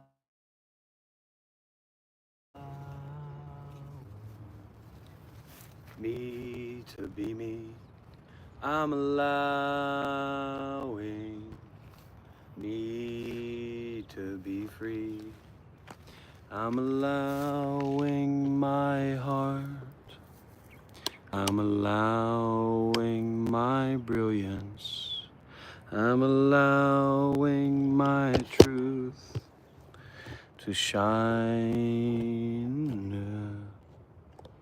I'm allowing everything to just be as it comes to me. I'm shining brightly. I'm allowing everything to just be as it comes to me. In the right timing. I'm allowing. Put in the chat what you're allowing. Me to be free. I'm allowing me to be me. I'm allowing my heart. I'm allowing my lungs. I'm allowing my sky to be freely.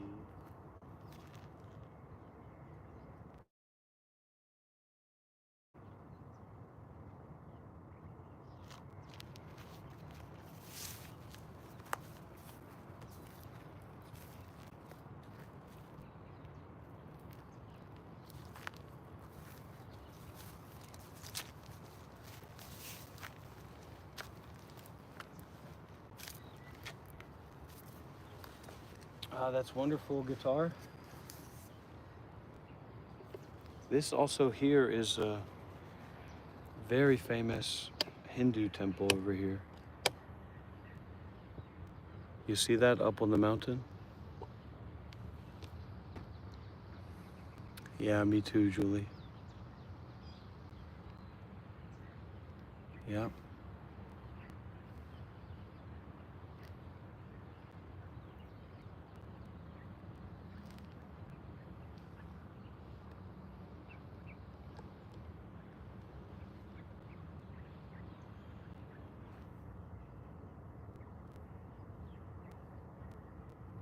This temple here in the trees.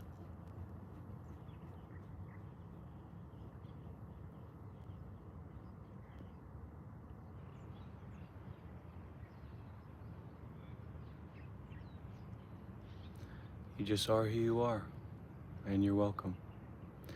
There's a pathway up there. I went up there once.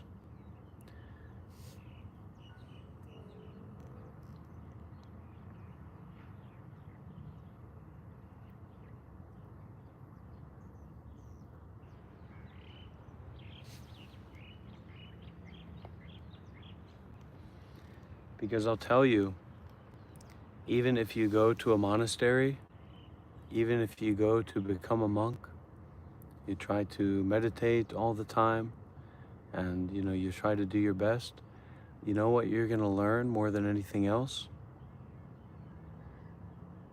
is how to fail, how to see your faults, how to see your imperfections. Now you can hear the bell ringing, right? Can you hear that?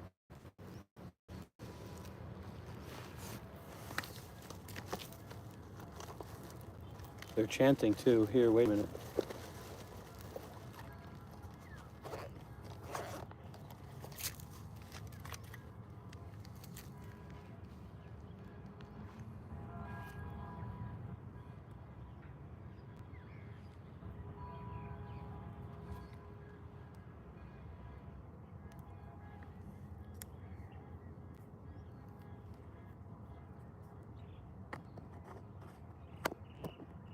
There's a book that just came out called Hiking Zen.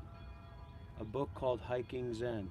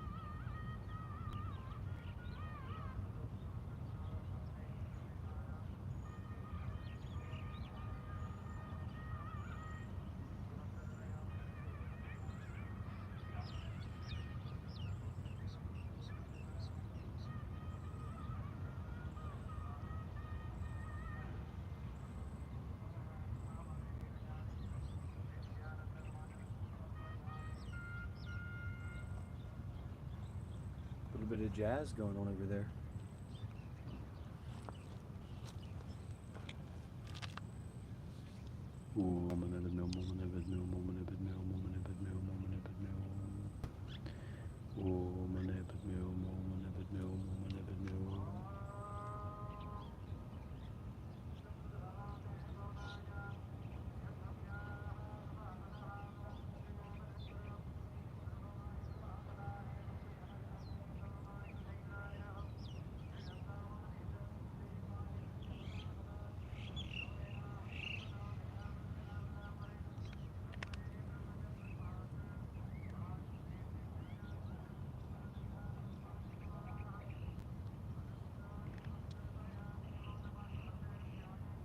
And yes, it can be very, very, very overwhelming. So being open to being overwhelmed is very important. Good job, Marissa. We can learn to be like that, to face down the elephant of suffering, even the darkest things in life and the darkest things in the world, you know? And to be with that in a way of kindness.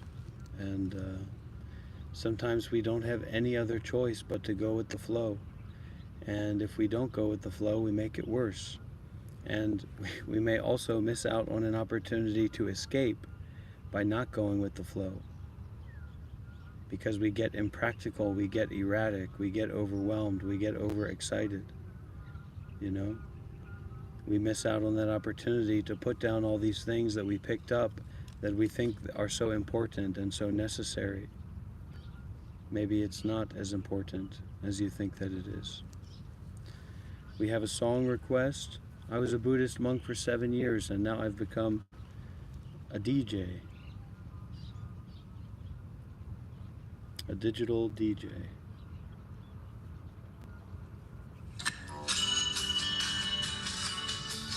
Some interpretive dance.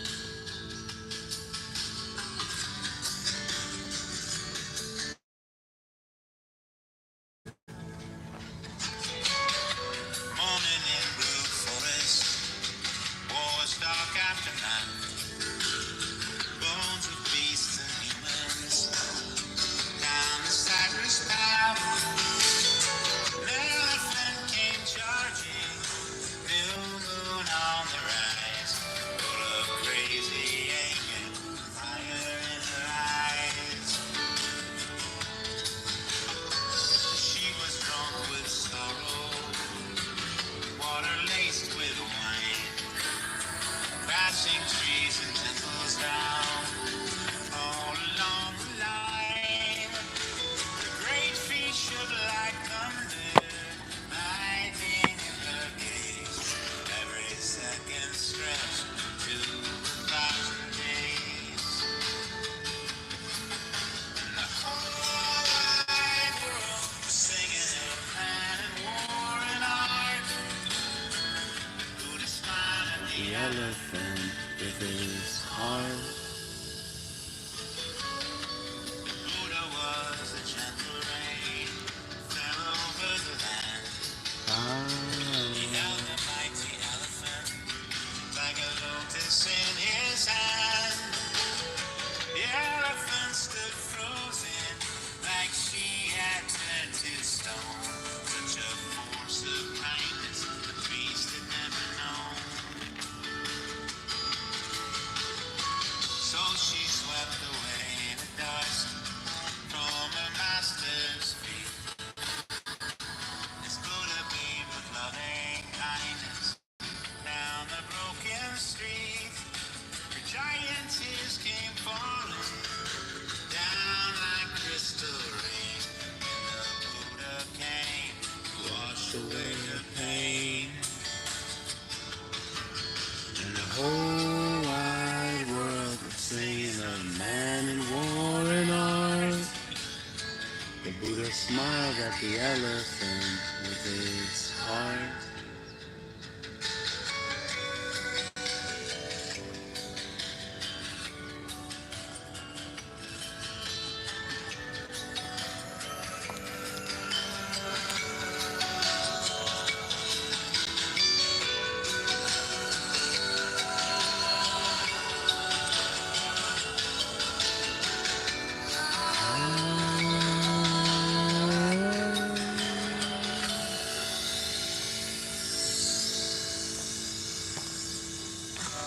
Buddha on his daily walk, to take alms for the poor, came to tame an elephant with love instead of war. Miracle of true love, like a constellation shone. Such a force of kindness the world had never known. Whole wide world. Singing of man and war and art. Buddha smiled at the elephant with his heart. And the whole wide world singing of man and war and art. And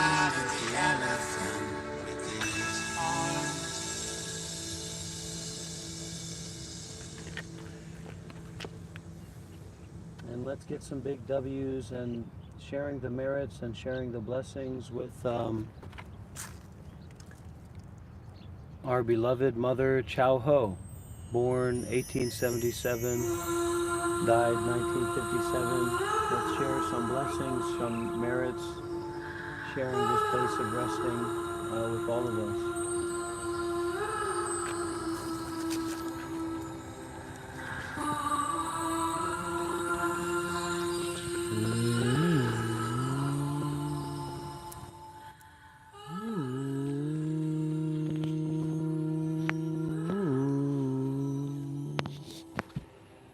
Ooh, power of love is here now. The power of you is here now. The power of love in it to create magic on earth. The power of love is here now. The power of you is here now. The power of you and me is here to create magic on earth. Love is here now. Power of love is here now. Power of you is here to create magic on earth. Power of love is here now. The power of now is here now. The power of you and me is here to create magic on earth. Power of love to wash away your fears. Let the light run away your fears. One blow into your life and faith and last. Oh, let the earth hold you, take care of you, wherever you go. Power of love is here now. Power of love is here now. The power of you and me is here to create magic on earth. The power of love is here now. The power of you is here now. The power of you and me is here to create magic on earth. The power of love is here now. The power of you is here now. The power of you and me is here to create magic on earth. It's here now. The power of love is here now. The power of you and me is here to create magic on earth. Water wash away your fears. And the light burn away your fears. Oh, into your life such faith and trust. Oh, let the earth hold you, take care of you, right to you. Oh, power of love is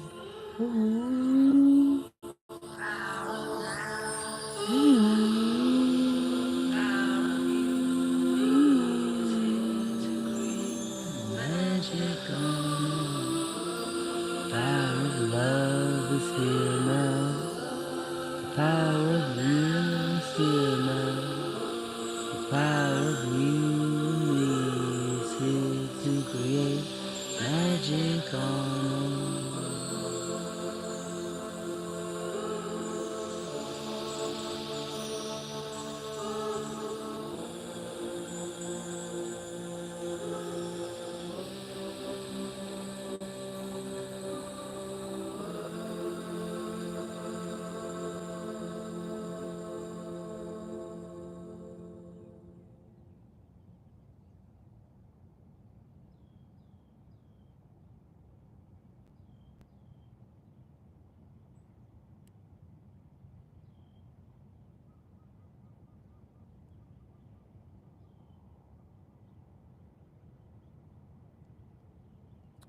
Interesting.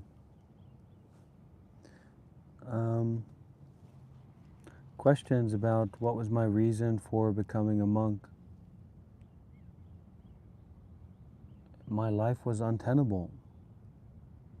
My ego and my situation, and it was completely hopeless. And I've talked about that before, I've gone into that before, but you can just understand that I needed more support. I needed community, I needed refuge, I needed depth that I didn't have access to in working a job and having an apartment and trying to manage for myself and looking for a girlfriend or something like that. And I knew that there was something better. There was a better way to live. There was a more true version of myself that I wasn't able to access because I didn't have the resources. And I found out that there were Buddhist countries. And what I mean by that is that the degree of the culture of generosity and being interested in the teachings that maybe we're skirting the line on the teachings, I don't know, but I was a monk for 7 years and I love Buddhism, is more than enough to support everybody here. If the 40 people that were here wanted to come and live at a monastery or a temple or start a temple in America or in Myanmar or in Thailand, that would be completely possible. You know what I mean?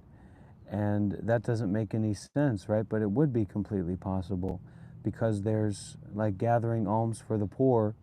One of the things that my teacher does every day, and especially does when he's in Myanmar at his monastery, is he goes out with hundreds of monks, and thousands of monks go out every day, kind of like this, and collect food donations.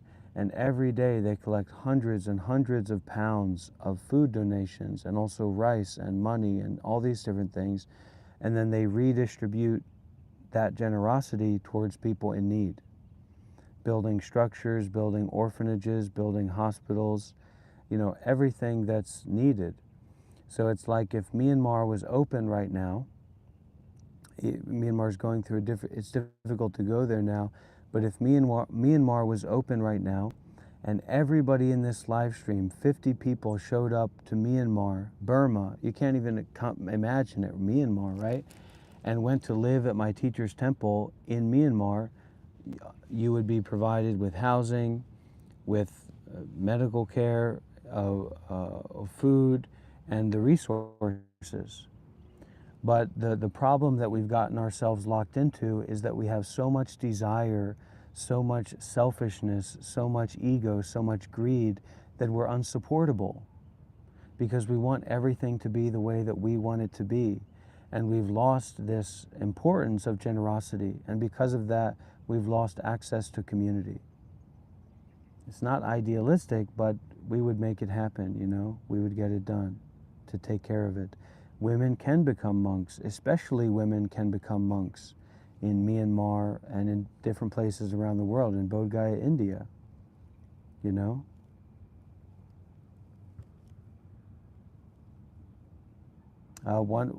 I think 3 or 4 of the people in this community, or who have been following and practicing with me in the past, have ordained and become nuns, for a short term or for a longer term. Yeah, there's nothing than doing good deeds. And our lives would be a lot better off if we stopped prioritizing our personal comfort and we started prioritizing helping others. And so we meet each other with our degree of generosity. Like, I'm not planning to go anywhere, I'm not planning to do anything right now, but if someone reached out to me and said, hey, we need to open up an orphanage in India, or we need to start a meditation center in this place or that place, I'd have to take that seriously. Not because I want that, but because that's generosity, and we have to take generosity seriously. You can't fake that. You can't fake giving. You can fake believing. You can fake your identity. You can fake your how you present yourself in the world, but you can't fake generosity. And so learning how to be deeply and seriously generous in our own lives, and just digesting that and receiving that and allowing the seed of that intention to be within your own heart and not making it into something specific will drastically change the quality of your life. It will draw you towards safe and compassionate and generous people, and it will protect you from selfish and, mental illness is like the root cause of, or selfishness is like the root cause of mental illness. So what you'll find is that people who are deeply mentally ill, even if it's not in terms of being psychotic, but like in being very angry or going off on the handle or doing a lot of weird things with other people and manipulating social environments in negative ways and weird ways, right, is all based in their selfishness. They can't let go of themselves. And so when they practice generosity, it's always transactional. I did this, so now you're trapped. Now you've got to do this, or you have to see this that way. And this is the nightmare of fake generosity or transactional generosity that we never want to get into.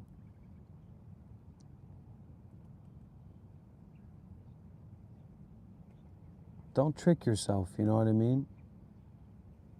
Feel it in your heart and go from there.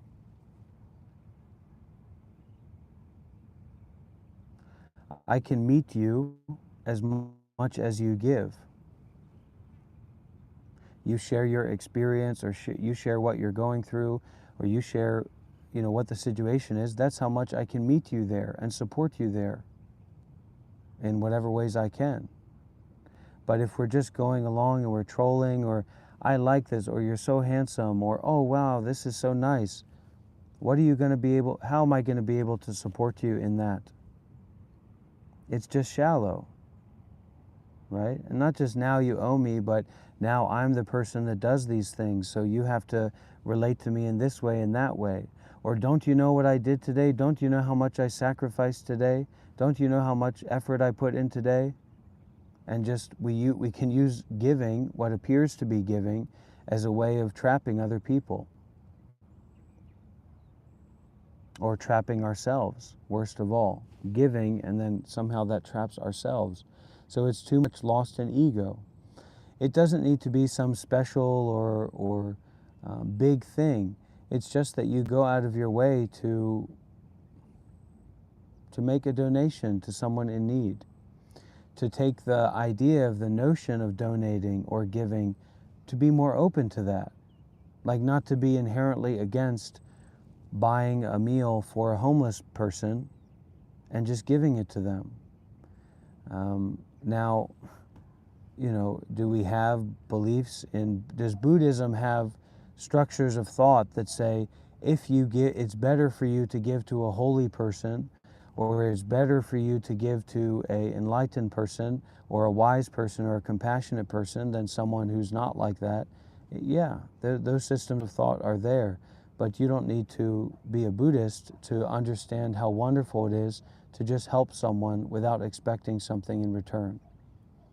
That's a big problem in the modern addiction situation in America, is that, there's all these people going around to help these addicts and get them into homes, but what they're really trying to do is get them into a contract of expectation, a contract of rules and regulation, a contract, that's also backed up by this sense and this feeling of that person having a monetary value on them. And then we lose the possibility to connect as human beings through generosity, through giving.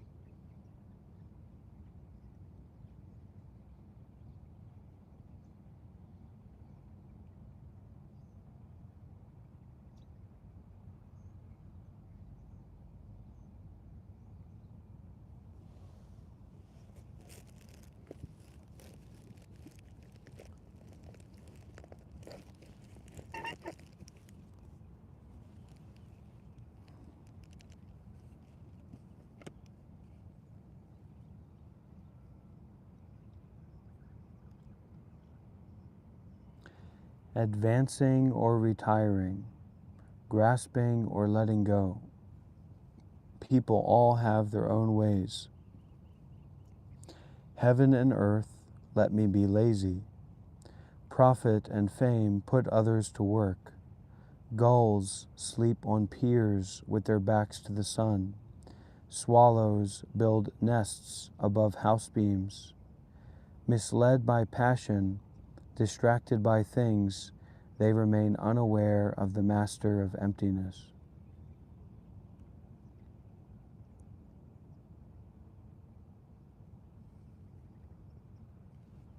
Yeah, everybody's welcome here, you know.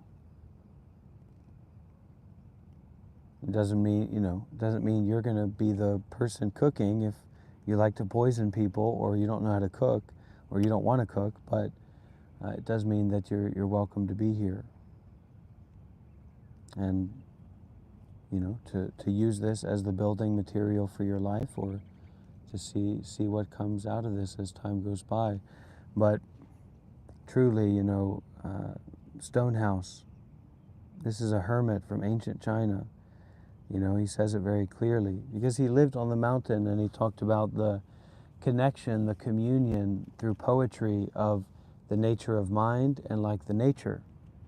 And nature, the sunlight, the feeling of the sunlight right now, the sound of the birds, the green, the trees, the breeze, the soft movement of the air, this is very powerful.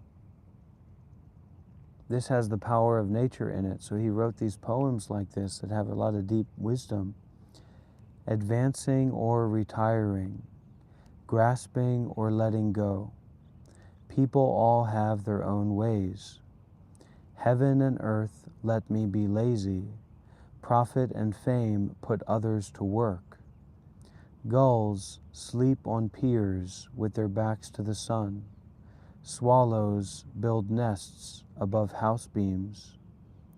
Misled by passion, distracted by things, they remain unaware of the master of emptiness. The master of emptiness refers to the Buddha. And the Buddha isn't just like this guy, it's almost like a principle. It's almost like a capacity that we have as human beings that is limitless, to be free. Like for a cat or a dog or a bird, they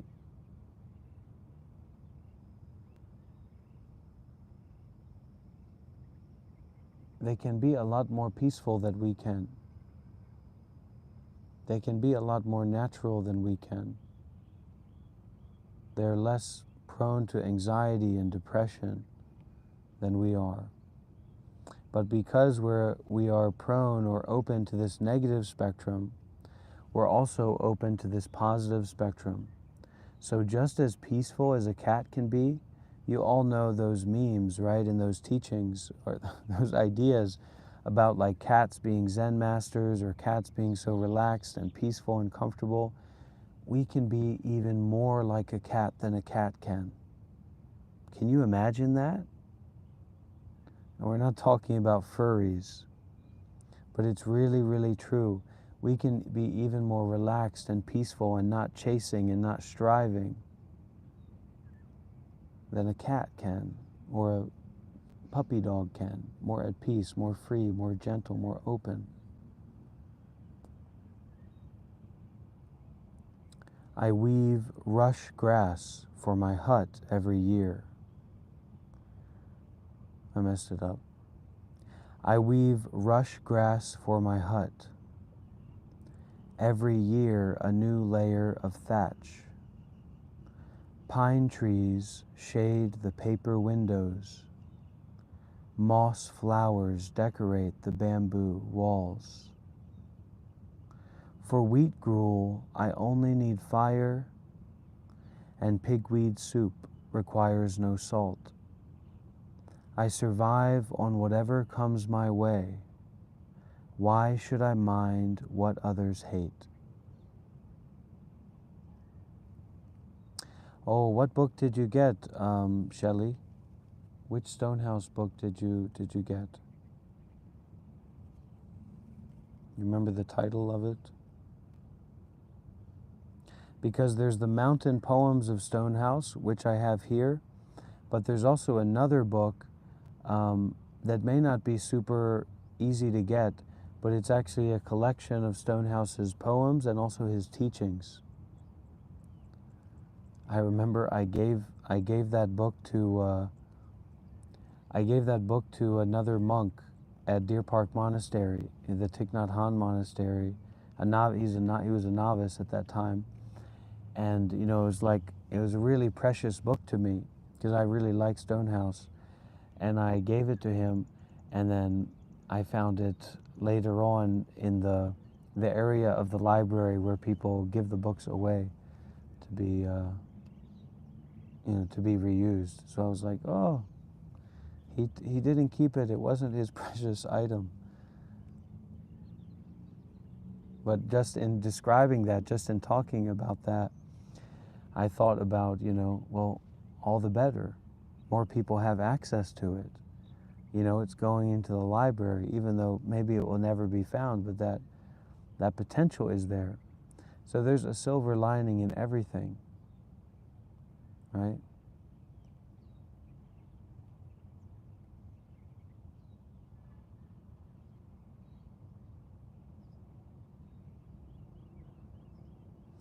And such a major part of the teaching and the direction here is that, look, you know the things that you do that break your own heart. You know the things that you do that feel good or give you a sense of superiority or whatever, but they're not really good for you.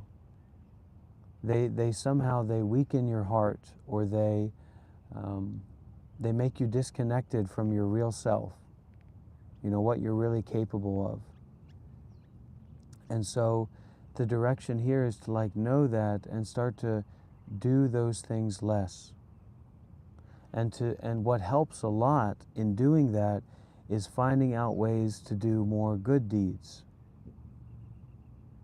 more actions of generosity, more actions of deep listening and deep caring, because that kind of attenuates our heart to be more bright, more aware, okay, I'm not going to sit in meditation all night and listen to Dhamma talks all night, or maybe you will, but maybe you won't.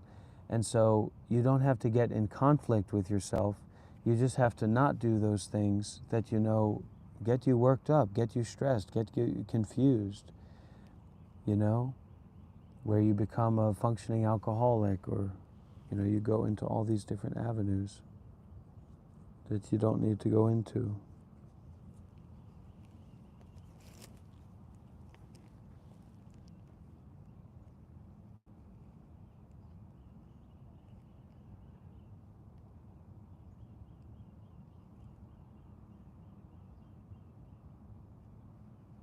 Because we get so confident, we get so solidified in our plans and in our ego and in our ideas.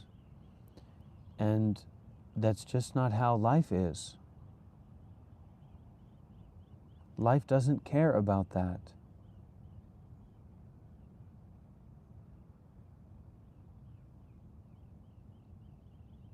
So then there's this sense of openness, there's this access to openness that's not about you. And it's not about doing something, and it's not about not doing something. And it's when we get stuck in that space of doing something or not doing something that we get lost in doing. And we make a lot of mistakes. We poison the water of our awareness, of our peacefulness, of our freedom.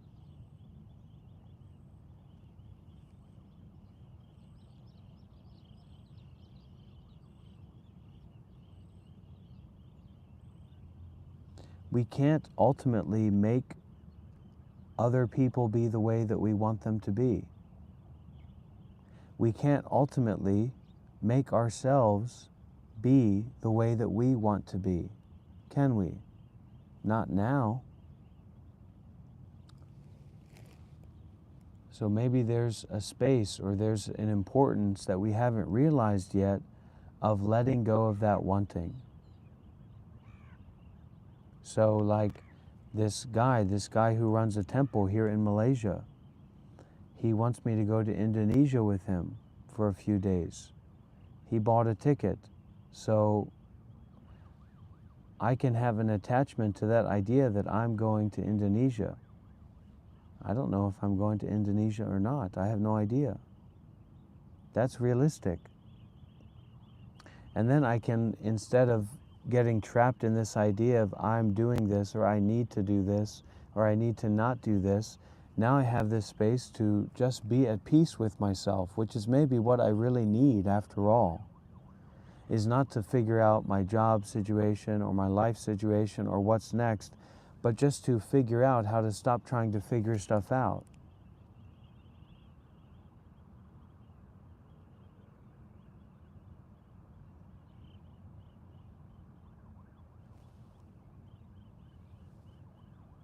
You're not allowed to disagree here, Elijah. Nobody's allowed to disagree here. Nobody is allowed to agree either. This is not about agreeing or disagreeing with something. This is a pointing. This is a pointing to stop. And see how wonderful it is to just stop and to just be at a cemetery and to hear the birds singing and to not have a past and to not have a future, ultimately. To just be where I am, to just be where you are, and to see the preciousness of that.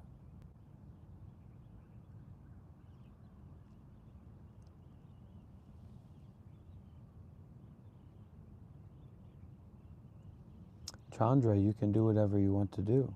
It's up to you. But striving always leads to disaster. Striving for something always leads to disaster, because that thing is impermanent. There's no thing that you can hold on to. Look what happened to Ronnie Coleman.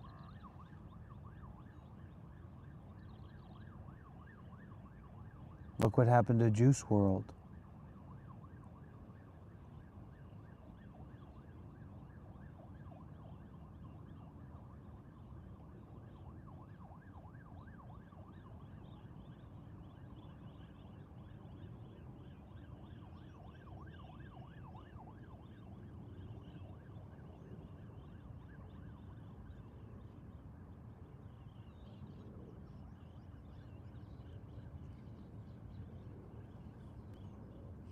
You don't get to keep what you have.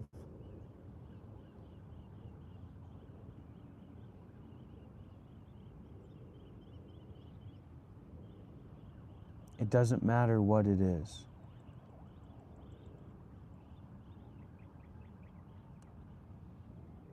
If you're trying to figure it out or trying to understand it, you've trapped yourself in the duality of figuring it out or not figuring it out, understanding or not understanding it. It's like you're a doctor in the ER trying to save someone's life. You can do that. We can even call that good.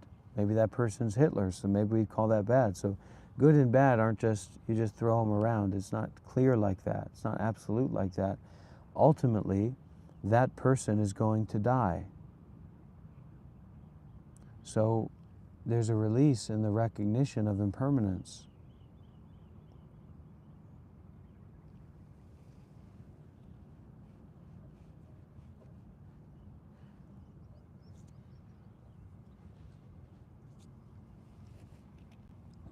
I don't know what to tell you, Redskin Garage.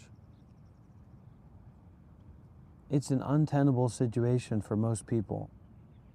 A lot of people are in an untenable situation. And that's another one of like our ego concepts, is that every situation is tenable, that somehow we can work this out. Somehow we're going to be able to deal with this. Somehow we're going to be able to understand this.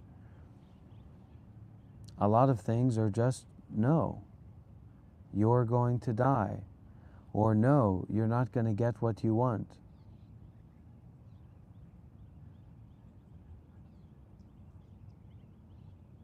And that's why it's so important that instead of figuring it out or understanding it, not that, that's good that we're starting to get interested and concerned and share about all this, but that ultimately we have to come back to breathing in. I go back to the island within myself. It's not thought-based.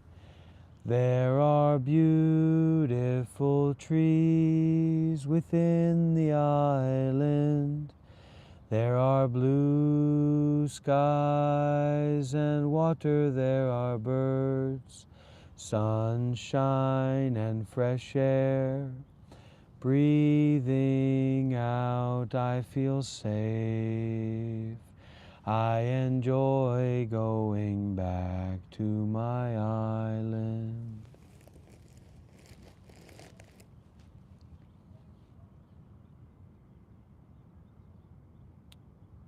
So taking this as a time not to figure it out, but a time to go back to your island.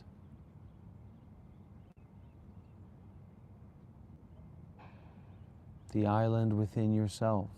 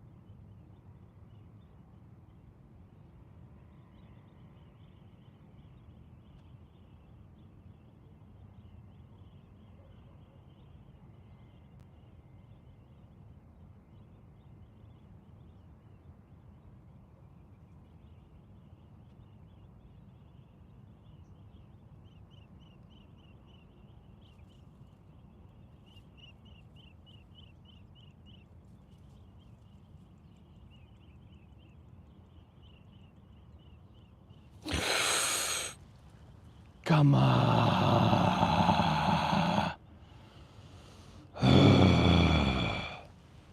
Did y'all see that? A snake came onto me. I didn't pass the test. You're supposed to sit in peace and silence, but it got me juiced up, so. There was a snake. Did you all see that? It was right here.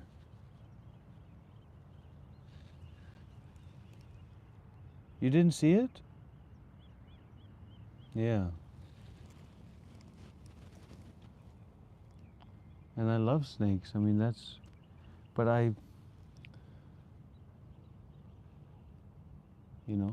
could the Buddha be scared? I don't know. Probably not.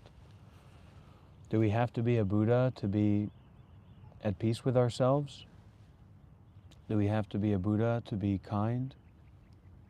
Do we have to be a Buddha to relax and look closely at our mind? No, it just came onto my my arm.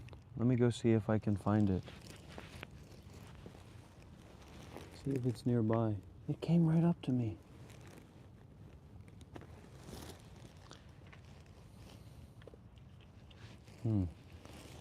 Yeah, I breathed loud because I felt the snake.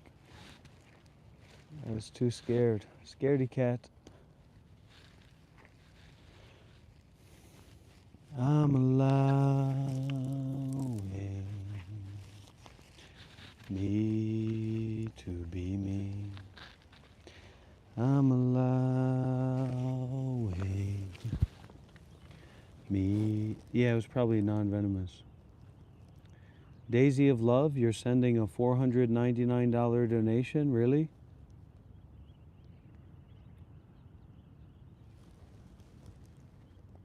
Well, good for you.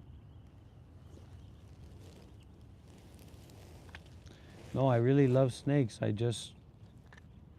Because you get surprised, unexpected, and then also, snakes can be venomous. And so to really get the enlightenment or to go deeply into our mind, to be free, we have to be willing to die. I do love children. People who know me know that about me. I love children very much. We met some nice children today on our walk.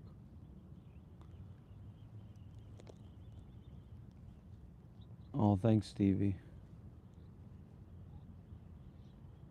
Okay, Daisy.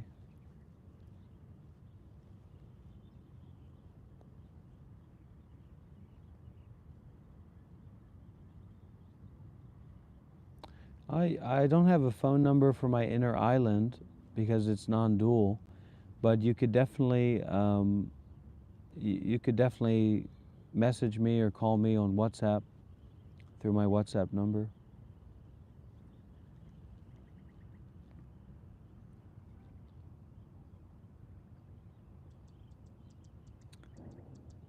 Another missed opportunity, huh?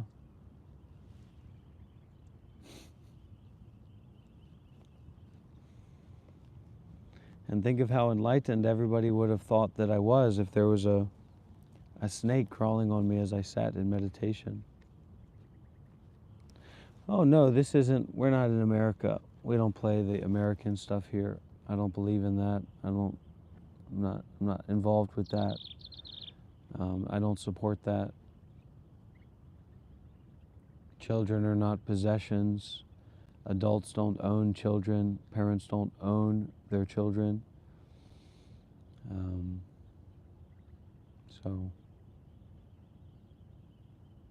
Childism, look it up. Look up what childism is. It's really interesting.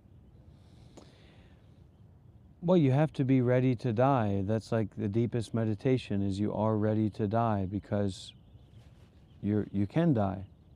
So being fully ready to die, that's the ticket. Being fully ready to let go. Especially in Vietnam, and in Thailand and Myanmar, Southeast Asia, children have a lot more freedom and a lot more openness.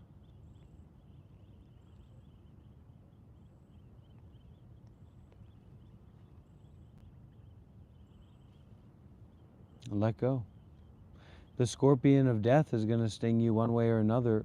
The scorpion of sickness, old age, death is going to sting you. It's going to sting your loved ones. Let go. Let it be.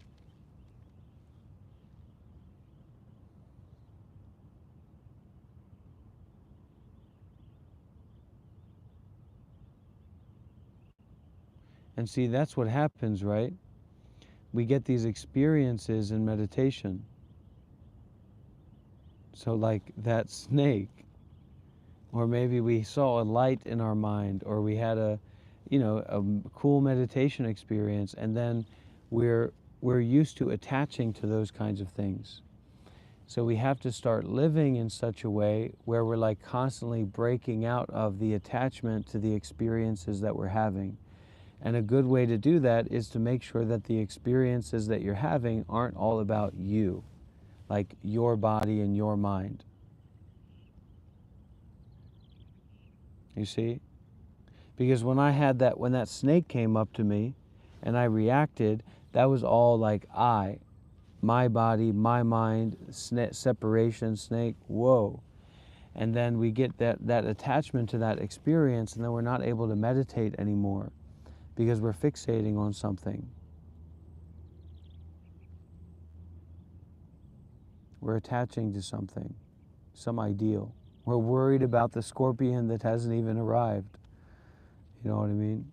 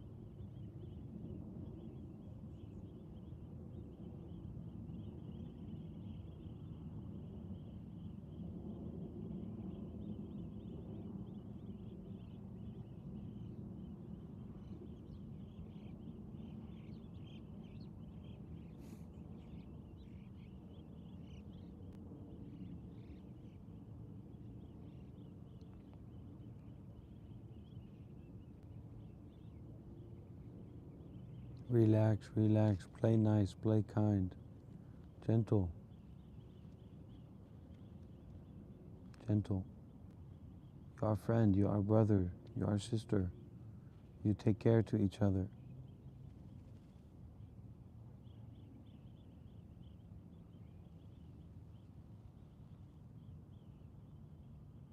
You protect to each other.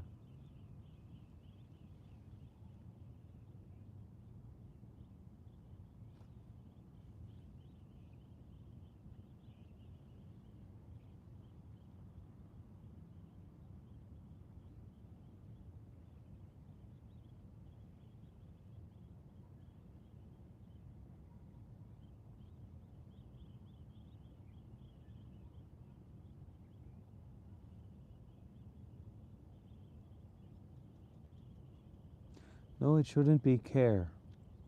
That's a good idea, but it's not correct. Generosity needs to be the greatest principle. That is also letting go. So when you have conflict, to let go.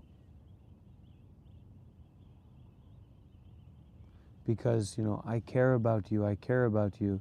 So a lot of people who are completely off their rocker, going around and bothering other people because they care about them. So it's more generosity. Caring can be misunderstood or misplaced, but generosity always makes sense. And the fact that we care about someone, it can be very misleading because it's interpersonal. I care about your ego. I don't care about anybody here's ego, because I know that you are bigger than that. You are beyond that. You are not that. You are not what you think. So because this mine, everything that's mine is a source of suffering. Something I have to hold, something I have to keep, something I have to protect. And when we practice generosity, we release mine. So you can see I have the attachment to the body. We have attachment to our lives. We have attachment to our minds. We have attachment to our thoughts. So how do we learn how to give that up and give that away?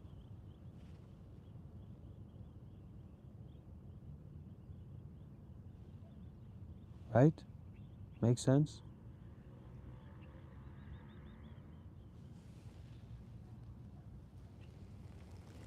If we don't get it together in the chat, we're going to have Mongolian throat singing on the table, okay? So let's get it together. Let's calm down. Let's put on our good shoes and our good hats, and let's relax and go walking together, singing together, holding hands together. Elijah, Harry.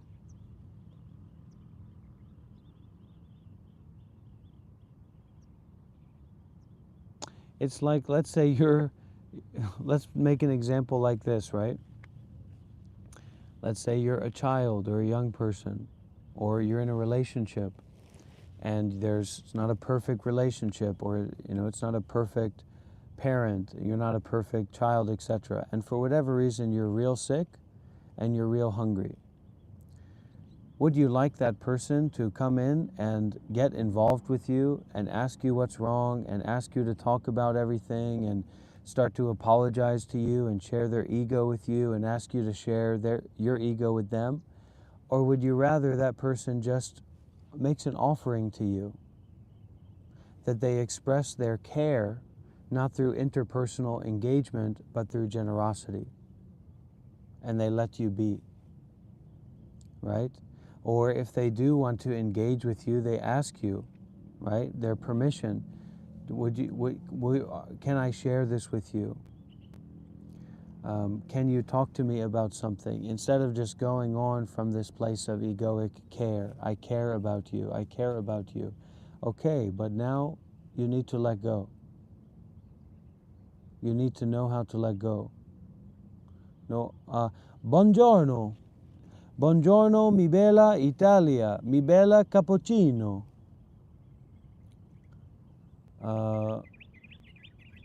Mi bella Italia. I love Italy.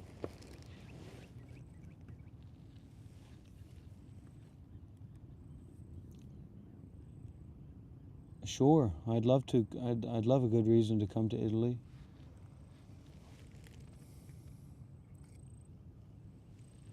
But really, I'm in a space now where it's not.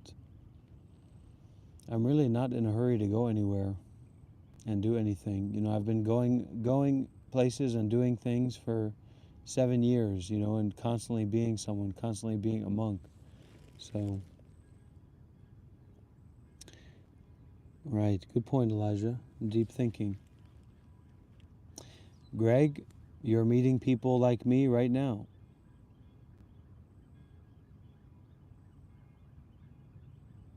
We are together. Can you hear the bells ringing?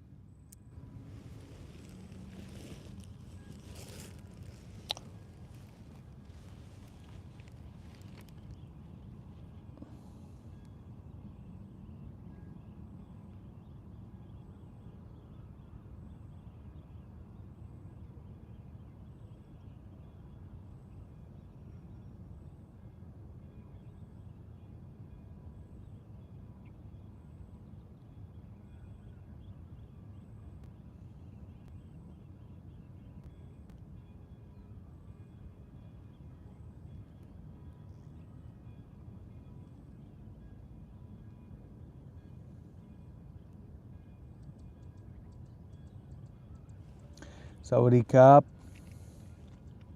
or I should say sawadee, probably.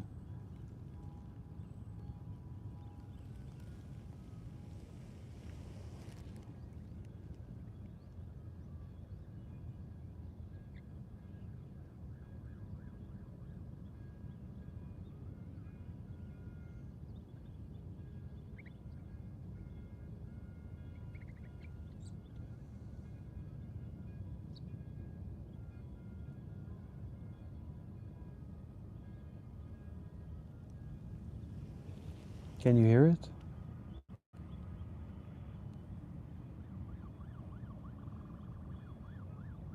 Good night, Noah. Take care. Can you hear it?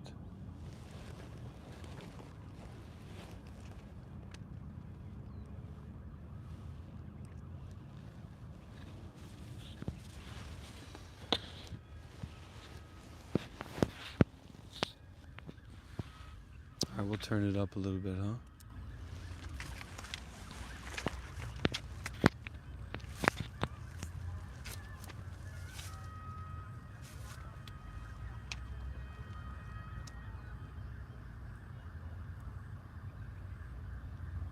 It's no. You're sweet.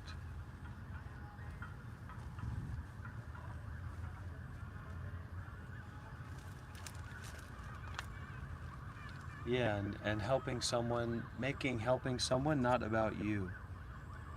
Knowing how to make, like giving, not about you. You see what I'm saying there?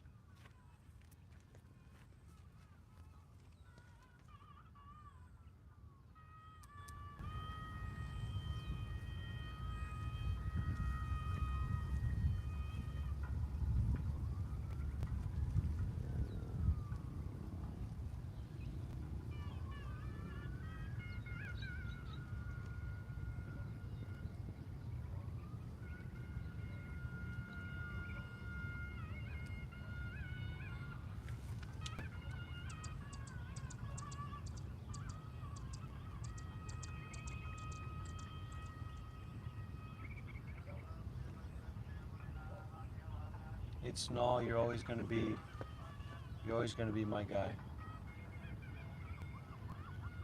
I'm always gonna be here for you. Doesn't matter what you do, what you say, doesn't matter what happens. It's no, I'm always gonna be right here, and I'm always gonna be ready to listen and to share.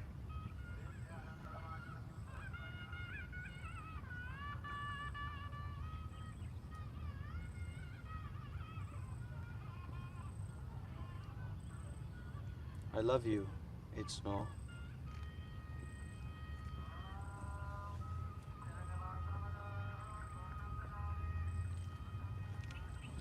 Yeah, there's places in India that would be incredible to live stream like this.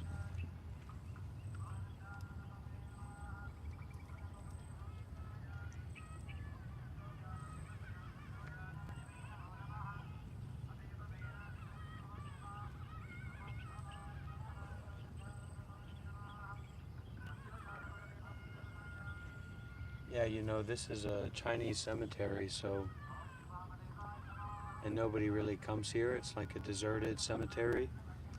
This person passed away in 1957. So this is like a cemetery from the 50s. And you can imagine how much development has been going on in Malaysia, you know, since the 50s. In all Southeast Asia, it's just been booming. So this is a very deserted place.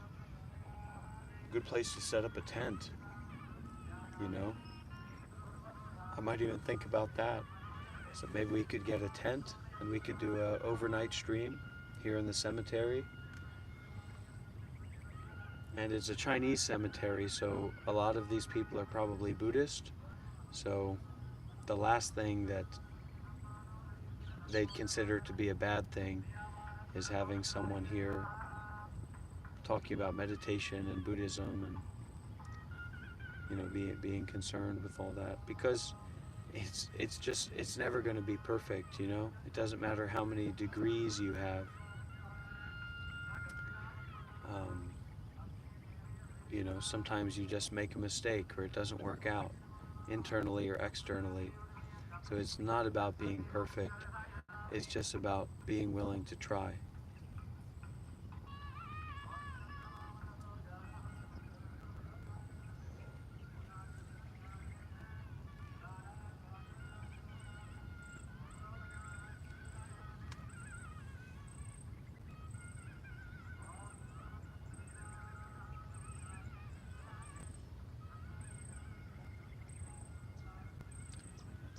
We don't know much about the mind of cows or whales or dolphins.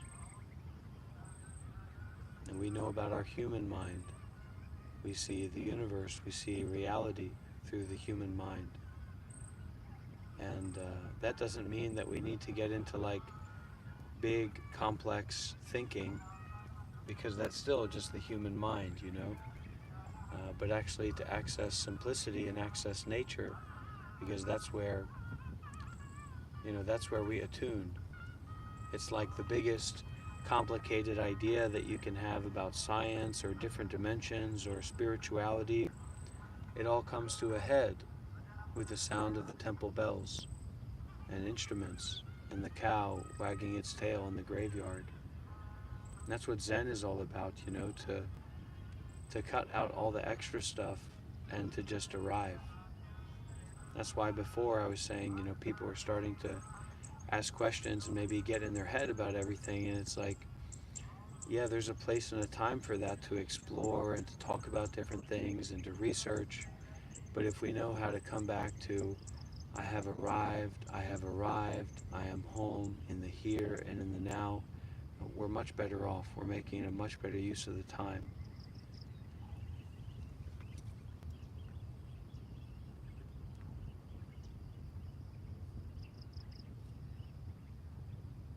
Concerned with ending suffering, ending seeking, ending striving. Yeah, we go and come back. We cycle. We go up, we go down, and I think the work here is working to end the cycle, right? So if we're working to end the cycle, we have to stop our belief in the cycle. And it's kind of like we're practicing our belief in the cycle when we go back to our same coping mechanisms again and again. Like so many young men who are addicted to sexuality, and young women too.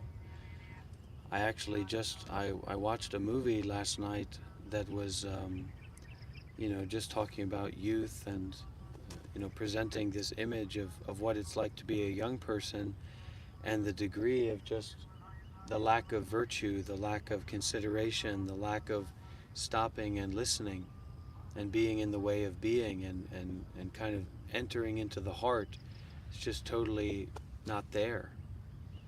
And how so many kids and so many people can relate to not being in their heart, not being connected to the heart, not being connected to authenticity. And I think it has a lot to do with the schooling system and how we grow up, you know?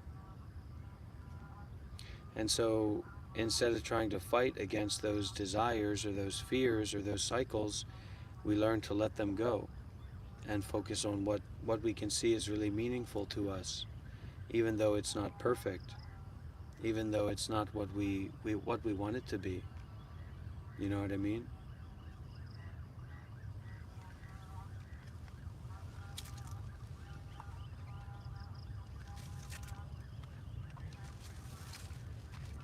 It's Snall's just playing. He probably like 12 or 13 years old or something like that. 11. So he just playing.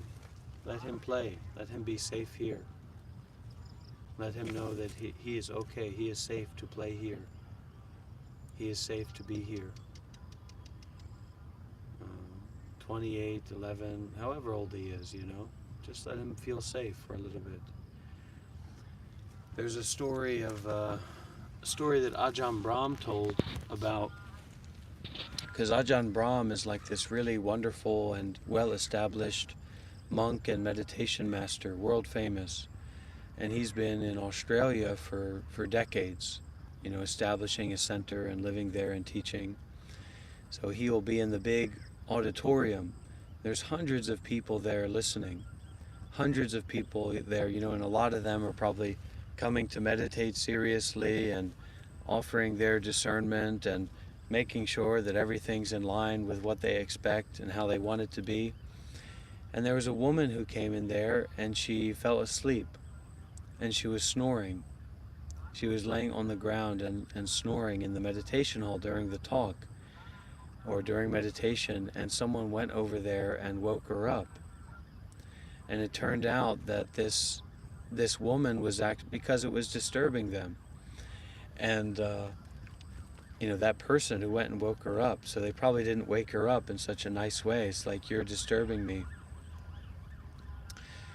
And it turned out that woman is actually coming from a domestic abuse situation. And that time where she felt safe and protected in that environment was a time when she could actually get some rest and let go and sleep. And Ajahn Brahm said, never do that. Never wake somebody up who's sleeping here, who's resting here, because you don't know what their situation is. It's the same with a child or a person who comes to play and is maybe acting in a naughty way. Don't be rough with them. You don't know what they're going through. You don't know what they're coming from. To allow a tidal wave of the heart, to allow a tidal wave of non-action, to allow a tidal wave of non-ego-based sharing and caring and listening. Let people rest, let people be.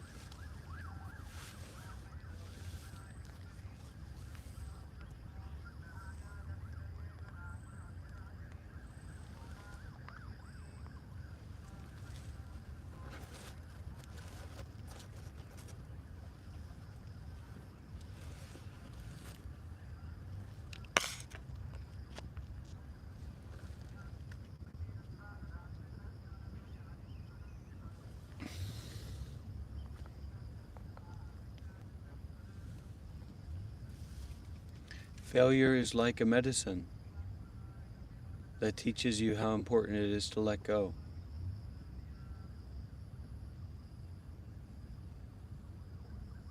To see your own failure and to see your own faults is how you deal with arrogance, with your pride, with your self-importance.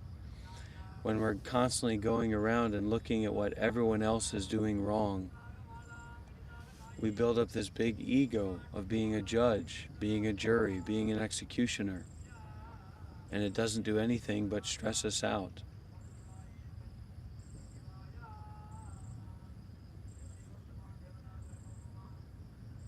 To drop this need, really, to drop this need to be right.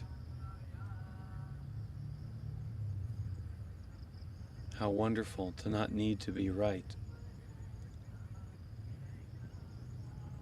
How important, how powerful.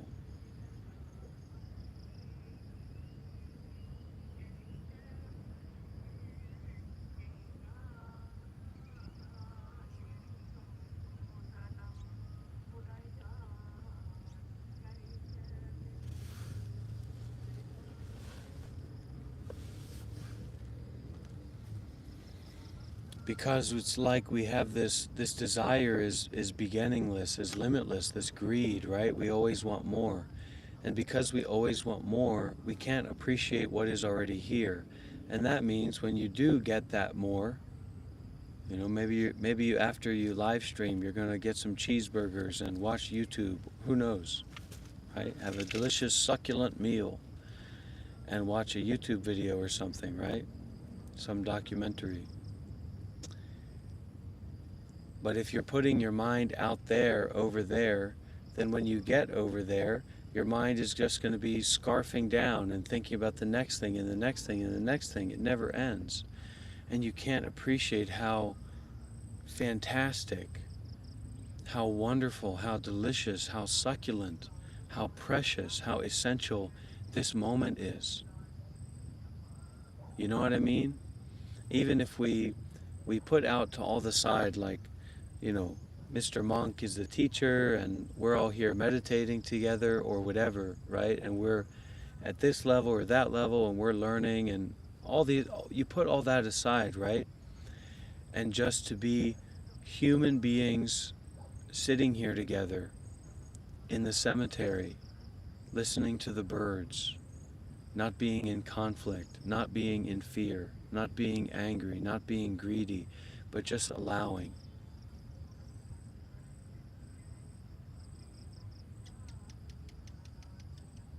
And for each one of us, we can tune into that even when you're using the toilet, or if you're taking a bath, or if you're going for a walk, or if you're laying down just to relax. Not always seeking more. No, no, no, Fee.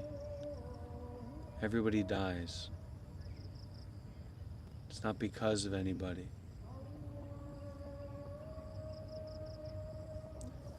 Behind us, we have the Muslims. In front of us, we have the Hindus. And right here, we have the Buddhists, or Buddhist adjacent for now.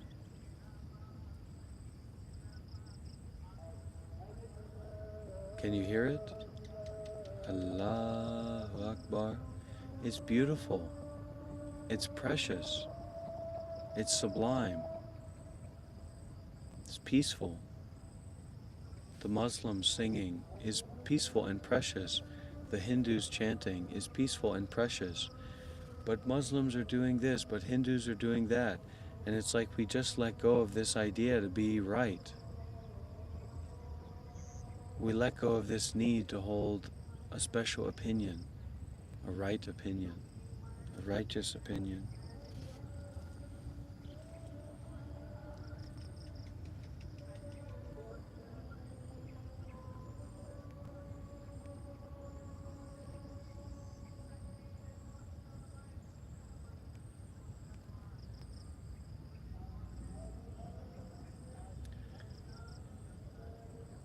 You should invite your mother to be here with you. I am not my body. I am not my thoughts. And speaking of your mother,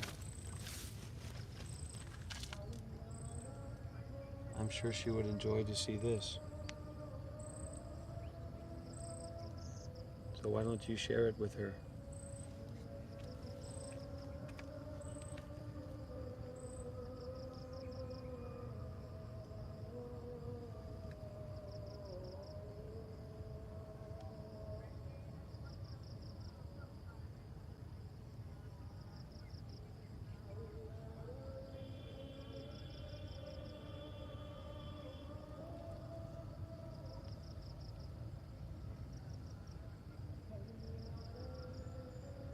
Let it be. Let it be as deeply as you can.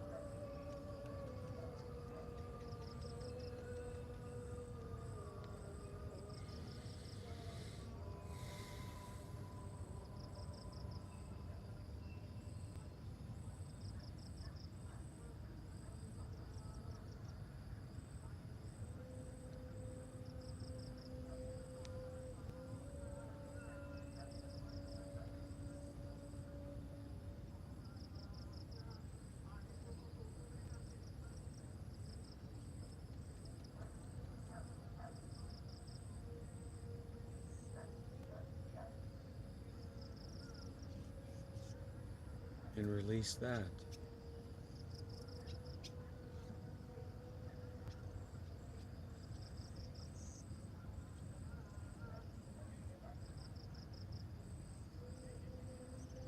That judgment, that position,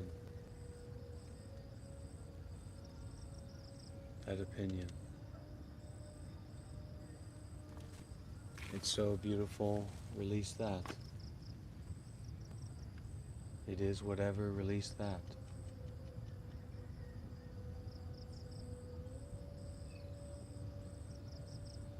If this is anything, this is just your mind.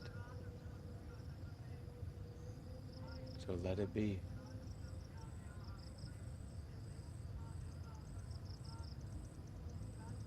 Enjoy the beingness.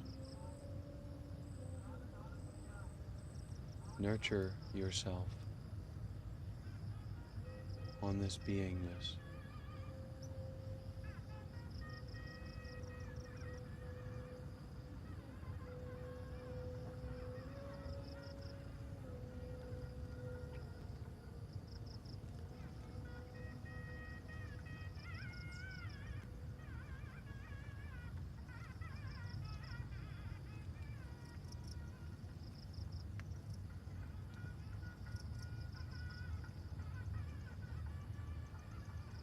Open.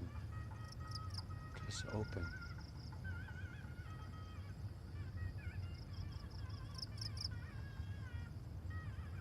Open the opening.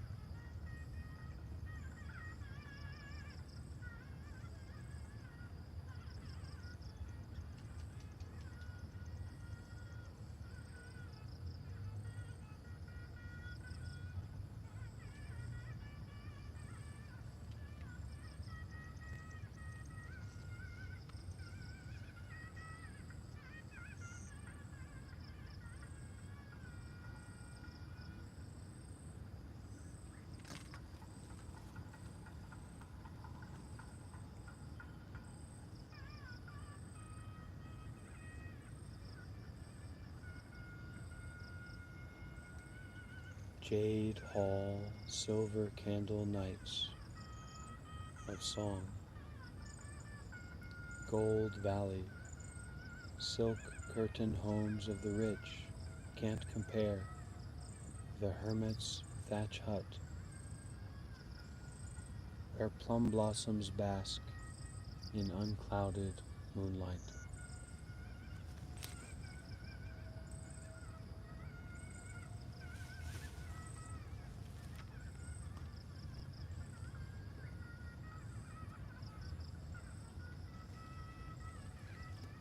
So let's finish our session together today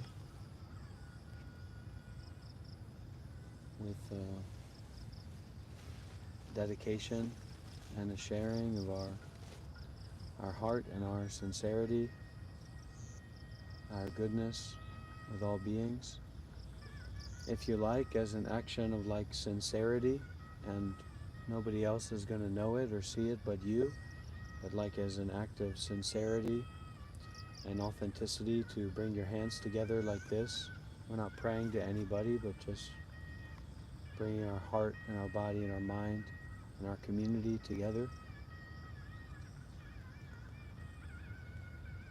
And you can repeat after me. May I be free from suffering.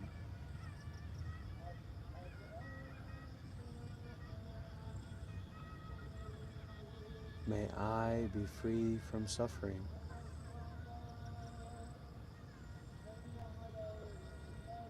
May I be free from all suffering.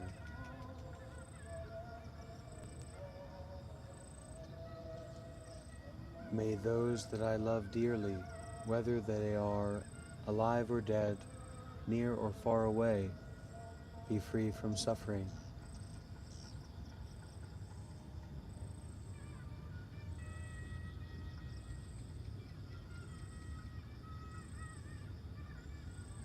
May those that I love dearly be free from all suffering.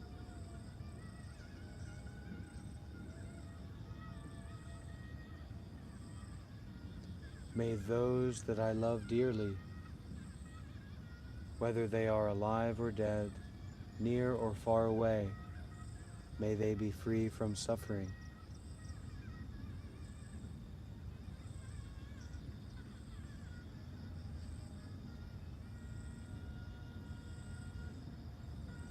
May those people that I hardly know be free from suffering.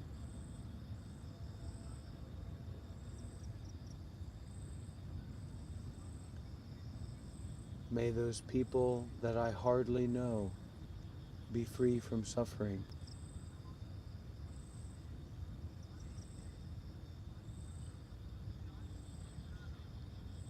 May those people that I hardly know be free from suffering.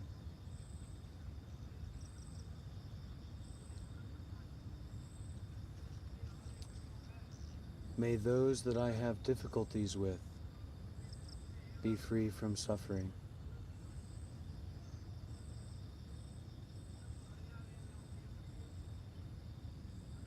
May those that I have difficulty with be free from suffering.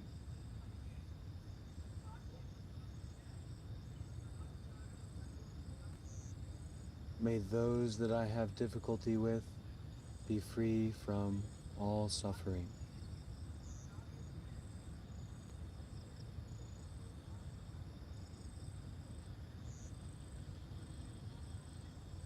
May all beings and every body and every mind be free from suffering.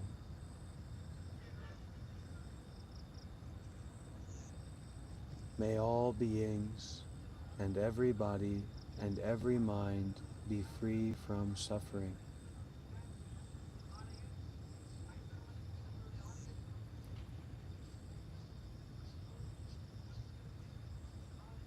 May all beings who are near or far away, inside or out, above or below, be free from all sufferings and be at peace forever.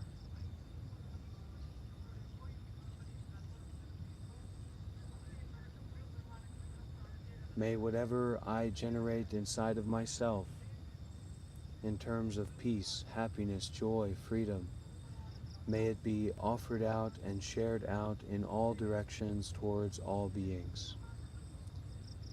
And may my friends and fellow practitioners here with me also have this sentiment in their own hearts, to share, to give, to widen out and open out for all beings everywhere. Thank you so much, dear friends, for being here with me. You inspire me, you support me, you keep me in check, and I am very, very grateful. See you all again soon, and until then, please take good care of yourselves. I'll turn on the chat for a final moment so everyone can say goodbye and share the merits.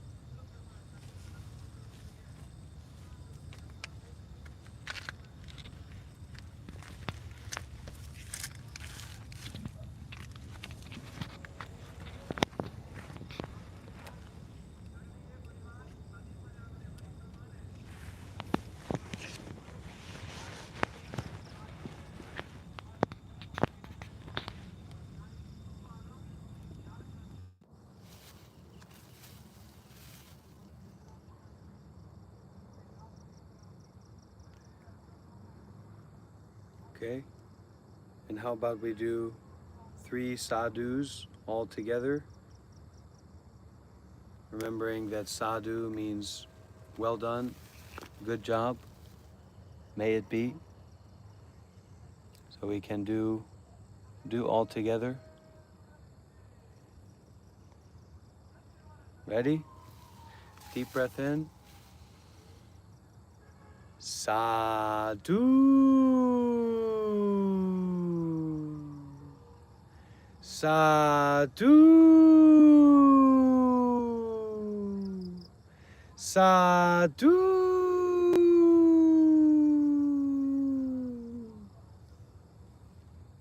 Okay. Take care. Be easy. Bye-bye.